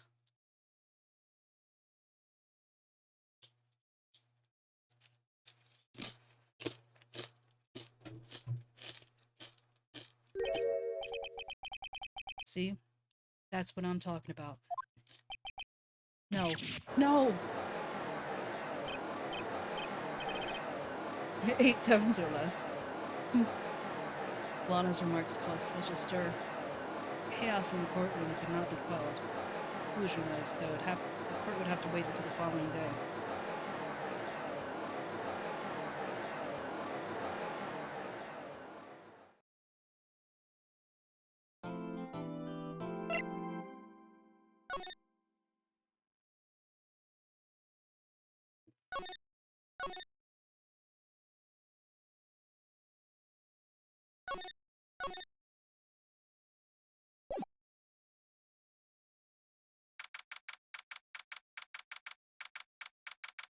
February 24th, 3:12 p.m. Wright office and co. Wright and co offices. I'm so sorry, Mr. Wright. I'm so sorry for my sister said. Drastic crimes require drastic measures. That's just the way it is. We did what we had to in order for him to get the verdict he deserved.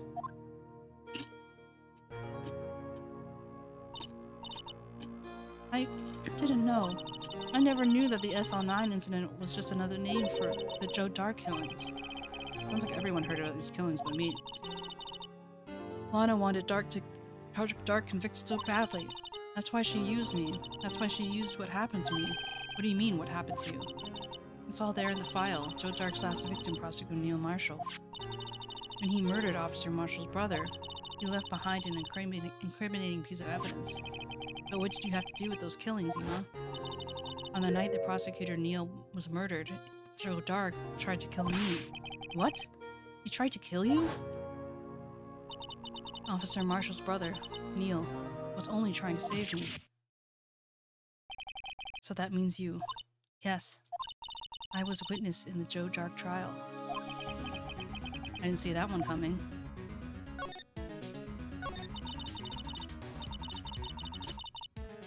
It happened 2 years ago. It was right around this time of year, too. There was a terrible thunderstorm that day, unusual for the season. I was alone in my sister's office. We were planning to eat dinner together once she finished her work. Why's that always the pattern? Little sisters waiting for their older sisters to have dinner and then something drastic happens. Then suddenly, this terrifying man came bursting into the office. Joe Dark. It seems like he was running away from someone. He pulled out a knife and screamed at me. I didn't know what was going on. Just then, Prosecutor Marshall showed up. Jake Marshall's brother. Joe Dark tried to take me hostage. Before he could, Marshall tackled him. Then, what happened? I'll never forget it.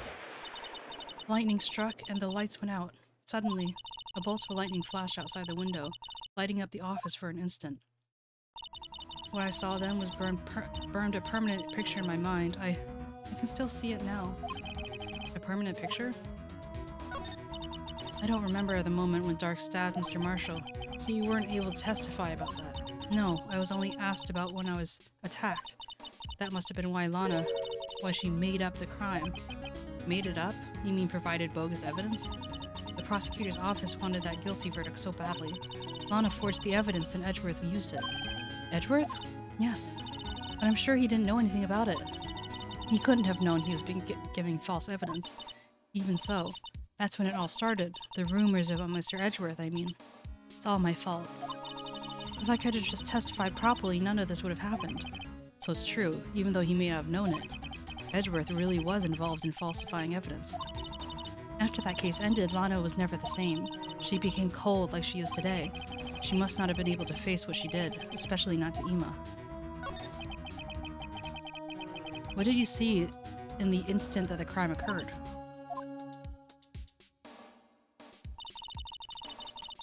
Dark knocked down Marshall and raised his knife. Neil Marshall was stabbed right in front of his poor girl. I don't remember what happened after. Apparently I passed out. When I came to, Lana was cradling me in her arms. Poor 𝗟𝗻. You must have been through so much.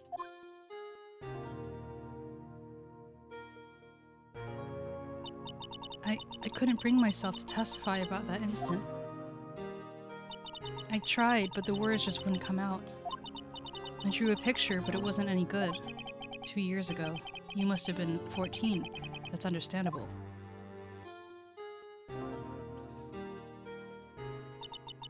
Once it was all over, I made up my mind. I decided that when I grew up, I would become a scientific investigator. I wanted to be able to fight crime with my testimonies and find the evidence to make an airtight case. That way, Lana would never have to forge any. I see. I think I'm finally starting to understand what makes 𝗟𝗻 tick. But there's still something that bothers me about that crime. There's something that puzzles me, 𝗟𝗻. What is it? You said you were in Lana's office at that time, right? That's right. Then why would a serial killer come running in there? Not only that, but he was being chased by a prosecutor? Oh, there's no mystery there. Joe Dark had been taken in for questioning that day. Taken in for questioning? You mean by the police? Of course. This happened at the police department. He tried to run away halfway through the interview and fled into my sister's office. But why did you run all the way to your sister's office? Because the detective's office and the questioning rooms are right across from the elevator. Across from the elevator? But Lana was the chief prosecutor, wasn't she? No, silly. Didn't I tell you? 2 years ago, Lana was a detective. She was the best in the entire force. What? That's news to me. After the Joe Dark case, she transferred to the prosecutor's office and made chief prosecutor. Lana used to be a detective? I'd better have another talk with her.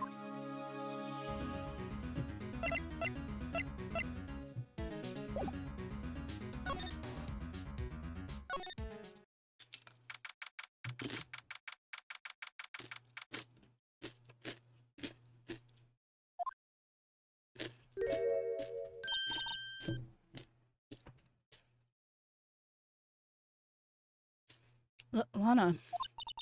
Mr. Wright, it seems I keep causing you trouble. Falsifying evidence, I didn't think you were the type. Criminals don't mind playing foul, why should we? But Lana, if you're wrong, an innocent person might be found guilty. Believe me, I understand the risks. Lana, 𝗟𝗻 told me about you. Oh? About how you were a detective 2 years ago, and how the SL9 incident was the reason for your transfer to the prosecutor's office. That's right. Could you fill me in on the details, especially about that unusual change of jobs? I suppose you have a right to know, Mr. Wright.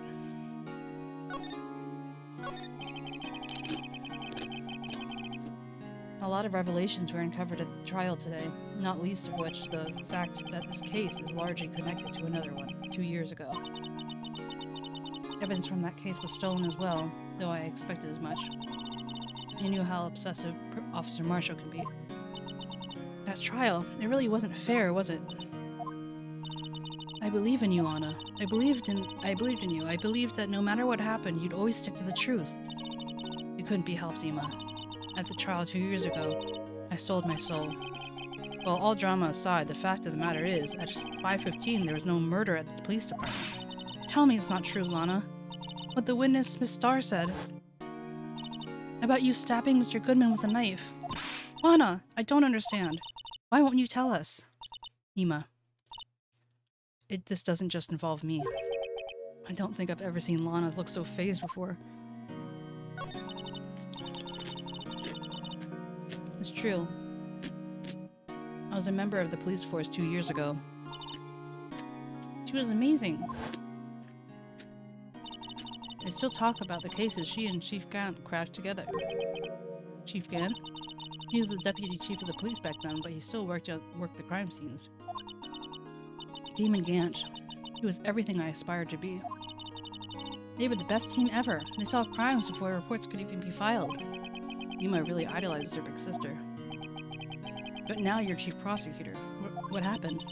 I always planned on becoming a prosecutor.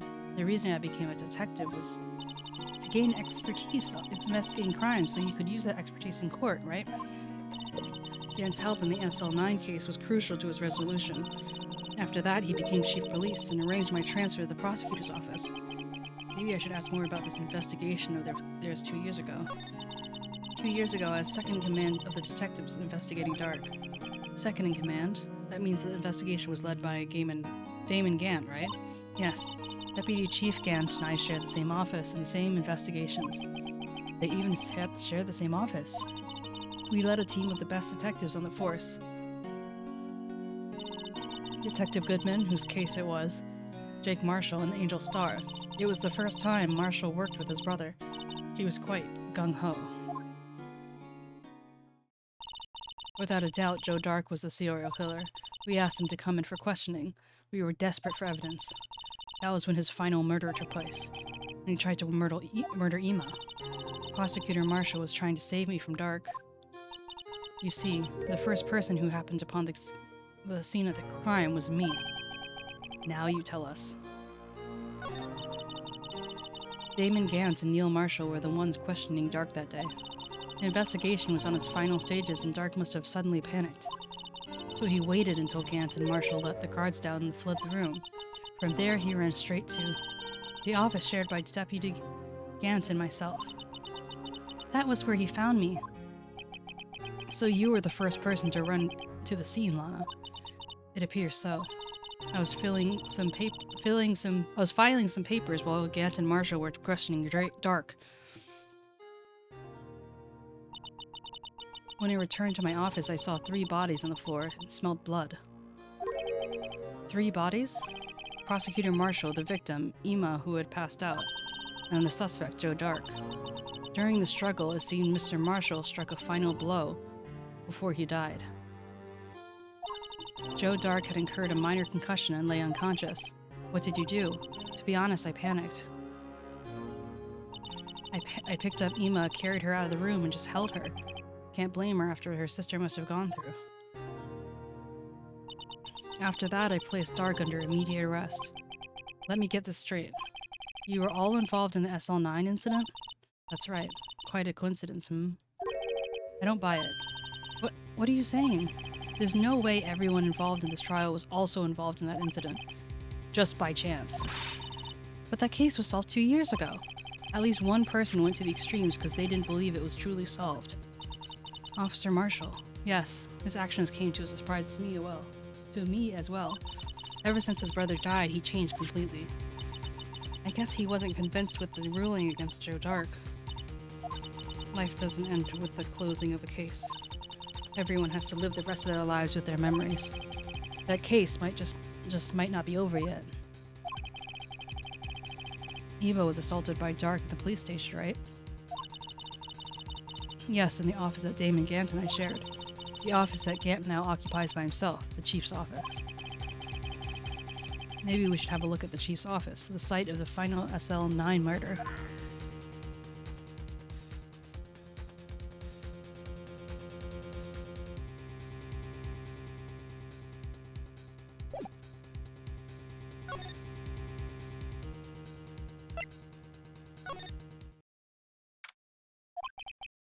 I don't see Detective Gumshoe anywhere.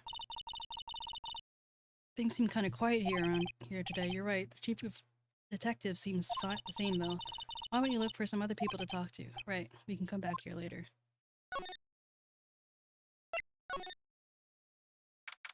February 24th, Police Department. Entrance. Howdy, 𝗟𝗶𝗀. Oh, Mr. Marshall.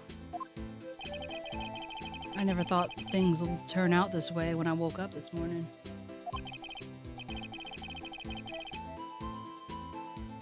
𝗟𝗶H𝗸𝘀.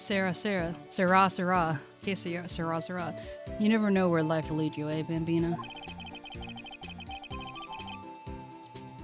I should have known my luck had run out when old Billy dried up this morning. Billy? Must have been his pet cactus. Say, where are you heading?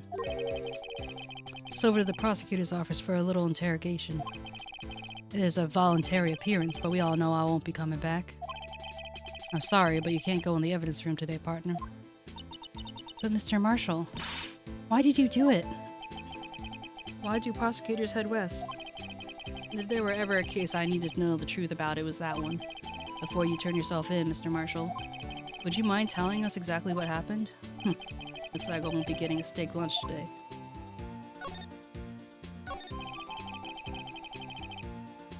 Something was fishy about that trial from the beginning.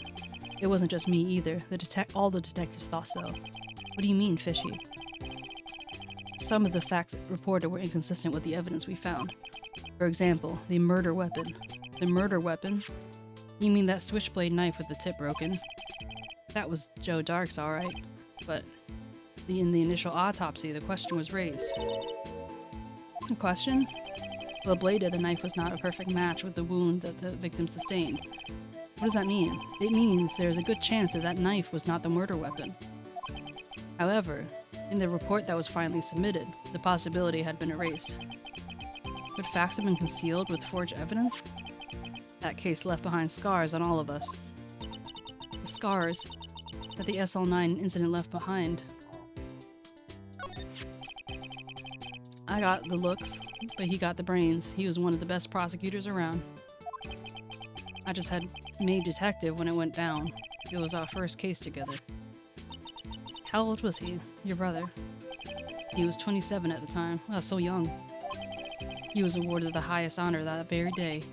The highest honor? You mean the king of prosecutors? I knew it. What are you looking at me like that for? It's an honor for a prosecutor. Mr. Marshall must have really been close with his brother. The day the SL9 incident took place, that wasn't the same day as... That's right. It was the day of the evidence transferal. Interesting. It was drizzling that morning, and by nightfall there was thunder. I can't believe 2 years ago have gone by already. I tried to steal the evidence so the case wouldn't die. Apparently someone tried to stop you. Detective Goodman was murdered, and the evidence locker was empty. There's something going on between the scenes in that case. We all knew that later. Every detective involved in that case, save one, was taken care of.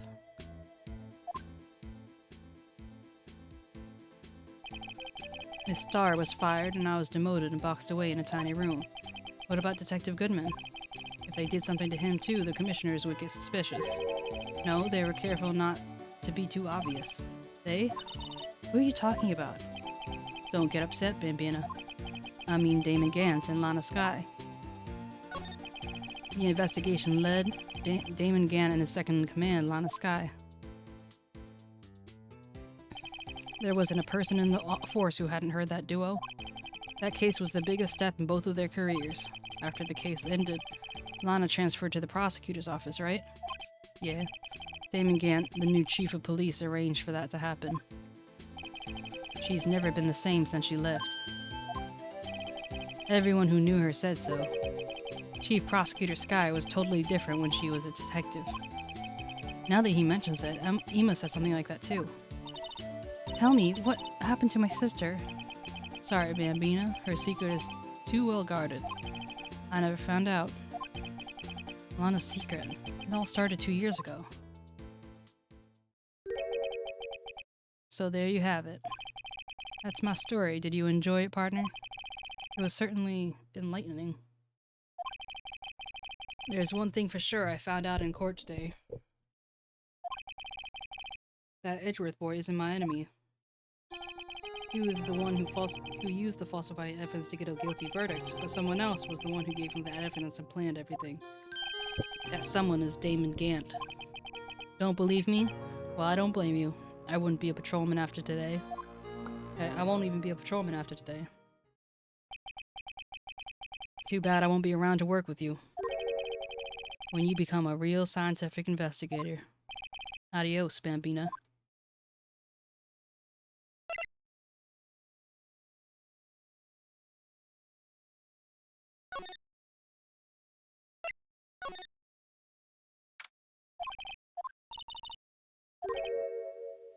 Oh, conference room. Thanks. Well, he actually talked to us. With the chief prosecutor saying that she did what she did, the decision about what to do with Mr. Edgeworth, not to mention our statement to the media on the tomorrow's trial, there's more chaos going on than Thanksgiving and Christmas put together. I think festive is the word usually used for those. Sir, we'd like to have a look around the Chief Gant's office. Just using the connecting hallway to the other building and take the elevator to the top floor. Really? You mean it? It's okay for us to go in there? I mean, we aren't police officers or anything. Hey, you're right. You can't go in there. It's off limits. Now I see where Detective 𝗟𝗶𝗀𝘀 gets his unique charm. Well, what are we waiting for? Let's head to the chief's office. Adios, cowboy. See ya, space cowboy. At least, what the hell is this? February 24th, police department, chief's office. I can't read.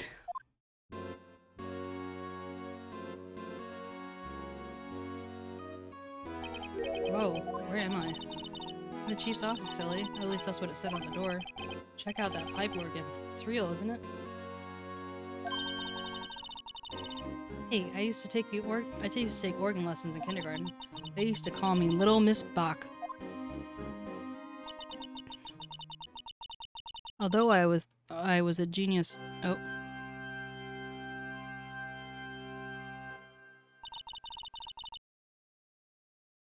I could never remember where the C was. Hmm? Oh, it's you two. Chief Gant. He put that paper he was reading in his desk. So, Rido, have you been swimming lately?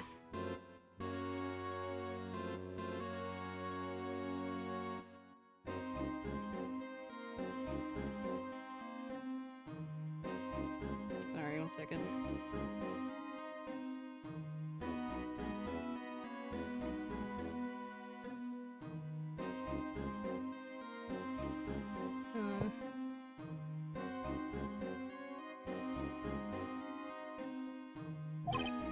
No, I haven't. I've been kind of busy lately. I can appreciate that. I've had my hands full too with Mr. Marshall's misconduct and Miss Lana's provocative statement. Provocative statement? Oh, you mean the forged evidence. 2 years ago have passed since that incident. My, how time flies. See that big picture over the wall?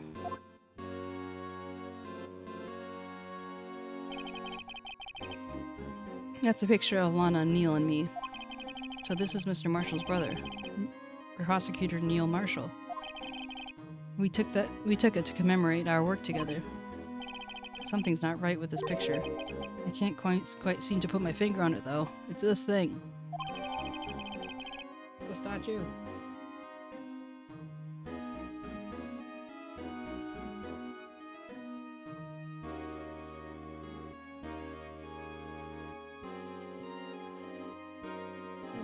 They build the police office in the church. Mayhaps, by chance.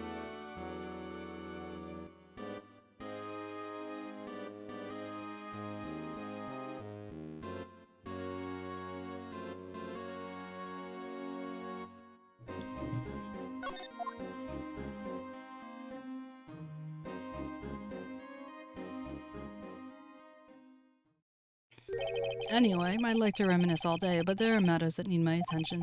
I'm gonna lock up here, so let's go out together. Oh, but this office. It was a crime scene 2 years ago, wasn't it?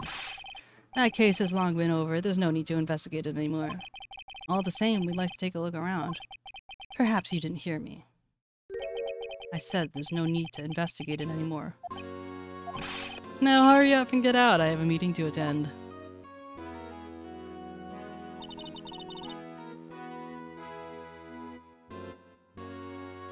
Looks like we aren't welcome.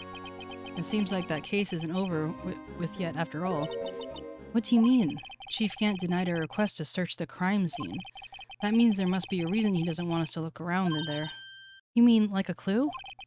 There's gotta be a way we can get inside the chief's office.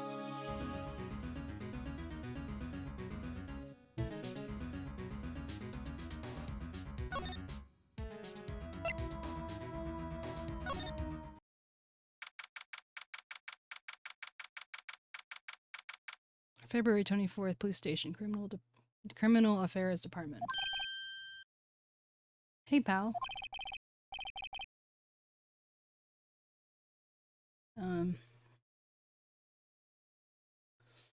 Detective 𝗟𝗶𝗀𝘀, aren't you supposed to be in a meeting?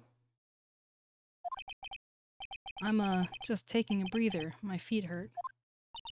From sitting so long? Actually, from serving everyone coffee.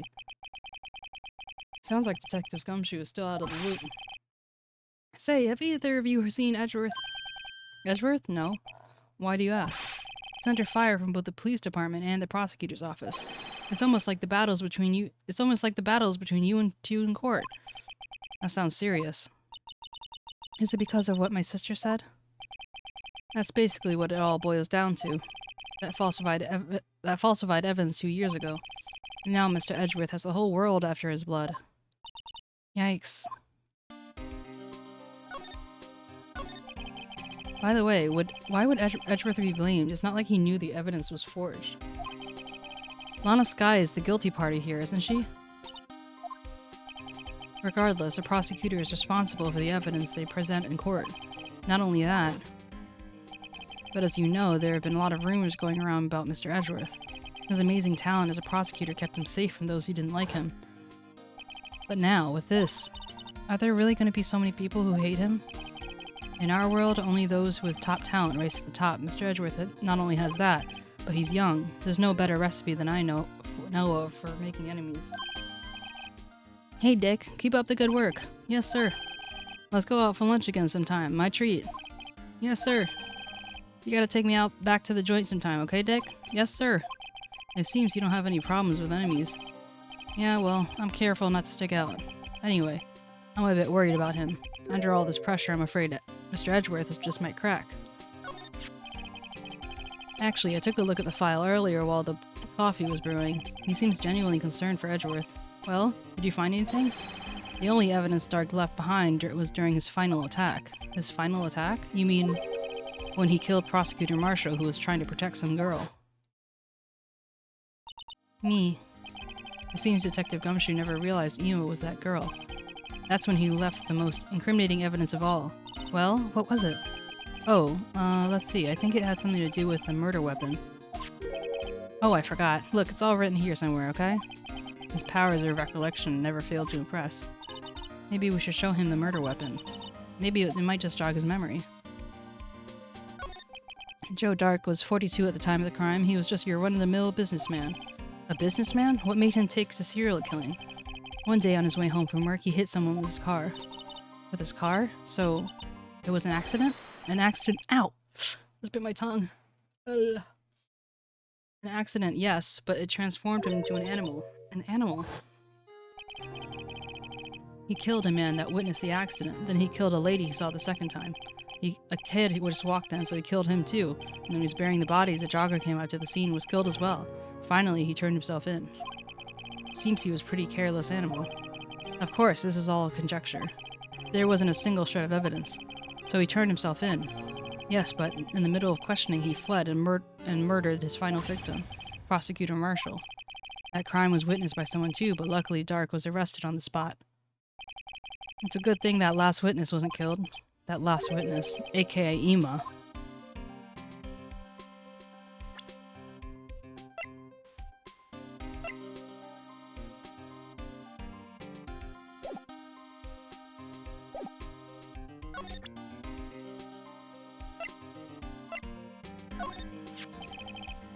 About this. Hey, is that?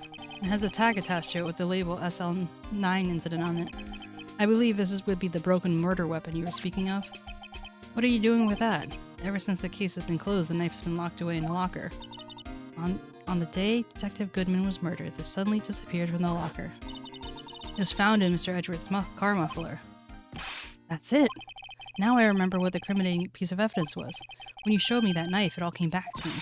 Well, what is it, Detective? Quick, before you forget again.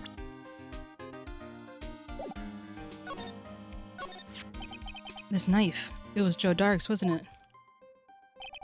That's right. We traced it back to the store he bought it at, plus it had his fingerprints on it too. But no one actually witnessed him using it to murder anyone, right? That's where his luck ran out. When you take a good look at the knife, you'll see it's broken. You don't have to take a good look to notice that. Well, anyway. Take a guess where the broken tip of the knife was found. That was what did him in. What was it? The victim, Neil Marshall, was carrying it inside his own body. It was found deep inside the stab wound. Did it match Dark's knife? You bet, down to the last fiber. That's pretty conclusive. Stabbed to the back, died from puncture in the heart and lung, a knife tip in the wound.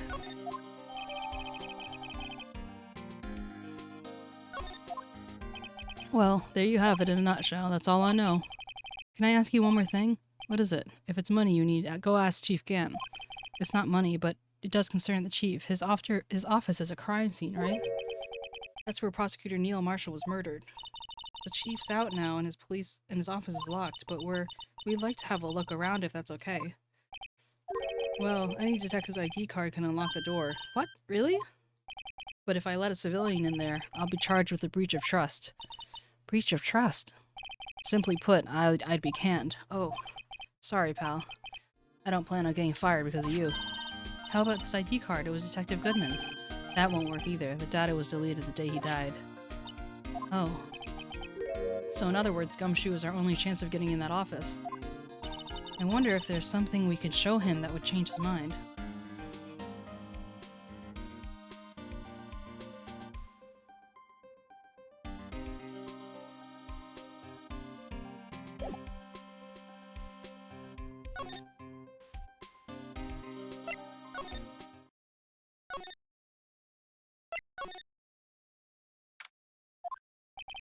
No one's here today, not even Miss Starr. Everyone's probably busy looking into what happened down in the evidence room. That must be where the detectives are. But we proved in court today that on the day of the crime, no one was murdered in the evidence room at 5:15. Yeah, I thought we were finally making some headway in our case. But instead, it looks like we just ended up making Lana look even more guilty. Hang in there, Lana. I've got to find all the answers by tomorrow.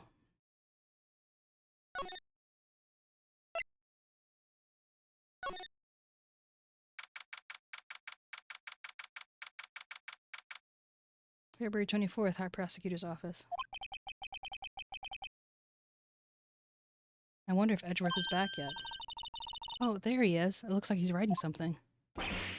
What are you doing here? He sure was quick to throw that paper on the floor. Tough day in court, huh? I've had to live the past 2 years with rumors flying around. What's another allegation to me? Cheer up, Mr. Edgeworth. I'm rooting for you. It's Edgeworth for you. Always trying to hide his real feelings. So what do you want? Unlike some people, I don't have all day. There's no excuse for what I've done. 2 years ago, I used false evidence to obtain a guilty verdict.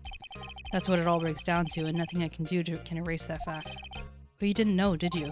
I mean, the evidence was falsified. The police department and the prosecutor's office share a bond of trust. Even if that bond is broken, we stand to lose everything. The police department's error is my error, and my responsibility as prosecutor in charge. That fact remains the same no matter what excuses I might have. Mr. Edgeworth, I take pride in my work. So tell me why. Why has it all come to this? Even Edgeworth can't keep this kind of emotion bottled up. Are you up for the trial tomorrow? First last year's trial, now this one. It seems all you do is worry about me. To be honest, you're getting on my nerves. Yo, I can already finish the song in my head. But Mr. Edgeworth, you can't just walk out on the trial. Tomorrow is the last day. It's too late to change prosecutors. I'll bet that's what my superiors are banking on. I never thought that case would come back to haunt me like this. What do you mean? The list of evidence, it seems too short. Most lists run twice as long. It's only half as long as most lists? That's odd. After Neil Marshall was murdered, I became prosecutor for that case. I may not have been part of the investigation, but I knew what I had to do. Use the evidence I was given to prove the suspect guilty. Yeah, I know. Goes on top. That was really the only thing on my mind at the time. Say, we just saw a picture taken around that time. That picture, something seems strange about it.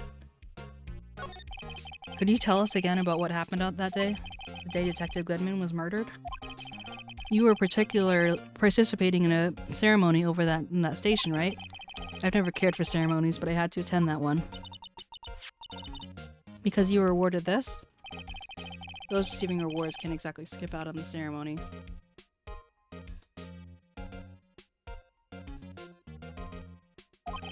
I finished up at the office in the morning and drove over to the police department. You finished up at the office? Yeah, it's just odds and ends, clerical stuff. I didn't plan on returning to the office that day. That is, until I was asked to bring something back. Take something back? This. Oh yeah, Chief Gant asked you to hold on to that, didn't he? Yes, it was a piece of evidence in a case that was closed half a year ago. He asked me to bring it back to the prosecutor's office. That was the story we heard yesterday. So you came back here to the prosecutor's office because the chief asked you to?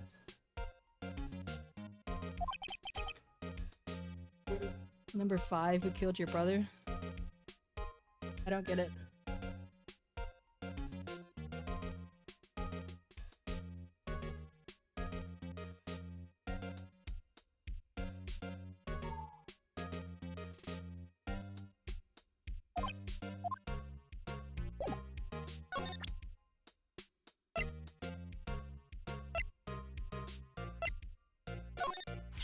Oh, whoops. I'm uncultured, sorry. This picture was hanging on the wall in Chief Gant's office.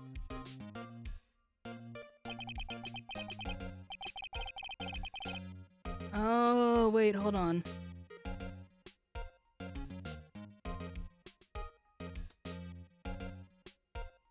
See this big shiny knife? I thought it was the vase, but they said the knife didn't fit, so it's probably this knife.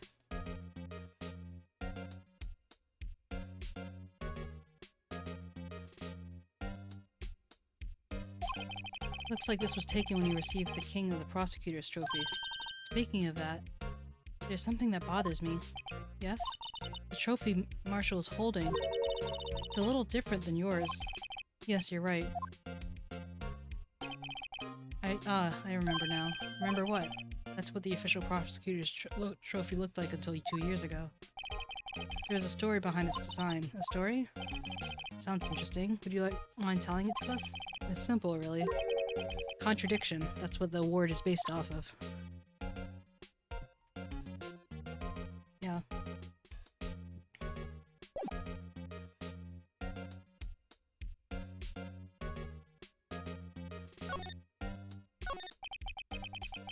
This award originates from an ancient Chinese tale. In Chinese, the word contradiction is written with 2 characters. The first means halberd, and the second means shield. Have you heard the story? Me? Oh, sure, everyone knows that. Why don't you tell me it, though? For Ima's sake. Very well.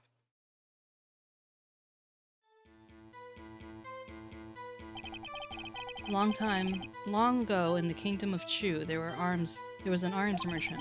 One day, he presented the king with 2 items. The first was a halberd, and he claimed that it could slice through any shield or armor. And the second was a shield that he could claim could withstand any weapon. Wait a minute. Those claims contradict each other. Very perceptive. But then again, you've heard the story before, right? Anyway, as he mentioned, the very descriptions of these items discredited both. When the king pointed this out, the merchant was left speechless, and thus the Chinese word for contradiction was born.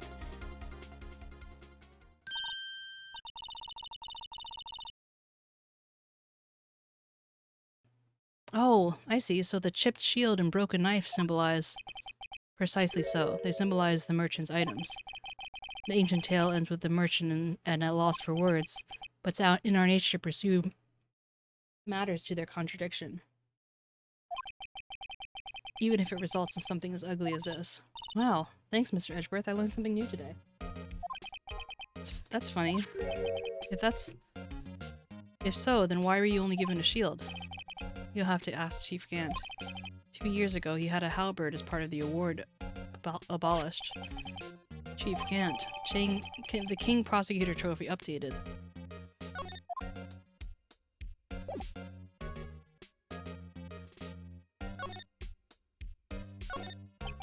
I wonder what he was writing before. Come on, Mr. Wright, let's take a look. Are you crazy? Edgeworth is sitting right there. Just distract him. I'll check it out. Hey, Edgeworth. Is that Detective Gumshoe out the window there? Oh no, he's falling to the ground. Hold on. First, let me see what this girl's doing crawling around my feet. He didn't even look. What? Letter of If you're having trouble reading it, I'll read it for you. It says, Letter of Resignation. Resignation? Edgeworth, you don't mean... I'm tired, right? I feel as if something inside me has died. But Mr. Edgeworth, none of it is your fault. I know the path I've walked. You don't need to tell me. And the path I've walked hasn't been just one. I can't forgive myself for what I've done. And no one else should forgive me either. Uh-oh, I think he's serious. Mr. Wright, please, you have to do something. This letter of resignation, I wonder if I could use it for anything. Letter of resignation, put in the pocket. Yeah, let me just take this, thank you.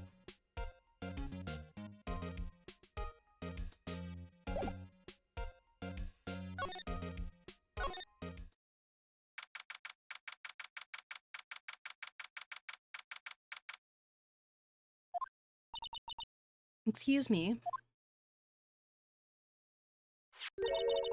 Would either of you care for a quarter pound of roast beef? It's pretty random. Miss Starr, I guess she's out of lunches.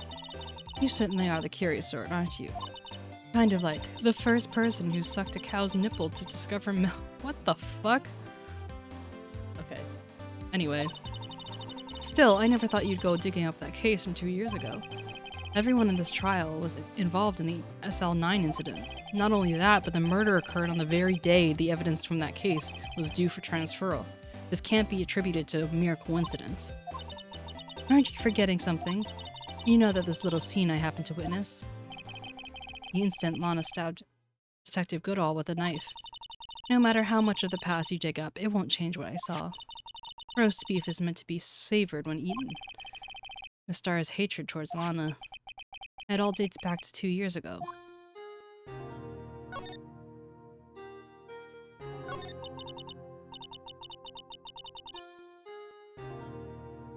Joe Dark, that's the name I'll not soon forget.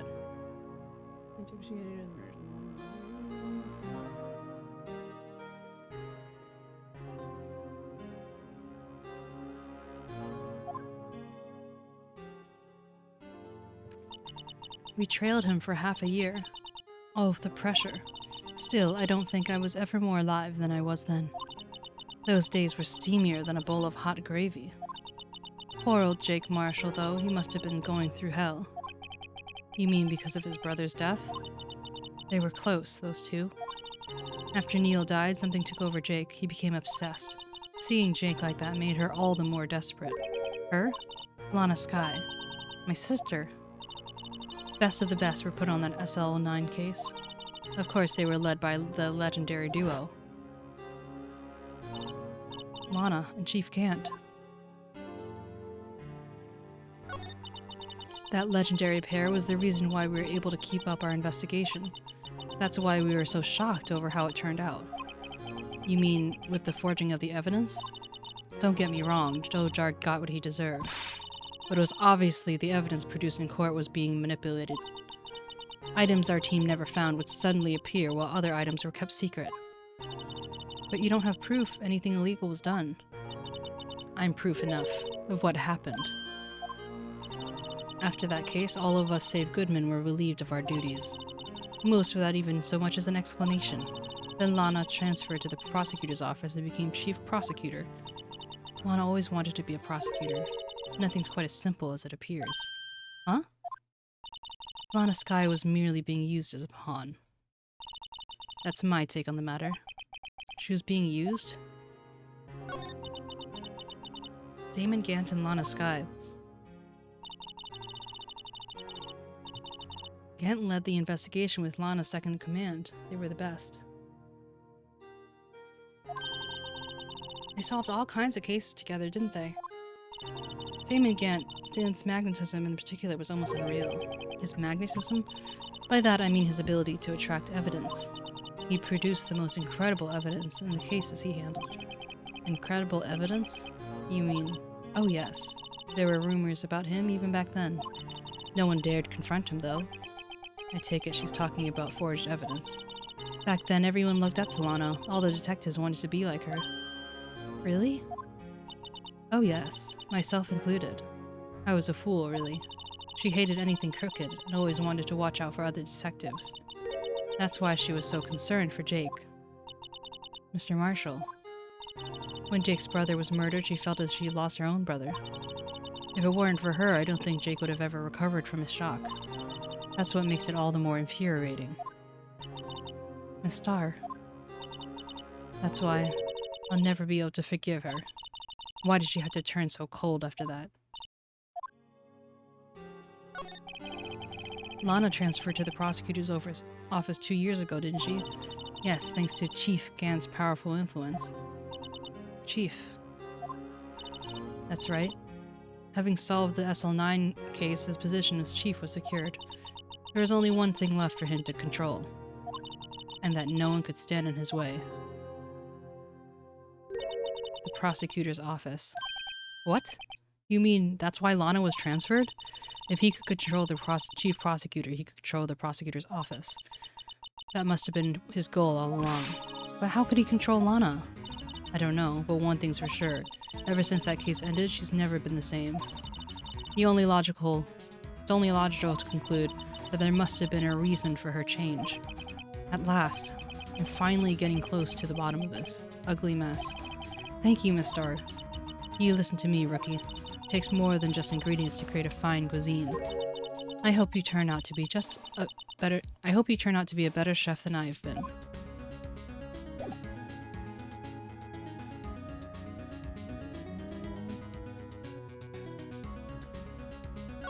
Whew. Police department.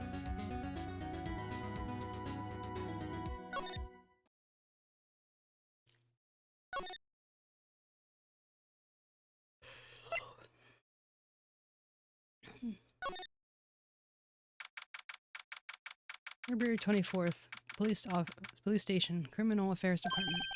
Oh, you're back. You're still here? I gotta make 150 copies of these files. Brewing coffee, copying files. I'm turning into a regular DJ. You're a DJ as well? If I'm not mistaken, I think he means desk jockey. Oh, that DJ. I gotta admire your persistence. Your persistency, but my answer is still no. I'm not letting you in the chief's office, period. It'll be my neck on the line. That office is the last crime scene in the SL9 incident. I have to take a look in there. There's gotta be something we can do to make the detective change his mind.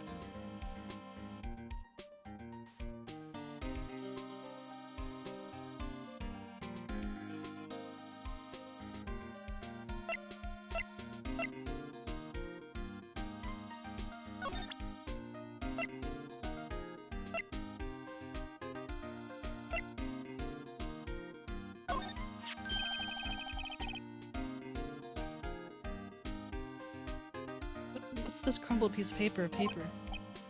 Blah, blah, blah. No way! Mr. Edgeworth can't be serious. Is he ever not serious? I can't believe they pushed him to this far. Mr. Edgeworth really feels responsible. When I first met him, I thought he was as cold as ice too. But I know different now. He trusts this detective to provide him with sound evidence. But we betrayed him. Detective. That's it. I've made up my mind. Huh? But... Here, take my ID card. We can't do that. If someone found out, they wouldn't let you off the hook with another lost item report. Look at me. It's no secret I'm out of the loop. After all, I'm friends with Edgeworth. Depending on how this case turns out, I may already be good as terminated. What? So at least let me do this, for Edgeworth's sake. Alright, detective. Thank you. Shoes, ID...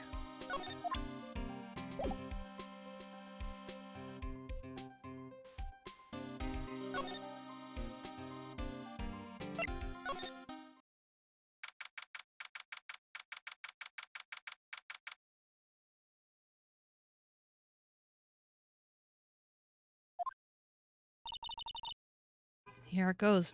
Here it goes, Mr. Wright.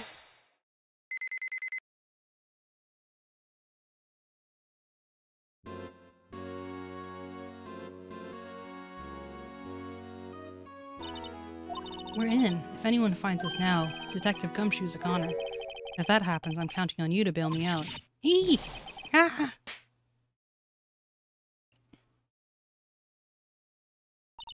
Sorry, I thought you were a ghost.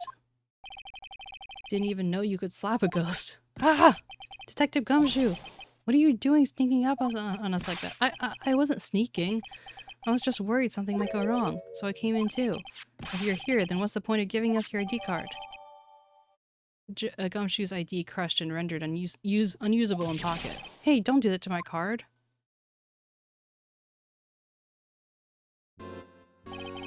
I hardly ever get a chance to come in here, so I figured I'd have to look around myself. Besides, we're all in this together now. You really want to get fired, don't you? Not if we're lucky. Now come on, let's go see what we can find. I've got a bad feeling about this.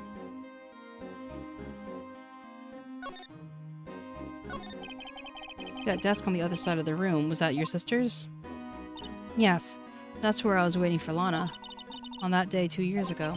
Is anyone using it now? No, sir. This is entirely Chief 𝗟𝗀's office now.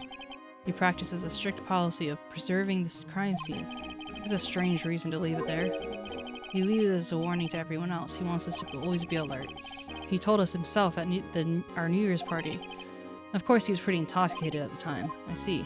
So ever since Lana left, no one touched that desk?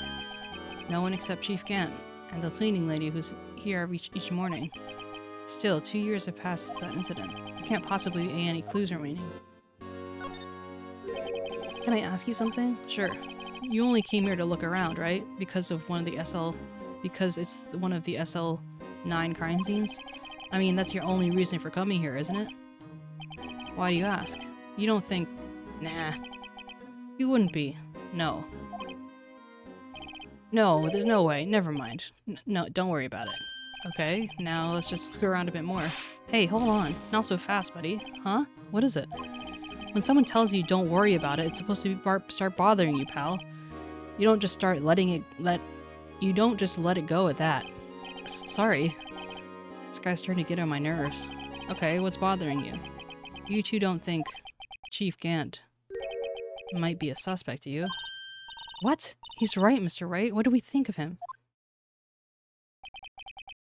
Chief 𝗟𝗀, so it's finally come to this. What do I think of him? Perhaps it's best that I don't divulge my feelings yet. There you go, ignoring me again.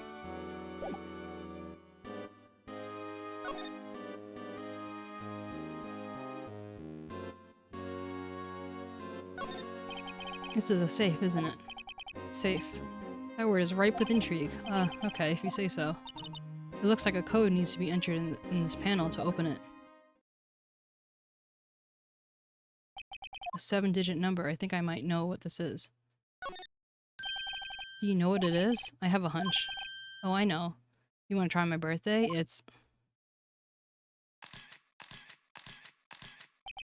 I have a better idea. Here goes nothing.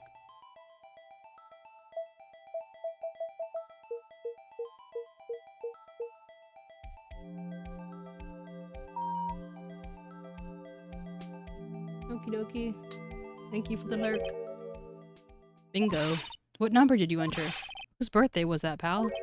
7777777. The final ID card number on that record. What? The number of the mysterious executive officer who entered that room that day. You mean 7777777? That ID number? I think you're 1 7 shy this time. This can only mean one thing. That's Chief 𝗟𝗀's ID number. Say, anyone care to look inside?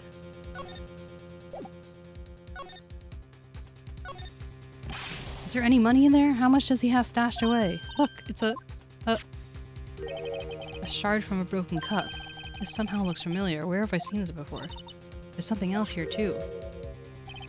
What's this? It looks like a piece of leather cloth. This is a handprint, isn't it? Hey, I saw someone wearing a shirt like that once.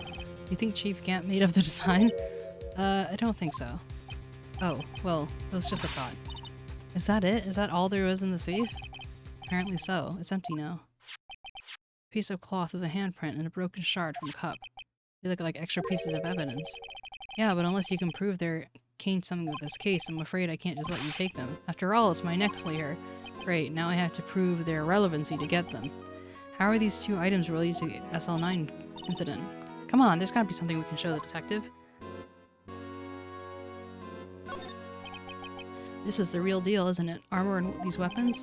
Sure is, pal. The chief doesn't care for imitations. First the pipe organ and now this armor? Do you know how many taxpayer dollars must have gone into this room? What, you mean we're paying for this? That's it. I'm not paying 1 cent of my taxes. You don't have to have any taxes to pay. Shh. Be careful what you say. Who knows? The chief might be hiding in his armor as we speak. I don't think he'd fit in there. Even if he did, he'd never be able to get back out. Cut it out. You guys don't know how scary that guy can be. Wow, look at the size of Chief Gant's desk. Speaking of which, we were here earlier. Oh, it's you two, Chief Gant. He put that paper he was reading in his desk. I wonder what he was reading. This looks like a list of evidence. A list of evidence? In most cases, the list runs twice as long as this, though. Hey, look at the case name. Huh? SL9 incident. I wonder what this is doing here. Hold on, detective. What did you just say? I said, I wonder what... Oh, about the evidence list. Normally they're twice as long? That's right. I was guessing there wasn't a lot of evidence. Half the size of evidence. The list of evidence, it seems too short. Most lists are twice as long. Maybe it's the second half. What would the other half of the list be doing here? I knew it. The chief must be hiding something behind that case. It would appear so. Evidence list added.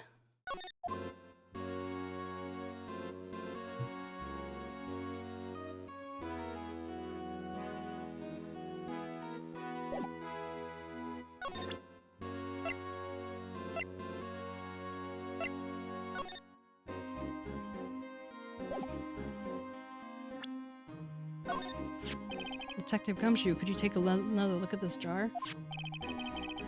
I remember when the three of us put that together. Ah, those were the days. It's kind of early to be nostalgic. Wasn't this jar a piece of evidence from that case? That's right, only one of the jars had an SL9 incident sticker on it. Doesn't that ring any bells? You know that fragment we just found? Oh, you mean this one? That was in the safe? Yes, that one. That was in the safe. Now you mention it, it's ringing a lot of bells. Let's see if it fits. Here, let me see that shard. I'll take this. Go ahead, pal. Show us whatever you can do. Mr. Wright, here's some glue. If I can piece this together again, it'll prove Chief Gant was knowingly hiding evidence. Here it goes.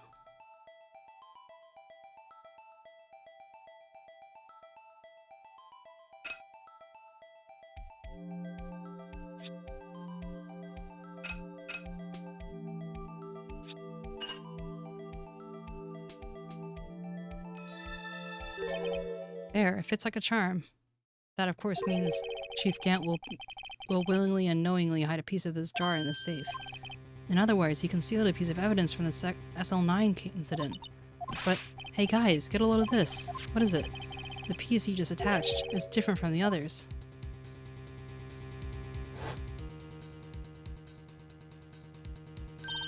There's a reddish line on it.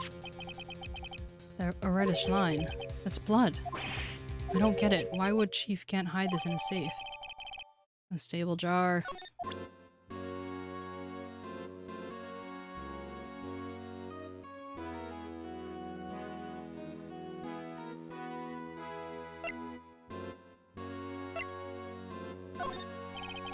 Detective Gumshoe, I'd like you to have a look at this. Hey, I know what this is. So you want to take some fingerprints? That's a great idea, Detective. Alright, let's go to town. Sheesh. What are you doing? Why are you sticking out your hand like that? Go ahead. Take my fingerprints. It's not your fingerprints we want to take. Huh? Come on, this isn't the time for jokes. We're talking about that cloth that we found in the safe. Oh, heh. I knew that. The one with the handprint on it, right? Sheesh, where's your sense of humor?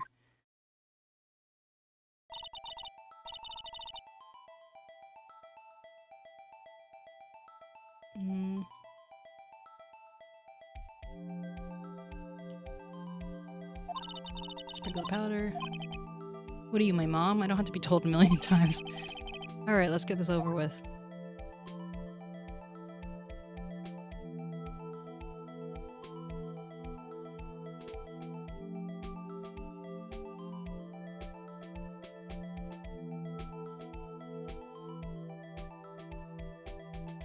Hello.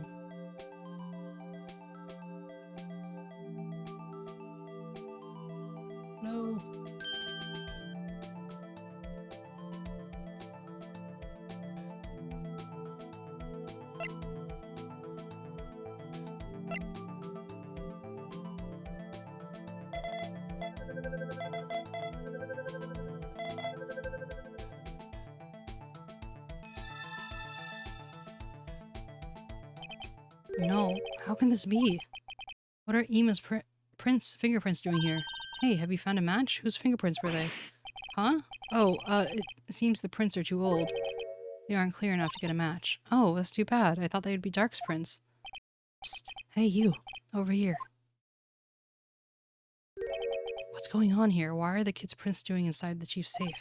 Don't ask me. Let's just keep this information from Emma for now. Here, maybe you should hold on to this. Piece of cloth folded and added to the court record. Well, was I any help? Of course. Thanks to your ID card, we were able to get some hard evidence. Now that's not very kind, is it? In other words, if it wasn't for his ID card, he would have been useless. Isn't that right, you in the coat? Eek! Chief can't! We didn't think you'd be back so soon. Oh, that was Phoenix. We didn't think you'd be back so soon. Fortunately, I'm a man who believes in signs. As I was walking to my meeting, I happened to look out a window and saw a stray dog running into a pole. Just then, I thought of a certain detective. Do you mean me, sir? Now then. I'm afraid I'm going to have to ask you to all leave. Yes, sir. Sorry. Oh, you in the coat. Me, sir? Drop off your ID on the way out. You won't be needing it anymore. But sir... Now get out. Yes, sir. We'll be on our way too then. Wait.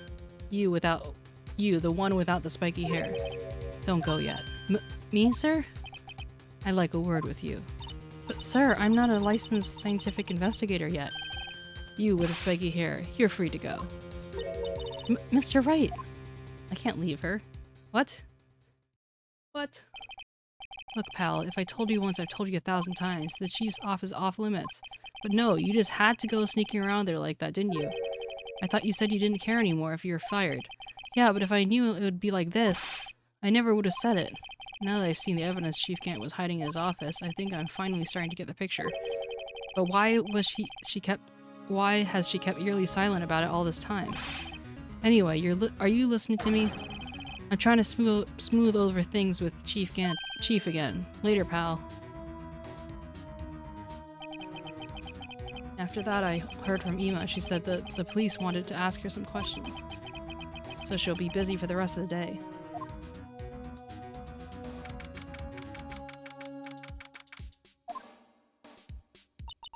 I see. So the chief asked Emma to come for questions.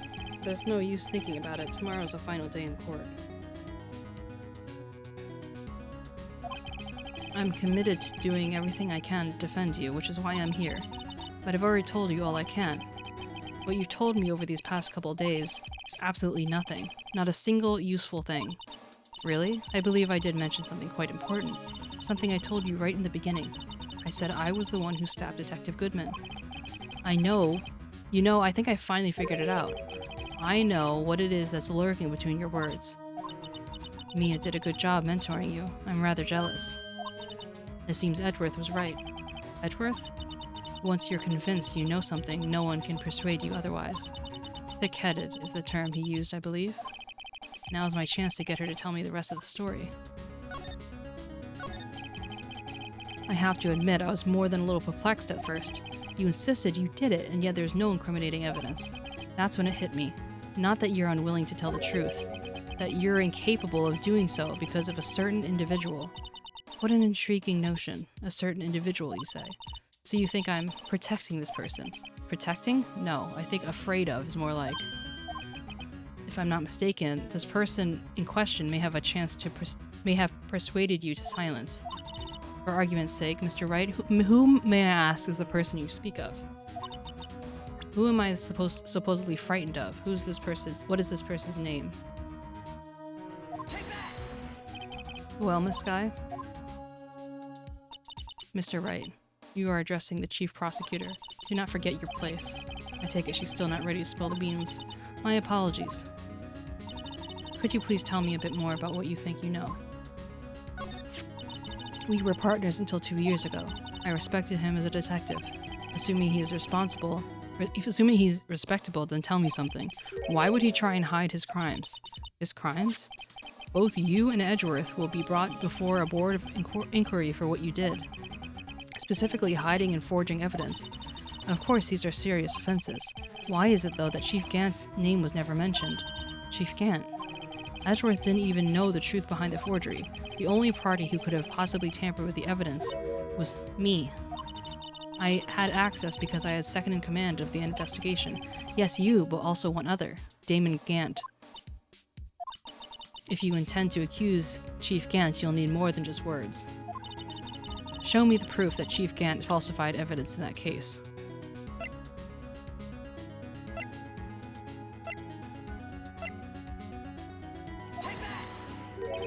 I just found this in the safe in the chief's office.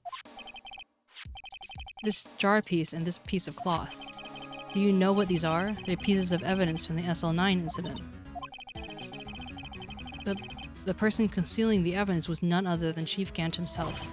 Now tell me, why are you taking all the blame for him? Touché, Mr. Wright. It's as you surmised. I cannot disobey the chief's orders, even if it means being found guilty for murder. Why not?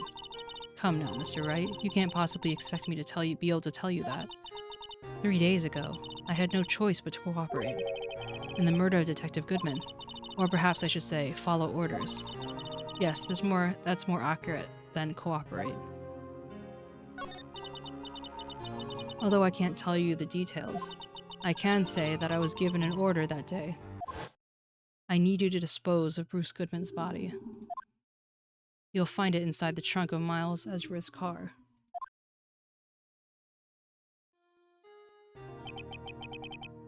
Just as I suspected. Despite what everyone else believes, you are not the one who murdered Detective Goodman. Correct. I was trying to take the body out of Edgeworth's car. The trunk's lock was broken, and I discovered the murder weapon while inspecting the body. The murder weapon? You mean Edgeworth's knife? No. When I found the body, this was the knife that stuck in it. The knife from the SL1 incident. Serial killer Joe Dark's knife. I couldn't just leave that knife in him, so I took it out and stabbed him with another knife. That knife would be Edgeworth's. That's right. Even though he was already dead, my hands were shaking at the thought of stabbing him. That's why I ended up cutting my hand. And that's the reason for the bandage on your right hand? Yes. It seems that I got blood on the victim's shoes as well. And then she saw me just as I plunged the knife in. A star, huh? Why did you need to hide Dark's knife so badly? It took a lot of work to finally close the Dark case 2 years ago. It was over with. I didn't even want to be opened again. My intent was to prevent that by whatever means possible. So, you hid Dark's knife? The weapon was used to stab the detective with evidence in the Joe Dark case. If word got out, which it would, the reporters would have a field day with that. So you wrapped up the knife in your scarf and hid it. In Edgeworth's exhaust pipe. Right. Then I called my sister. To tell her what happened and ask her to hide the knife that was inside my muffler. You asked Ema? I didn't want anyone in the force to know about this. That would explain why Ema was so confident. About Lana's innocence. Speaking of phone calls, I have a bad feeling about one of them that day. A bad feeling? The truth is, after I received those orders from Chief Gant, the first thing I did was make a phone call. A phone call to Patrolman Jake Marshall. To Marshall? Why on earth would you call him? The lead investigator for the SL9 incident had been murdered. I wanted that fact to be kept hidden, and I needed help. He was the only other person I could trust. At least, I thought I could trust him at the time. However, it seems that after I spoke with him, he went off on an escapade of his own. Oh, you mean... Not wanting the case to die, he decided to take things into his own hands. He disguised himself as Detective Goodman and tried to steal the evidence. He had already stolen the ID card, but it seems he had still not made up his mind to break into the evidence room. After my phone call, all remaining doubts he must have had just disappeared. So your phone call caused the incident in the evidence room.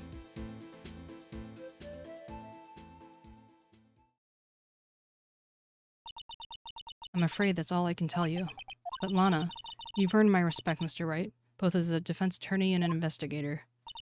Now please, don't pursue this any further in court tomorrow. Tomorrow's trial. There's only one way to drive off Lana's demons. I've got to get at the bottom of everything. Detective Goodman's real murder.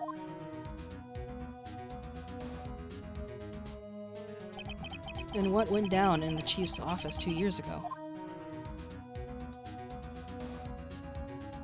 He continued.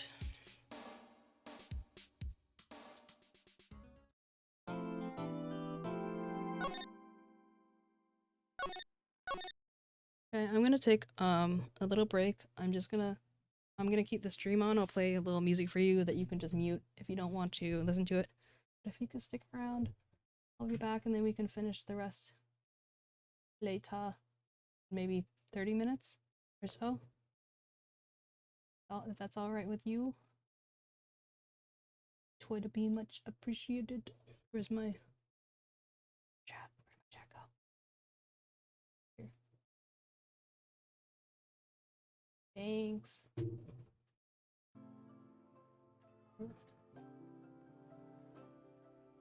Why isn't the... Where's the... Oh, there it is.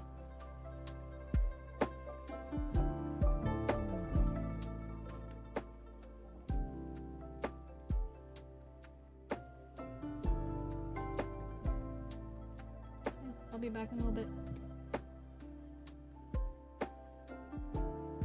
Close to the end.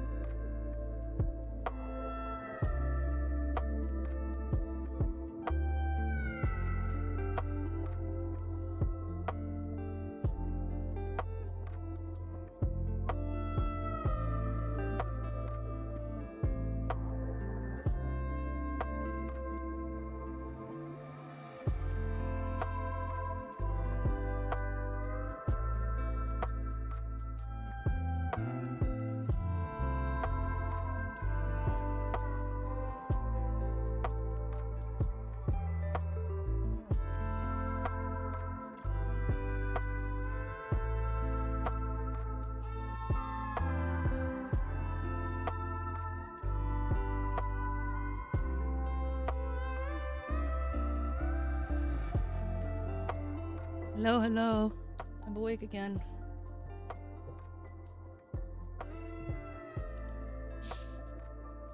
Thank you for your patience.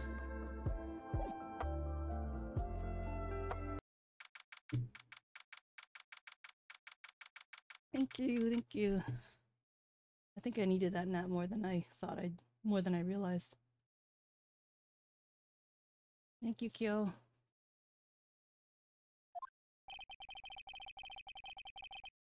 This is the defendant lobby, alright, but there's no defendant. Hi. In here. Okay. I've been trying to reach Lana all morning. Where could she be?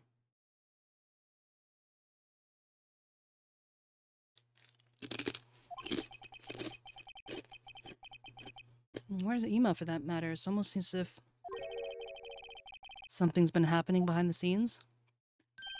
Edward, knowing you, you've already figured it out. Who the owner of the 777 ID number is, that is. Well, I have a pretty strong hunch. Looks like I'm not the only one who's figured it out. You know, the only reason this trial didn't reach a verdict yesterday is because there's still room for doubt regarding this ID record. That number does belong to whom you suspect, and no suspect will remain. After all, he hasn't been officially charged with anything. Sure, not yet. In any event, once all doubt has been removed from that list, I can call for a ruling. 5 minutes, right? The Chief Prosecutor Skye will be found guilty. She didn't do it. I figured you'd say as much. But I came here to hear what you have to say. This is the first time he's ever done something like this. Lana's hiding something, and the only way we'll ever know the truth is to draw it out of her. The truth?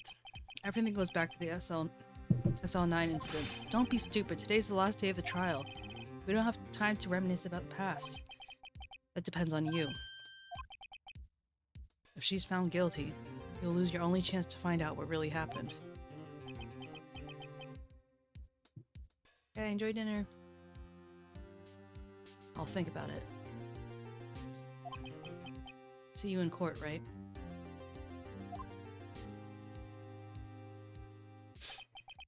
This is it.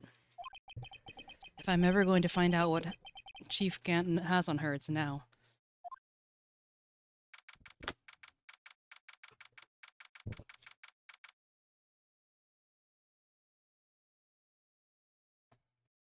February 25th, 10 a.m. District Court in room number 9.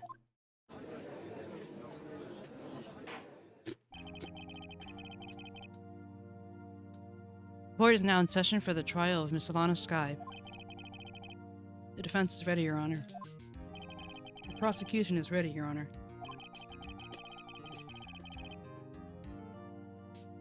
Normally, this is where the prosecution puts forth its opening statement. But before that, the police chief has a proposal to make. Chief Gant.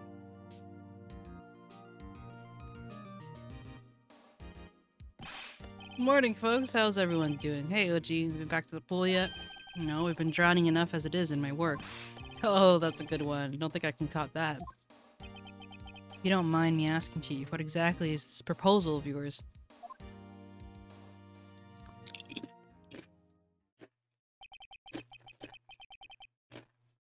Nana, that is to say the defendant, has asked me if she could speak directly to the court.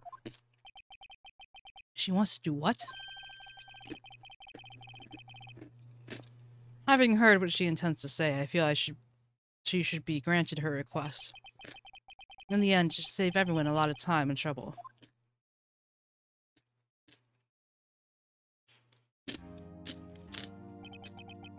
What is this all about, defendant? I'd just like to make one simple request and I'll be finished. Well then, what's your request? Your Honor, I'd like you to put an immediate end to this trial. Huh? I confess to all charges against me. On February 21st of this year, I murdered Detective Bruce Goodman in the underground parking lot of the prosecutor's office. No, Lana.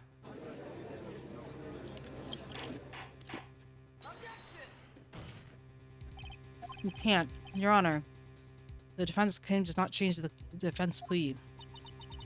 In that case, Mr. Wright, I no longer require your services. But Lana, Your Honor, I hereby forfeit my right to an attorney. The prosecution may lack direct evidence against me, but it has sufficiently proven its case through testimony and circumstantial evidence. I would like you to render your verdict now, if you please. The defendant certainly has the right to self-representation. Her request is legally valid, although this is an unprecedented situation.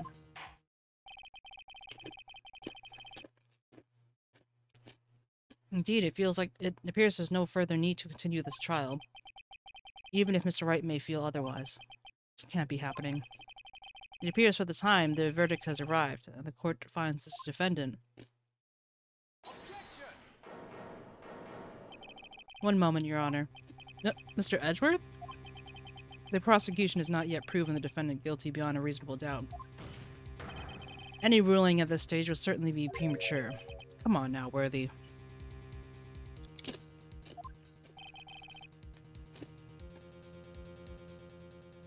I understand this is a difficult time for you.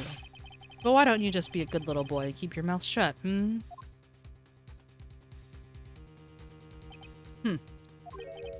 I don't think I care for your tone, Chief Gant. What? Creating another fabrication to cover up your past mistakes. Sorry, but I'm no longer the naive little boy you would have me be.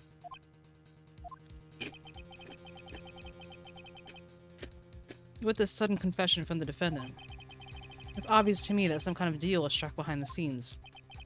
Some kind of deal, Not everyone operates as you do, Worthy.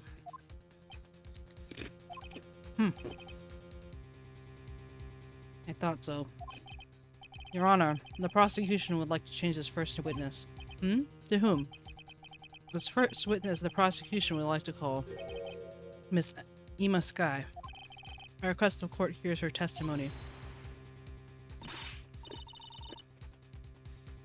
Mr. Edgeworth, I'm exercising my right to self-representation.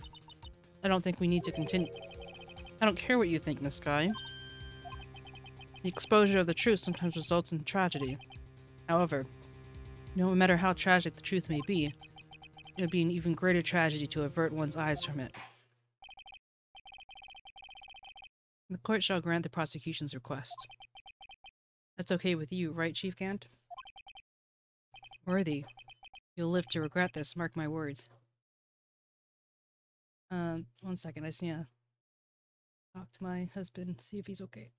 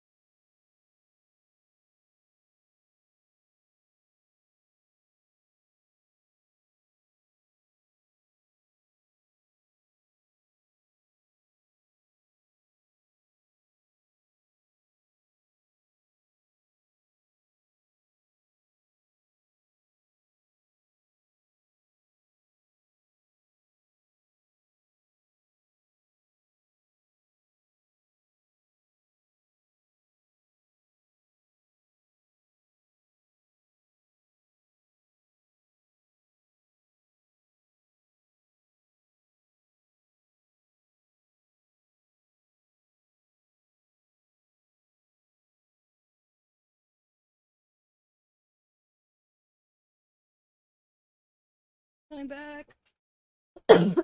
Sorry for leaving you in utter silence. I know in this day and age it's so hard to be left in complete silence. But anyway, yeah, so my husband went to the doctor, but he's okay. So that's all that matters. And he brought me back food, so which is nice. He didn't have to do that. Anyway, worthy, you'll live to regret this, mark my words. Miss 𝗟𝗻𝗀𝗀, please take the stand. Looks like 𝗟𝗶_ศ์has decided to take the horse by the reins.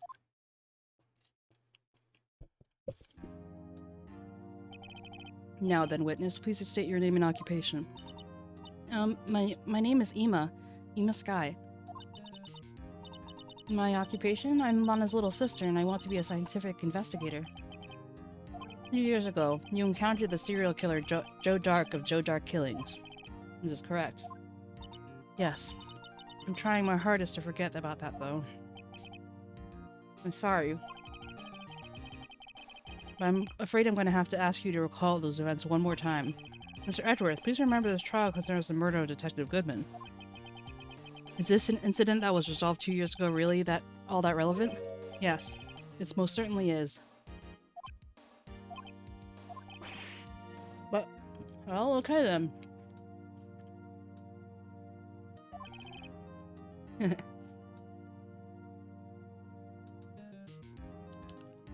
You sure gave in fast. Now, please testify about what happened to you 2 years ago. The trip to yesteryear has finally begun. It's bound to lead to the truth behind this trial. But isn't it just up to Edgeworth right now? Because, I was about to call him Firefox. Because Phoenix Wright is, not representing Lana at the moment. I was waiting in my sister's office that day. A man came in running and took me hostage. Neil Marshall rescued me, but I'll never forget what I saw in that instant. That man raised up his knife and stabbed Mr. Marshall in the chest. It's a good thing you weren't harmed. I passed out and I don't remember much. It's understandable. However, please tell me, Mr. Edgeworth, what does this testimony have to do with Detective Goodman's murder? That will soon become apparent, Your Honor. You got to admire him for his courage, considering he has no evidence. Very well, the defense may begin its cross-examination. 2 years ago.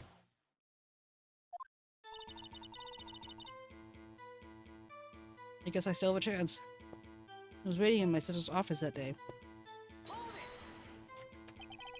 2 years ago, the defendant was a detective at the police department, correct? Yes, she was the second command under then Deputy Chief of Police, 𝗟𝗀𝗀𝗀. My sister, she was the best detective ever. Yes, I remember. Deputy Chief 𝗟𝗀𝗀𝗀 and Miss Skye used to be quite the pair. I believe they shared the same office. That's right. I'll always sit next to my sister's desk and dream about playing that organ. I wanted to play it that day, too. The police department and the prosecutors held a ceremony that day. Lana promised to take me to dinner after she finished her work.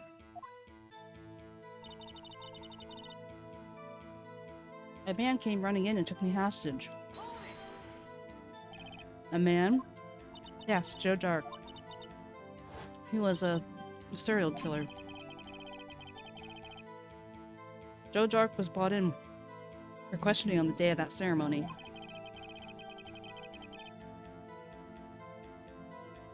We were desperate to get anything on him that would lead him to an arrest. When he saw his chance, he fled the room, right?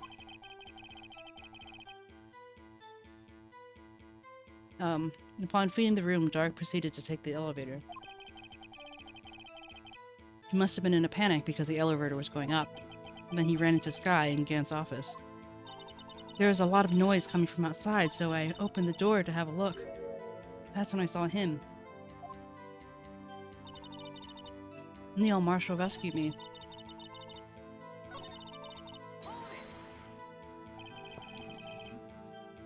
What was the prosecutor doing there? That day, there were 2 people present at Dark's questioning. Deputy Chief Damon Gantz and Prosecutor Neil Marshall. I almost forgot about Gantz.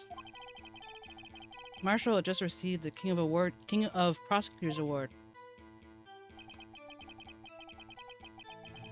Young and dedicated, he went straight to the questioning room after the ceremony. I assumed that would also be why he was the first to run in after Dark.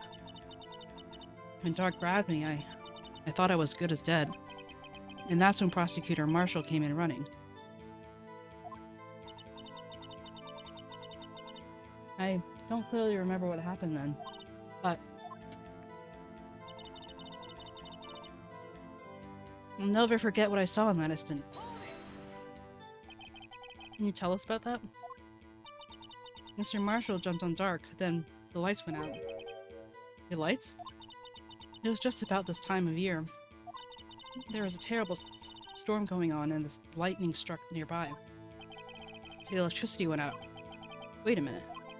If it was pitch dark in that room, you shouldn't have been able to see anything, right? Right, but just then lightning flashed again outside.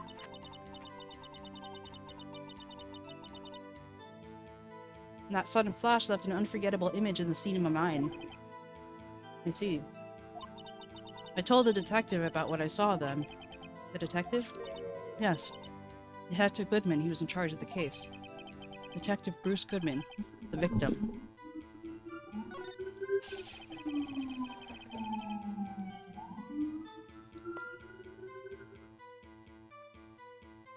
So you spoke to Detective Goodman about this 2 years ago?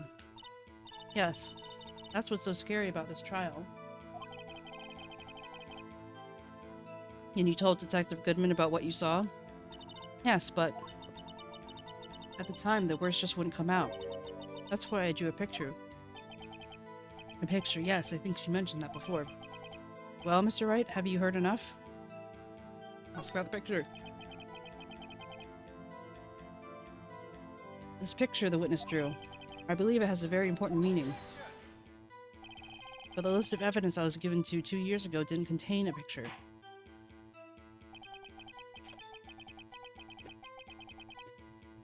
Witness, would you mind if we added the statement to your testimony? Yes, Your Honor. I drew a picture of that scene once, but it seems to have been lost. You drew a picture of the scene you witnessed, right? Yes, I wanted to do everything I could to help the investigation. I can still see it now, whenever I close my eyes.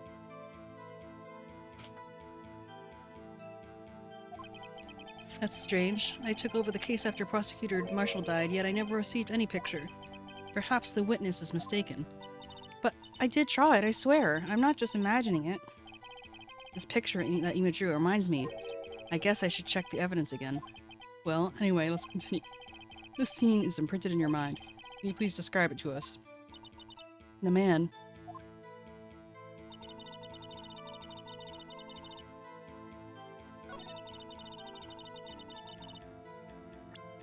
Let's look at that second list. I think we have it.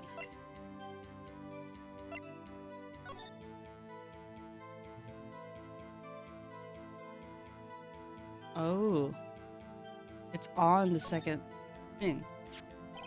This picture is drawn on the back of the marker. Evidence in magic marker. I've got a very bad feeling about this.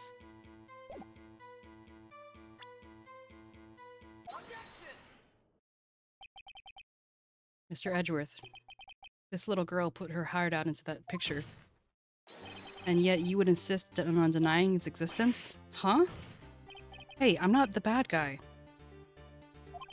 All I'm saying is that as the prosecutor for the case, I wasn't handed such a picture. That may well be, but that doesn't mean it doesn't exist. Behold, this is the evidence list for SL1 incident. Please turn it over, Your Honor. Turn it over? Turn it— Ah! What's this? Yes, what is that? Hey, that's it. That's the picture I drew. Indeed. Two men appearing to be wrestling here. What's the meaning of this? What are you doing with that list? Me? Only the prosecutor in charge should have access to that list. Huh? These lists, they're different from each other. What? It would appear, Mr. Edgeworth, that the evidence you handed in 2 years ago was incomplete. These two lists fit together to form one. You can see the marks here where they're torn apart from each other. So you see, Edgeworth, it's quite obvious what happened. That's funny, Usk. Yes, it's Gordy. Gordy has come back from the dead. 2 years ago, only half of the evidence in that case was ever reached you. What? What? Order, order. But Miss Skye, did you draw your picture on the back of such an... Why did you draw your picture on the back of such an important list? Because that's what Detective Goodman handed me in the questioning room, Your Honor. Wait a minute. If this list was torn in half, then it means... Your Honor, are you alright, Mr. Wright? Your eyes are bulging from your head.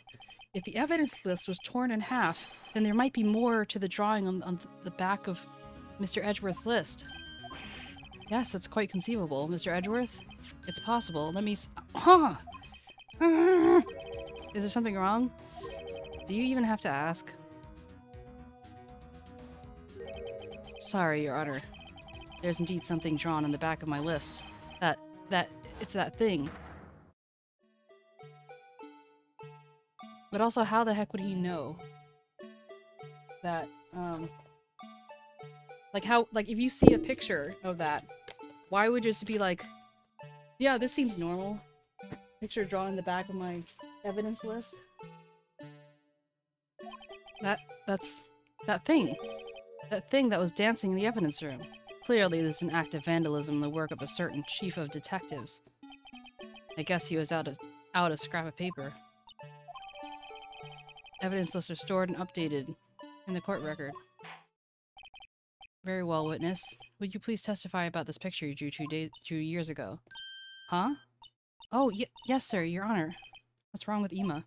She seems to be thinking about something when she was looking at the picture. Emma's picture. This is the picture I drew 2 years ago. The flash of lightning was so bright, all I could see were the shadows.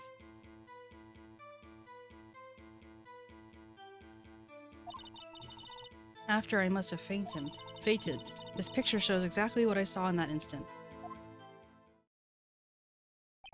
To think a flash of lightning could print such an image in your brain, in your mind. Thanks to that, though, she was able to show us exactly what she saw. Well, I don't see any contradictions here. This clearly shows Joe Dark about to murder prosecutor Nia Marshall. The defense may now begin its cross-examination.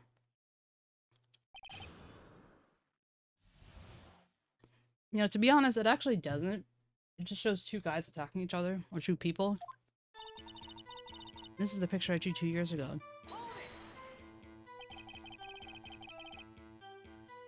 Did you draw this picture right after the incident? I think I drew it 2 or 3 days after. At first, I was in such a state of shock I couldn't do anything. During that time, the investigation team was reorganized. Detective Goodman was placed in charge, under the direction of Damon Yance and Lana Skye. 2 or 3 days later, the memories should still be fresh in her mind. Excuse me, witness. But can't you please tell us why this picture is painted in all black? The flash of lightning was so bright, all I could see were shadows.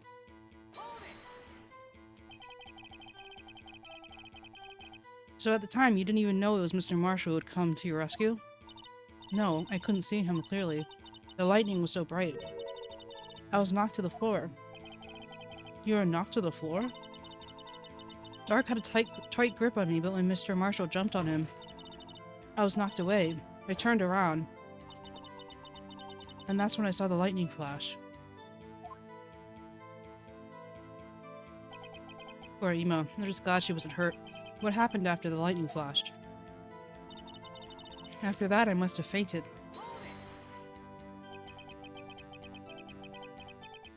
You mean you didn't see the actual murder take place? No. I'm sorry.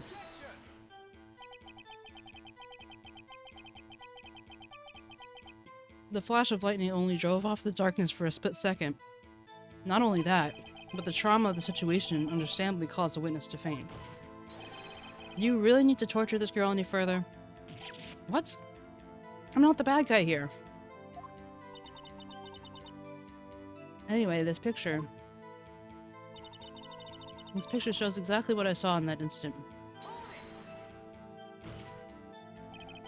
Sorry for asking so many times. Are you sure you drew exactly what you saw? Of course, this is exactly what I saw.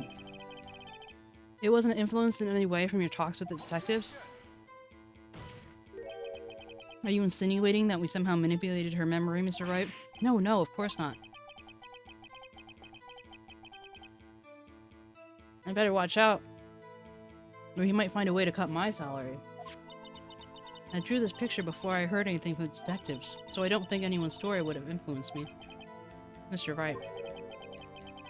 Is there something that's bothering you about this picture? Huh? Oh, well... It's strange. She claims this is exactly the scene that was imprinted in her mind, and yet... It's clearly a contradiction here.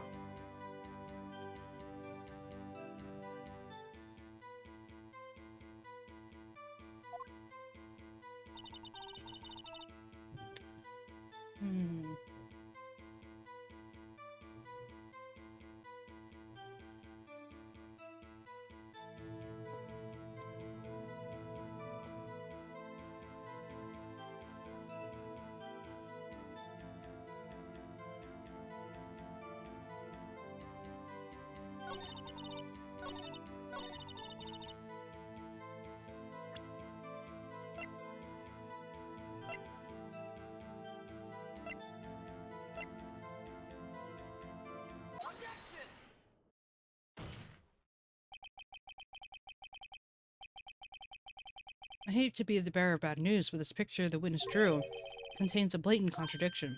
What? But I still remember it just like it was yesterday. Mr. Wright, perhaps it'd be faster if you simply pointed out this contradiction for us. What part of this picture contradicts the autopsy report?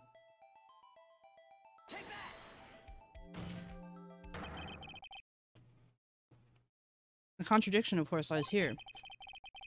Take a look at the knife the man is holding. Look closely, you can see its tip is broken. Even I don't have to look that closely to see that, Mr. Wright.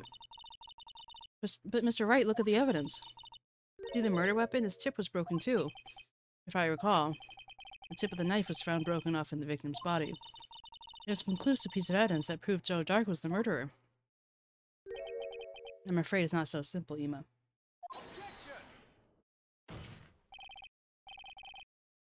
And where, pray tell, could you possibly see a problem? It's obvious, really. The victim suffered a single stab wound to the back. The victim was only stabbed once, and the murder weapon should have not yet broken. Ah! What's the meaning of this? Perhaps the knife was broken beforehand. Sorry, but I'm afraid that's not possible. The tip of the knife was found inside the victim's body. If it was broken beforehand, it couldn't possibly wind up there. That's right, but what does this mean? The tip of the knife was undeniably discovered within the victim's body. The only possible explanation is the witness's memory is mistaken. That's why I asked her so many times if she was sure she remembered correctly. I believe you were only annoyed at the time, but she was sure she remembered correctly. But there's no other way to explain this consistency. Not so fast, Mr. Edgeworth. There's also another explanation. Have you forgotten already? About the little something called falsified evidence? You're treading a thin ice, right? All I'm saying is that that broken knife tip might be the piece of evidence that was forged. You can't deny the possibility. No. Ah!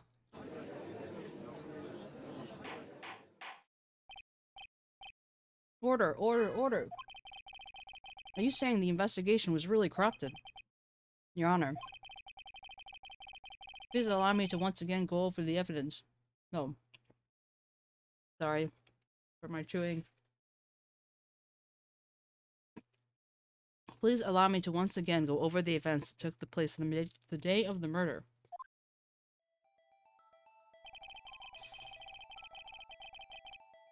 The police department and the prosecutor's office were holding a ceremony that day. After receiving the Knight of Prosecutors Award at the ceremony, Neil Marshall questioned Joe Dark along with Damon Gant. During his questioning, Joe Dark fled the room. The prosecutor Marshall chased after him and was killed by Dark. This is my belief that somewhere in this story, there's a lie. I'm not lying. The man was really holding up a broken knife. If that's true, then there's no other way around it. This could not have been the actual murder weapon. There must have been another broken knife. What are the chances that there being two broken knives? And the prosecutors, king of prosecutors, thingy-majig.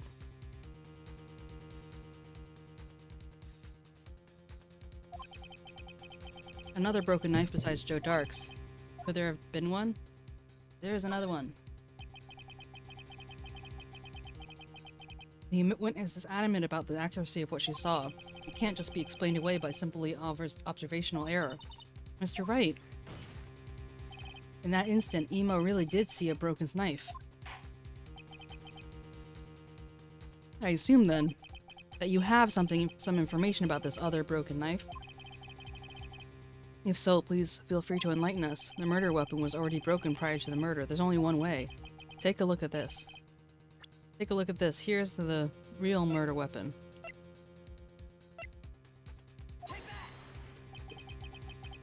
The answer lies in the past. 2 years ago in the past. Right here inside this picture. This is a picture of the award ceremony. Ah! What is it, Mr. Edgeworth? It's the broken murder weapon. Notice the award Prosecutor Marshall is holding.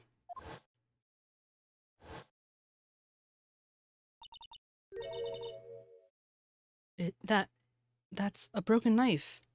How are they able to just like take it off the statue thing? Honestly. As we earlier concluded that the knife in the drawing was not Joe Dark's knife.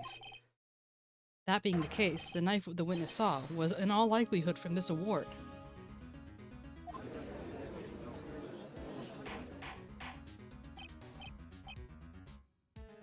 Order! Order! If so, what was it?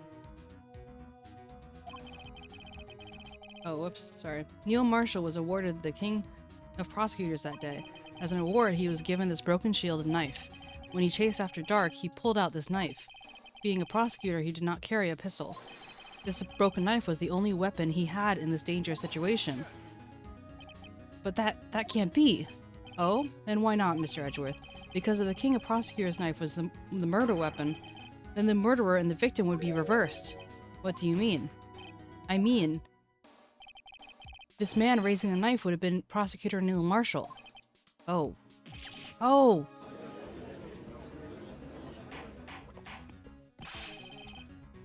But the prosecutor was the one who actually died. That's true. What's going on here? It seems Mr. Wright has been a bit too eager to jump to conclusions.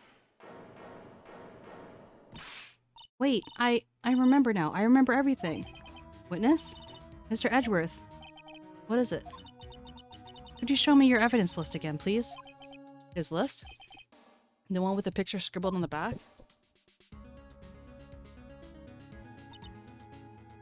I knew it. This picture, I'm the one who drew it. What? You drew that? That's right. The list wasn't torn in half at the time I drew the picture.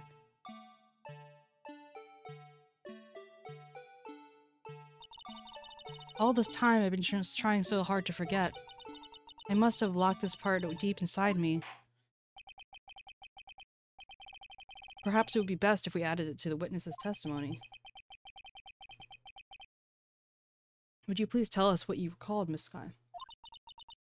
Yes, Your Honor. First the knife mix-up and now the blue badger? This should be interesting. Ema's recollection. When I saw that man raise his knife, I panicked and rushed toward both of them, thinking I knocked away the man with the knife. Just then there was another flash of lightning, and that's when I saw the blue badger. He wasn't in the room, but now I saw his shadow. I'm sure I saw his shadow. It's certainly most unusual. Try impossible. The chief of detectives hadn't designed him until this year. That would mean he didn't exist 2 years ago. Yes, well, the defense... Well, stop, please! Don't pursue this any further. Lana, what's the meaning of this? Please remain seated in the defendant's chair. But you can't do this. I've already confessed to the crime. Why don't you just leave it at that? Chief Prosecutor Sky. We've already come this far. It's too late to turn back.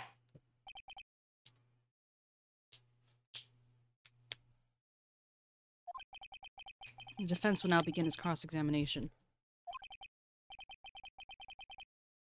Bailiff, please detain the defendant. It seems we're finally getting to the core of the matter. Ema's recollection.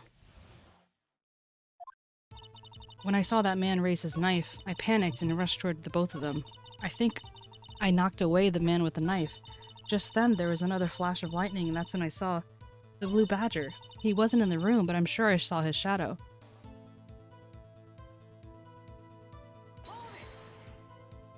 His shadow? So you mean you didn't actually see his face with this winning smile and all? That's right, but I still remember it. He still had 3 creepy horns. This is pointless. That thing couldn't have been possibly existed 2 years ago. The witness must be mistaken. That may well be, but what's important is what caused her to think that she saw what she did. Oh, and I suppose you have an explanation? If so, then by all means, please tell us what this shadow really is. What was it that Ema saw that lightning when that lightning flashed? Who is this blue badger really? Blue badger hasn't even been dreamt up when Ema drew this picture, yet she was so certain she saw its shadow. Ladies and gentlemen, it is the defense's belief that on the fateful day 2 years ago, there indeed was something that looked similar to the blue badger. Something that is now sitting in this very room. Mr. Wright. In this room? Very well, Mr. Wright. What is it that the witness saw in that instant? Please show us what this mysterious blue badger looked like.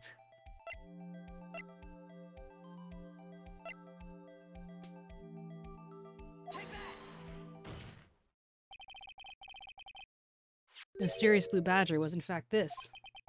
But that's... what is that exactly? I believe it's some sort of jar. But Mr. Wright, that doesn't look anything like the blue badger. Indeed, it doesn't, as it stands now, just a plain jar. But however, what if we were to change our viewpoint? Our viewpoint? I've got to show him the correct angle to look at this from.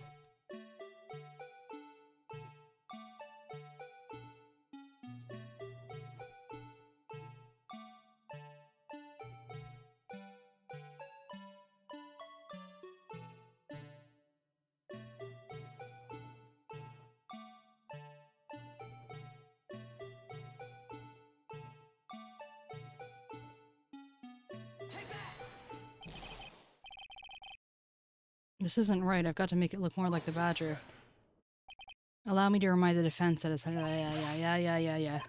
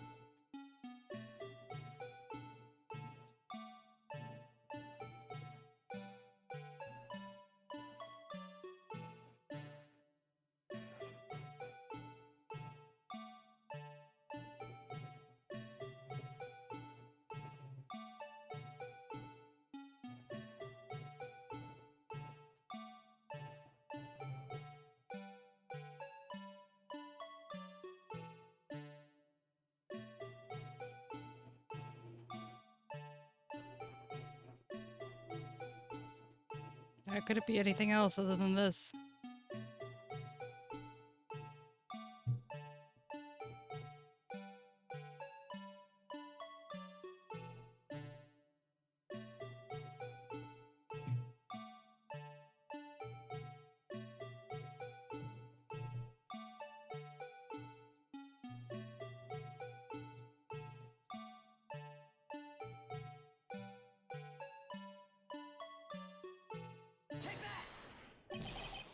What do you mean it's not right? It is right.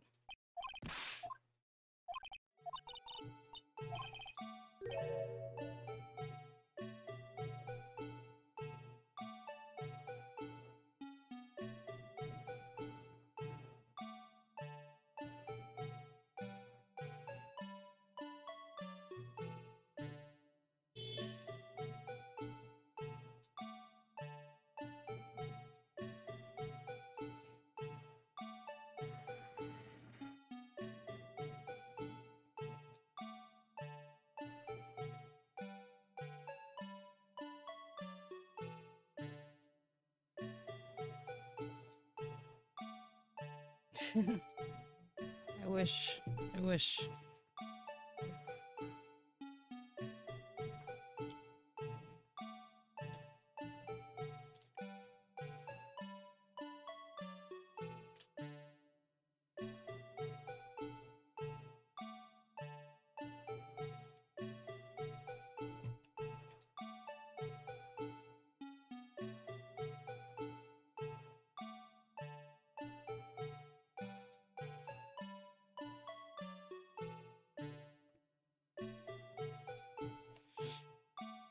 I already knew what it was supposed to look like, just by shape of it, and that I had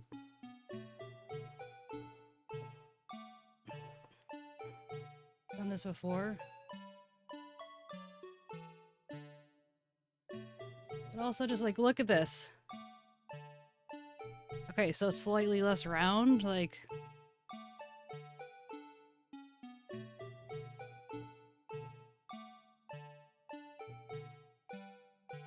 It doesn't even resemble the original,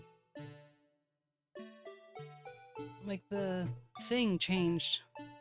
Like the quality of the...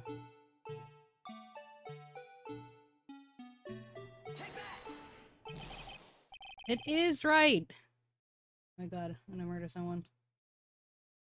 They'll bring me to court.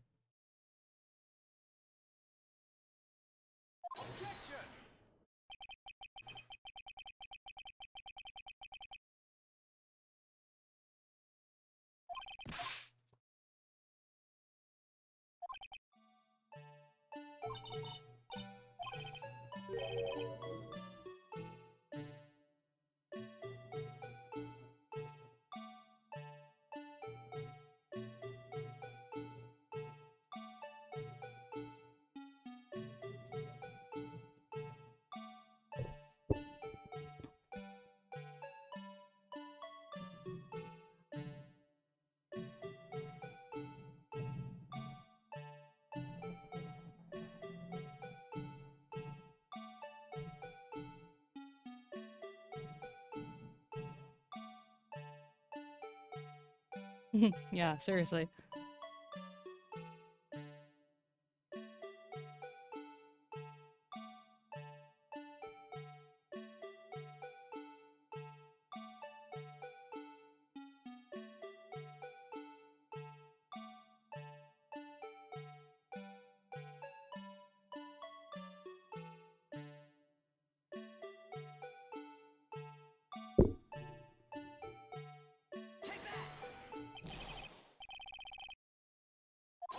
You can't make it look any more like the badger.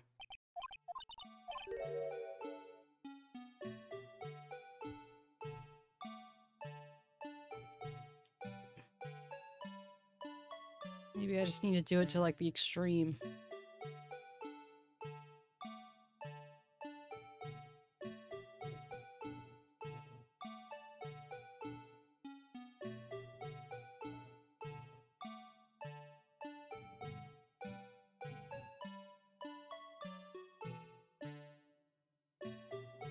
I feel like this is more extreme than I had it before.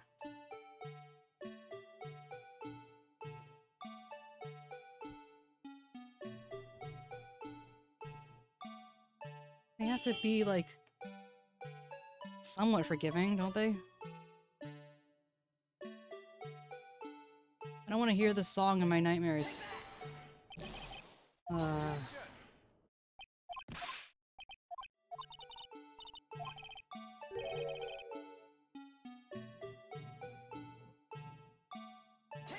Oh, crap. I didn't mean to. Yeah. At least I'm not losing points on this.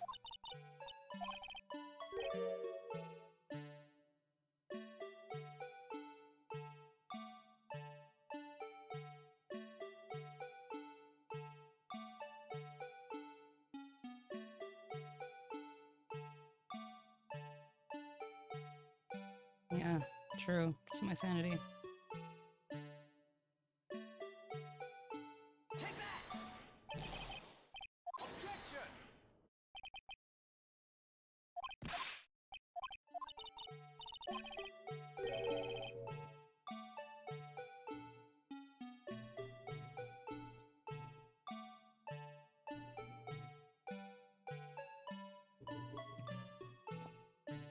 I'm gonna look up, see if someone else's unstable char puzzle PC.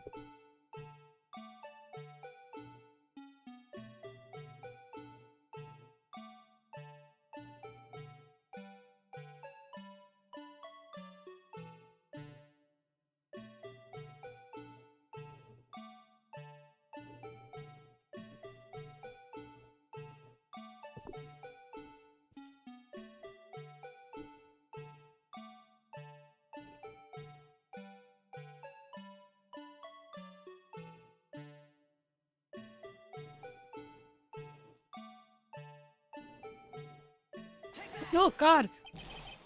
Oh god, I scared myself because I accidentally pressed E instead of R. Oh my god.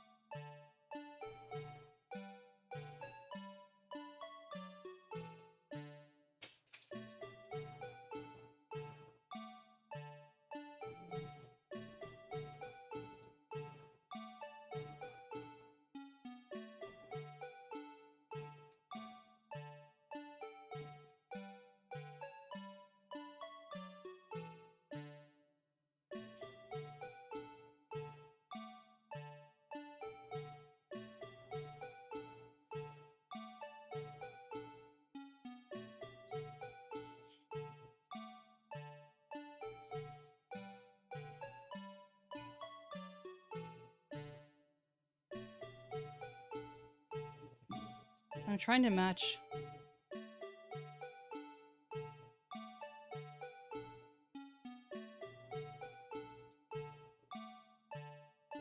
I'm trying to match this image, but even this one doesn't exactly.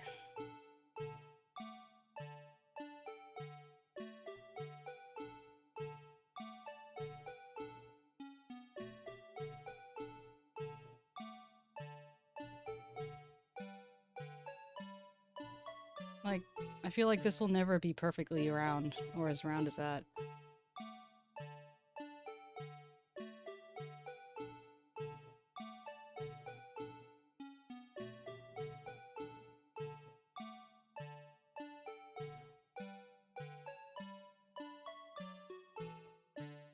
Now I'm trying to match the inside.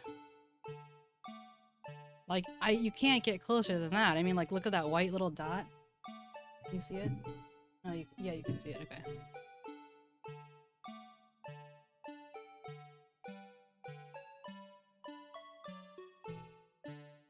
There's a white dot here. Maybe I'll move it slightly more down. But even if I, like, tap gently... This is as close as I'm gonna get. Maybe I can...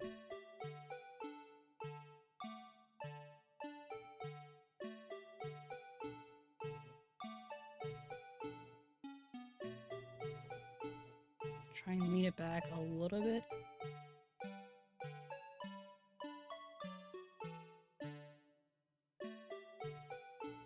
Oh god! Oh fuck! I keep scaring myself! Mother of God.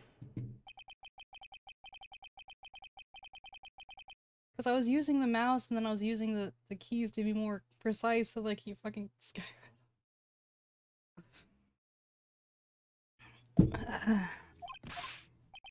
Okay, yes, I get it.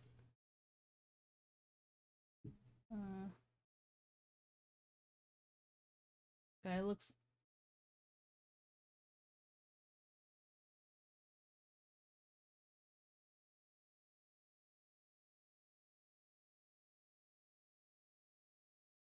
Hmm.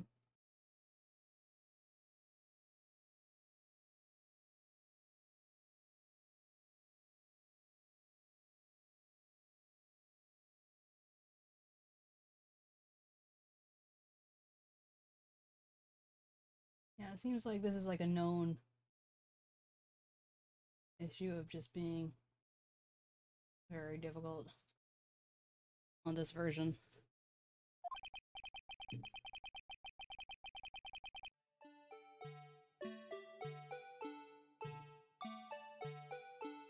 Well, if I have to suffer through this, so do you. That's all I gotta say.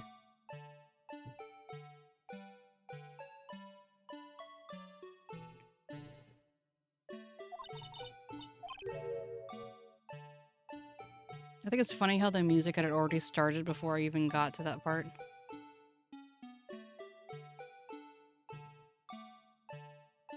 Did I move this?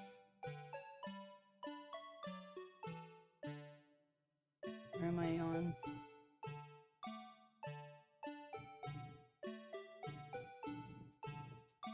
I did.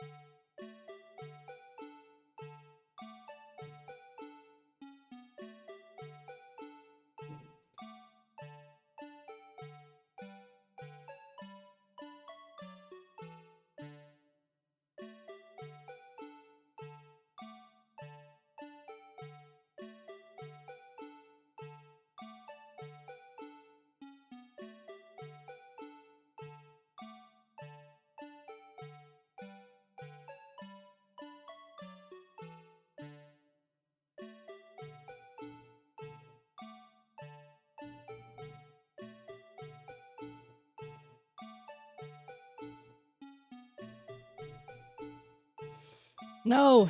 I've been trying to- I have to get this exactly right in this version compared to like the DS version. And this is like a known thing that it's- because it's freeform, it's a lot harder to do. And and one of the things as you can see is like you can press E to rotate and then R to rotate right. And I keep accidentally pressing E. And then I scare myself because he's like, objection! And I'm like, oh god.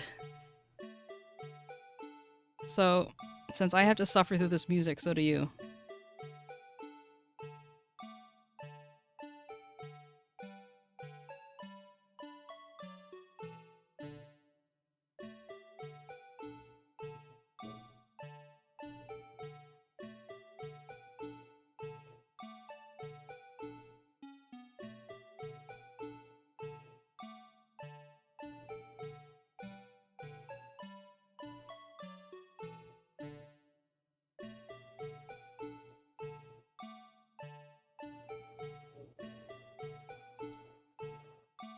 Like, this is a little, leaned right, but I'm not exactly sure how to... There's, like, no middle ground between these two. Oh, well, I guess that might be the closest.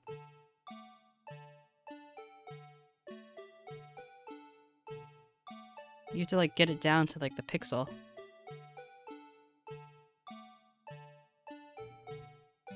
I think this is as close as I'm gonna get. Please, please, please. Yes! Oh, thank God. What? Is this a miracle or what? Yes, it's a miracle. It's a fucking miracle. God. No one can possibly deny this jar resemblance to the blue badger. If for all we know, the chief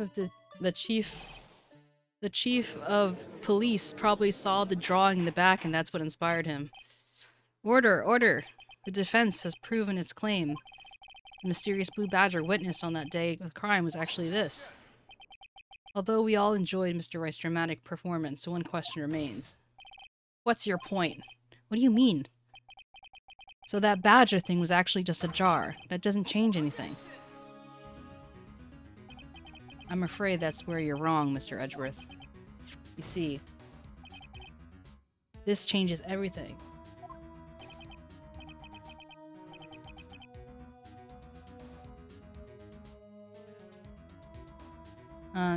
Indeed, very well then. Please tell us what's different now that we know the witness saw this jar.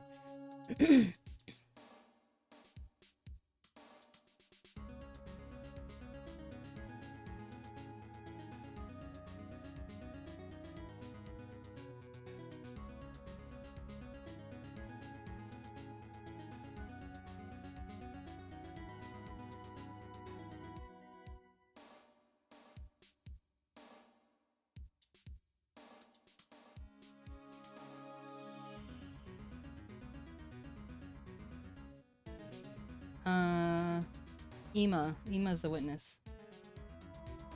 Or she's testifying about what she saw 2 years ago.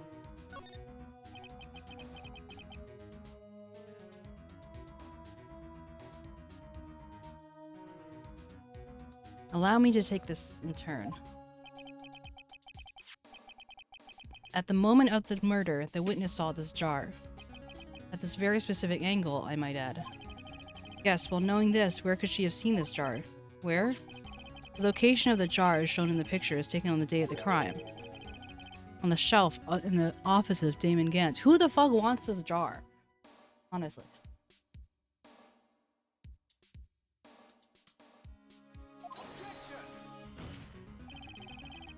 But the body found was lying near Lana Sky's desk. The witness testified to that. Yes, and it's these two facts that reveal what actually transpired. You see, the struggle between Dark and Marshall did not take place on Lana Sky's office. It happened on the other side of the room, in Chief Gan's office. Are you implying that the murderer moved the victim's body from Damon Gant's office to Lana Sky's? Yes. Why would he do that? There's no reason. Exactly. If there wasn't a good reason, he wouldn't have gone through the trouble. The only logical conclusion is there was a reason. Do you know what that reason was, Mr. Wright? I finally figured it out.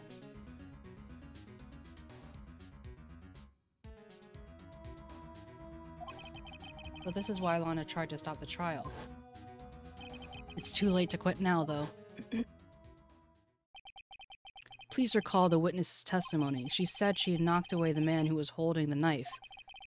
Ooh, excuse me.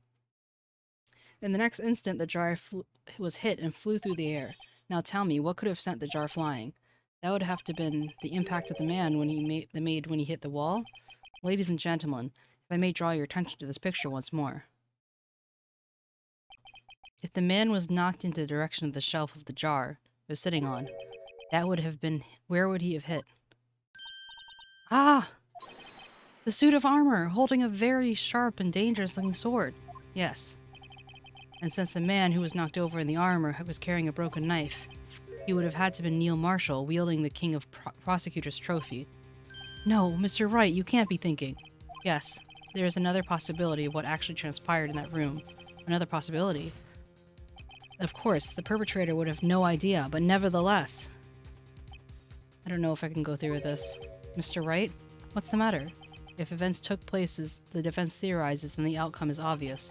In that moment, assuming the man 𝗟𝗻 knocked away was actually Prosecutor Neil Marshall,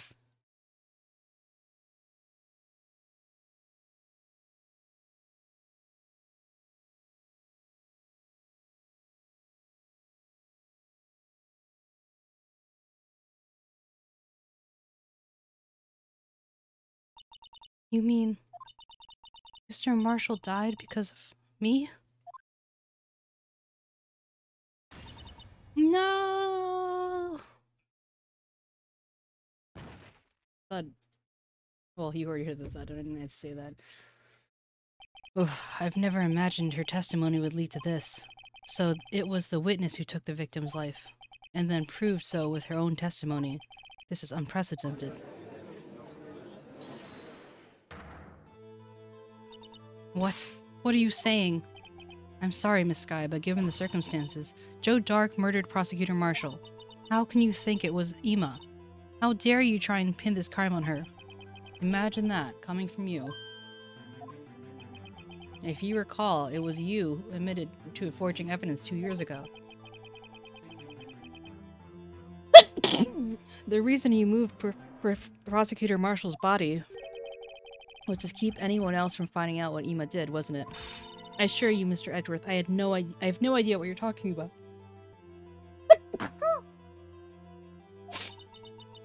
If you hope to have anyone believe your insane allegations, I'm afraid you're just going to have proof. Tell me, do you have any conclusive evidence that proves my sister killed Neil Marshall?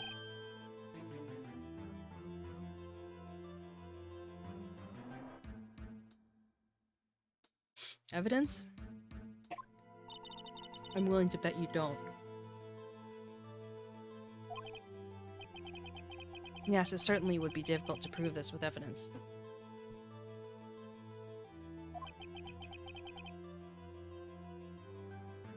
If we don't have evidence, then we'll have to rely on testimony.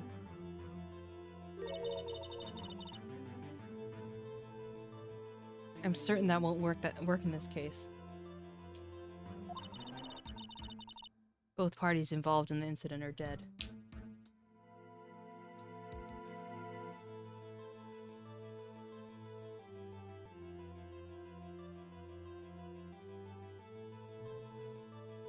Both parties, we certainly can't get dead people to testify. This has all been a wild goose chase from the beginning.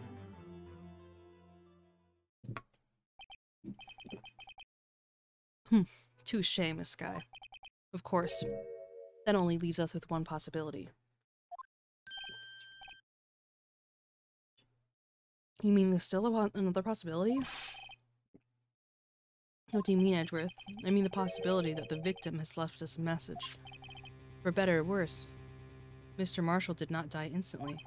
He may have left behind the name of the person who took his life, in one manner or another.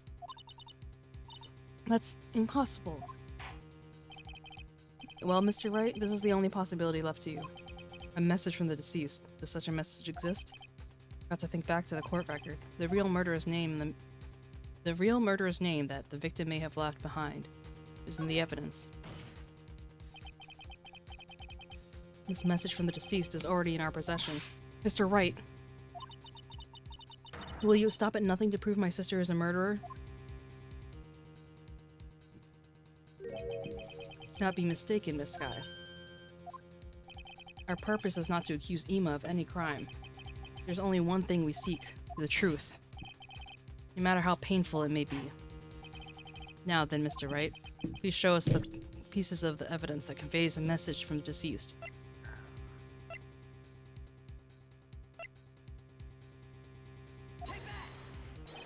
This is the message left by the deceased. This is that blue badger from before.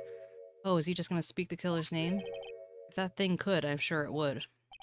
Looks like everyone's forgotten this is just a jar. A message was left here on the surface of this jar. What do you mean? If you look closely, you can see a faint trail of blood on this. It looks like someone wiped the blood away. Yes, but notice. For some reason, the blood on some of the fragments was not wiped away. Yes, there's a line here drawn in blood. Just what are you saying? Is these dots were once lines? Prosecutor Marshall didn't die innocently. He used the few precious moments left to leave behind a message. One that apparently someone wiped away, but blood must have seeped into the jar where the lines changed directions. Precisely so, and all we need to do to connect these points, and the victim's message will become apparent.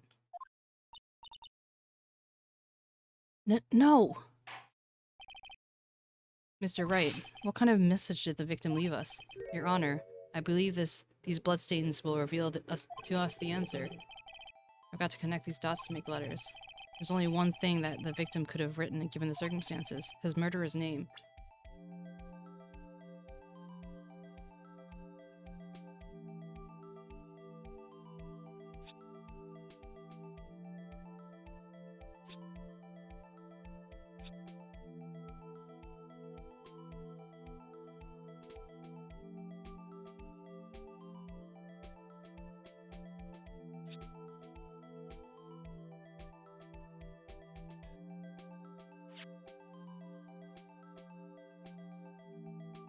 This game is so particular.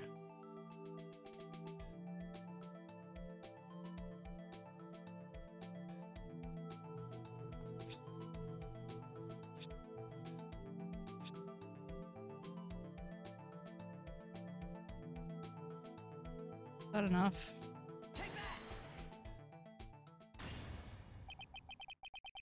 It's a defense attorney's duty to prove their client's innocence. That's why all I've been thinking about is saving Lana. After all my efforts, I never thought it would turn out like this. Ema. So this is the final message Prosecutor Marshall left behind. Bye, Kyo. Sleep well.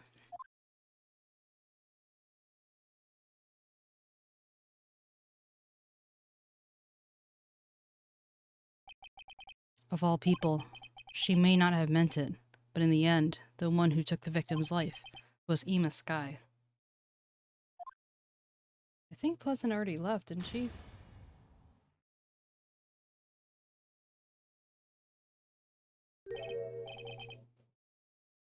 Seaworthy? Can't say I didn't warn you. Chief Gant, do you understand the implications of what you've done? What? What are you talking about? 2 years ago, Joe Dark was sentenced to death. He was convicted because of his final murder. I believe you were the prosecutor in this case, were you not? Ah! Yes, Worthy. Because of you, an innocent man was sentenced to die. Not only that, but you used forged evidence to ensure his conviction.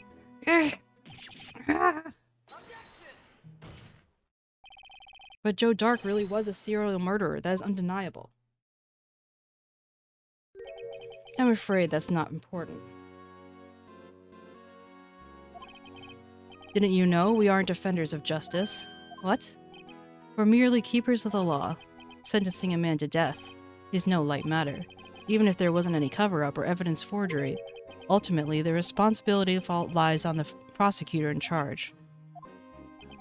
Despite what anyone may say, this fact cannot be denied. What's going on at the prosecutor's office? They might have sent an innocent man to his death. How could he just stand there like it wasn't his fault? Order! Order! Order! Order! The gavel's pounding fell on deaf ears. Unable to settle the crowd, the judge declared a recess. Where this trial is headed, no one knows. To be continued.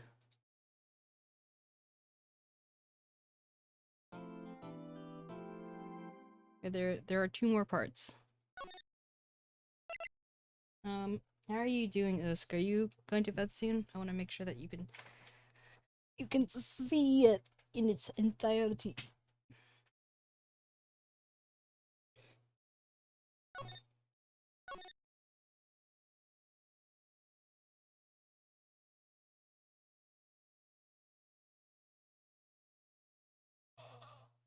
Ugh.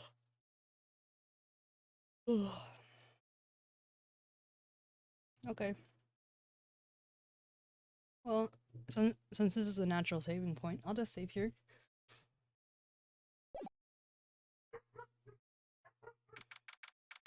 Oops. I did save, didn't I? Pretty sure I saved. Anyway. And that here. What? Accidentally put the thing on my background. But yeah, you know what? I'll just end here. This is a good spot to end. Thank you guys for hanging out with me. I'll see you tomorrow. We'll do something a little bit more energetic in the morning. AKA maybe just normal Sims or not decorating. I don't know. Maybe I just need more pumped up music. Okay, anyway. Have a good one, guys. Bye.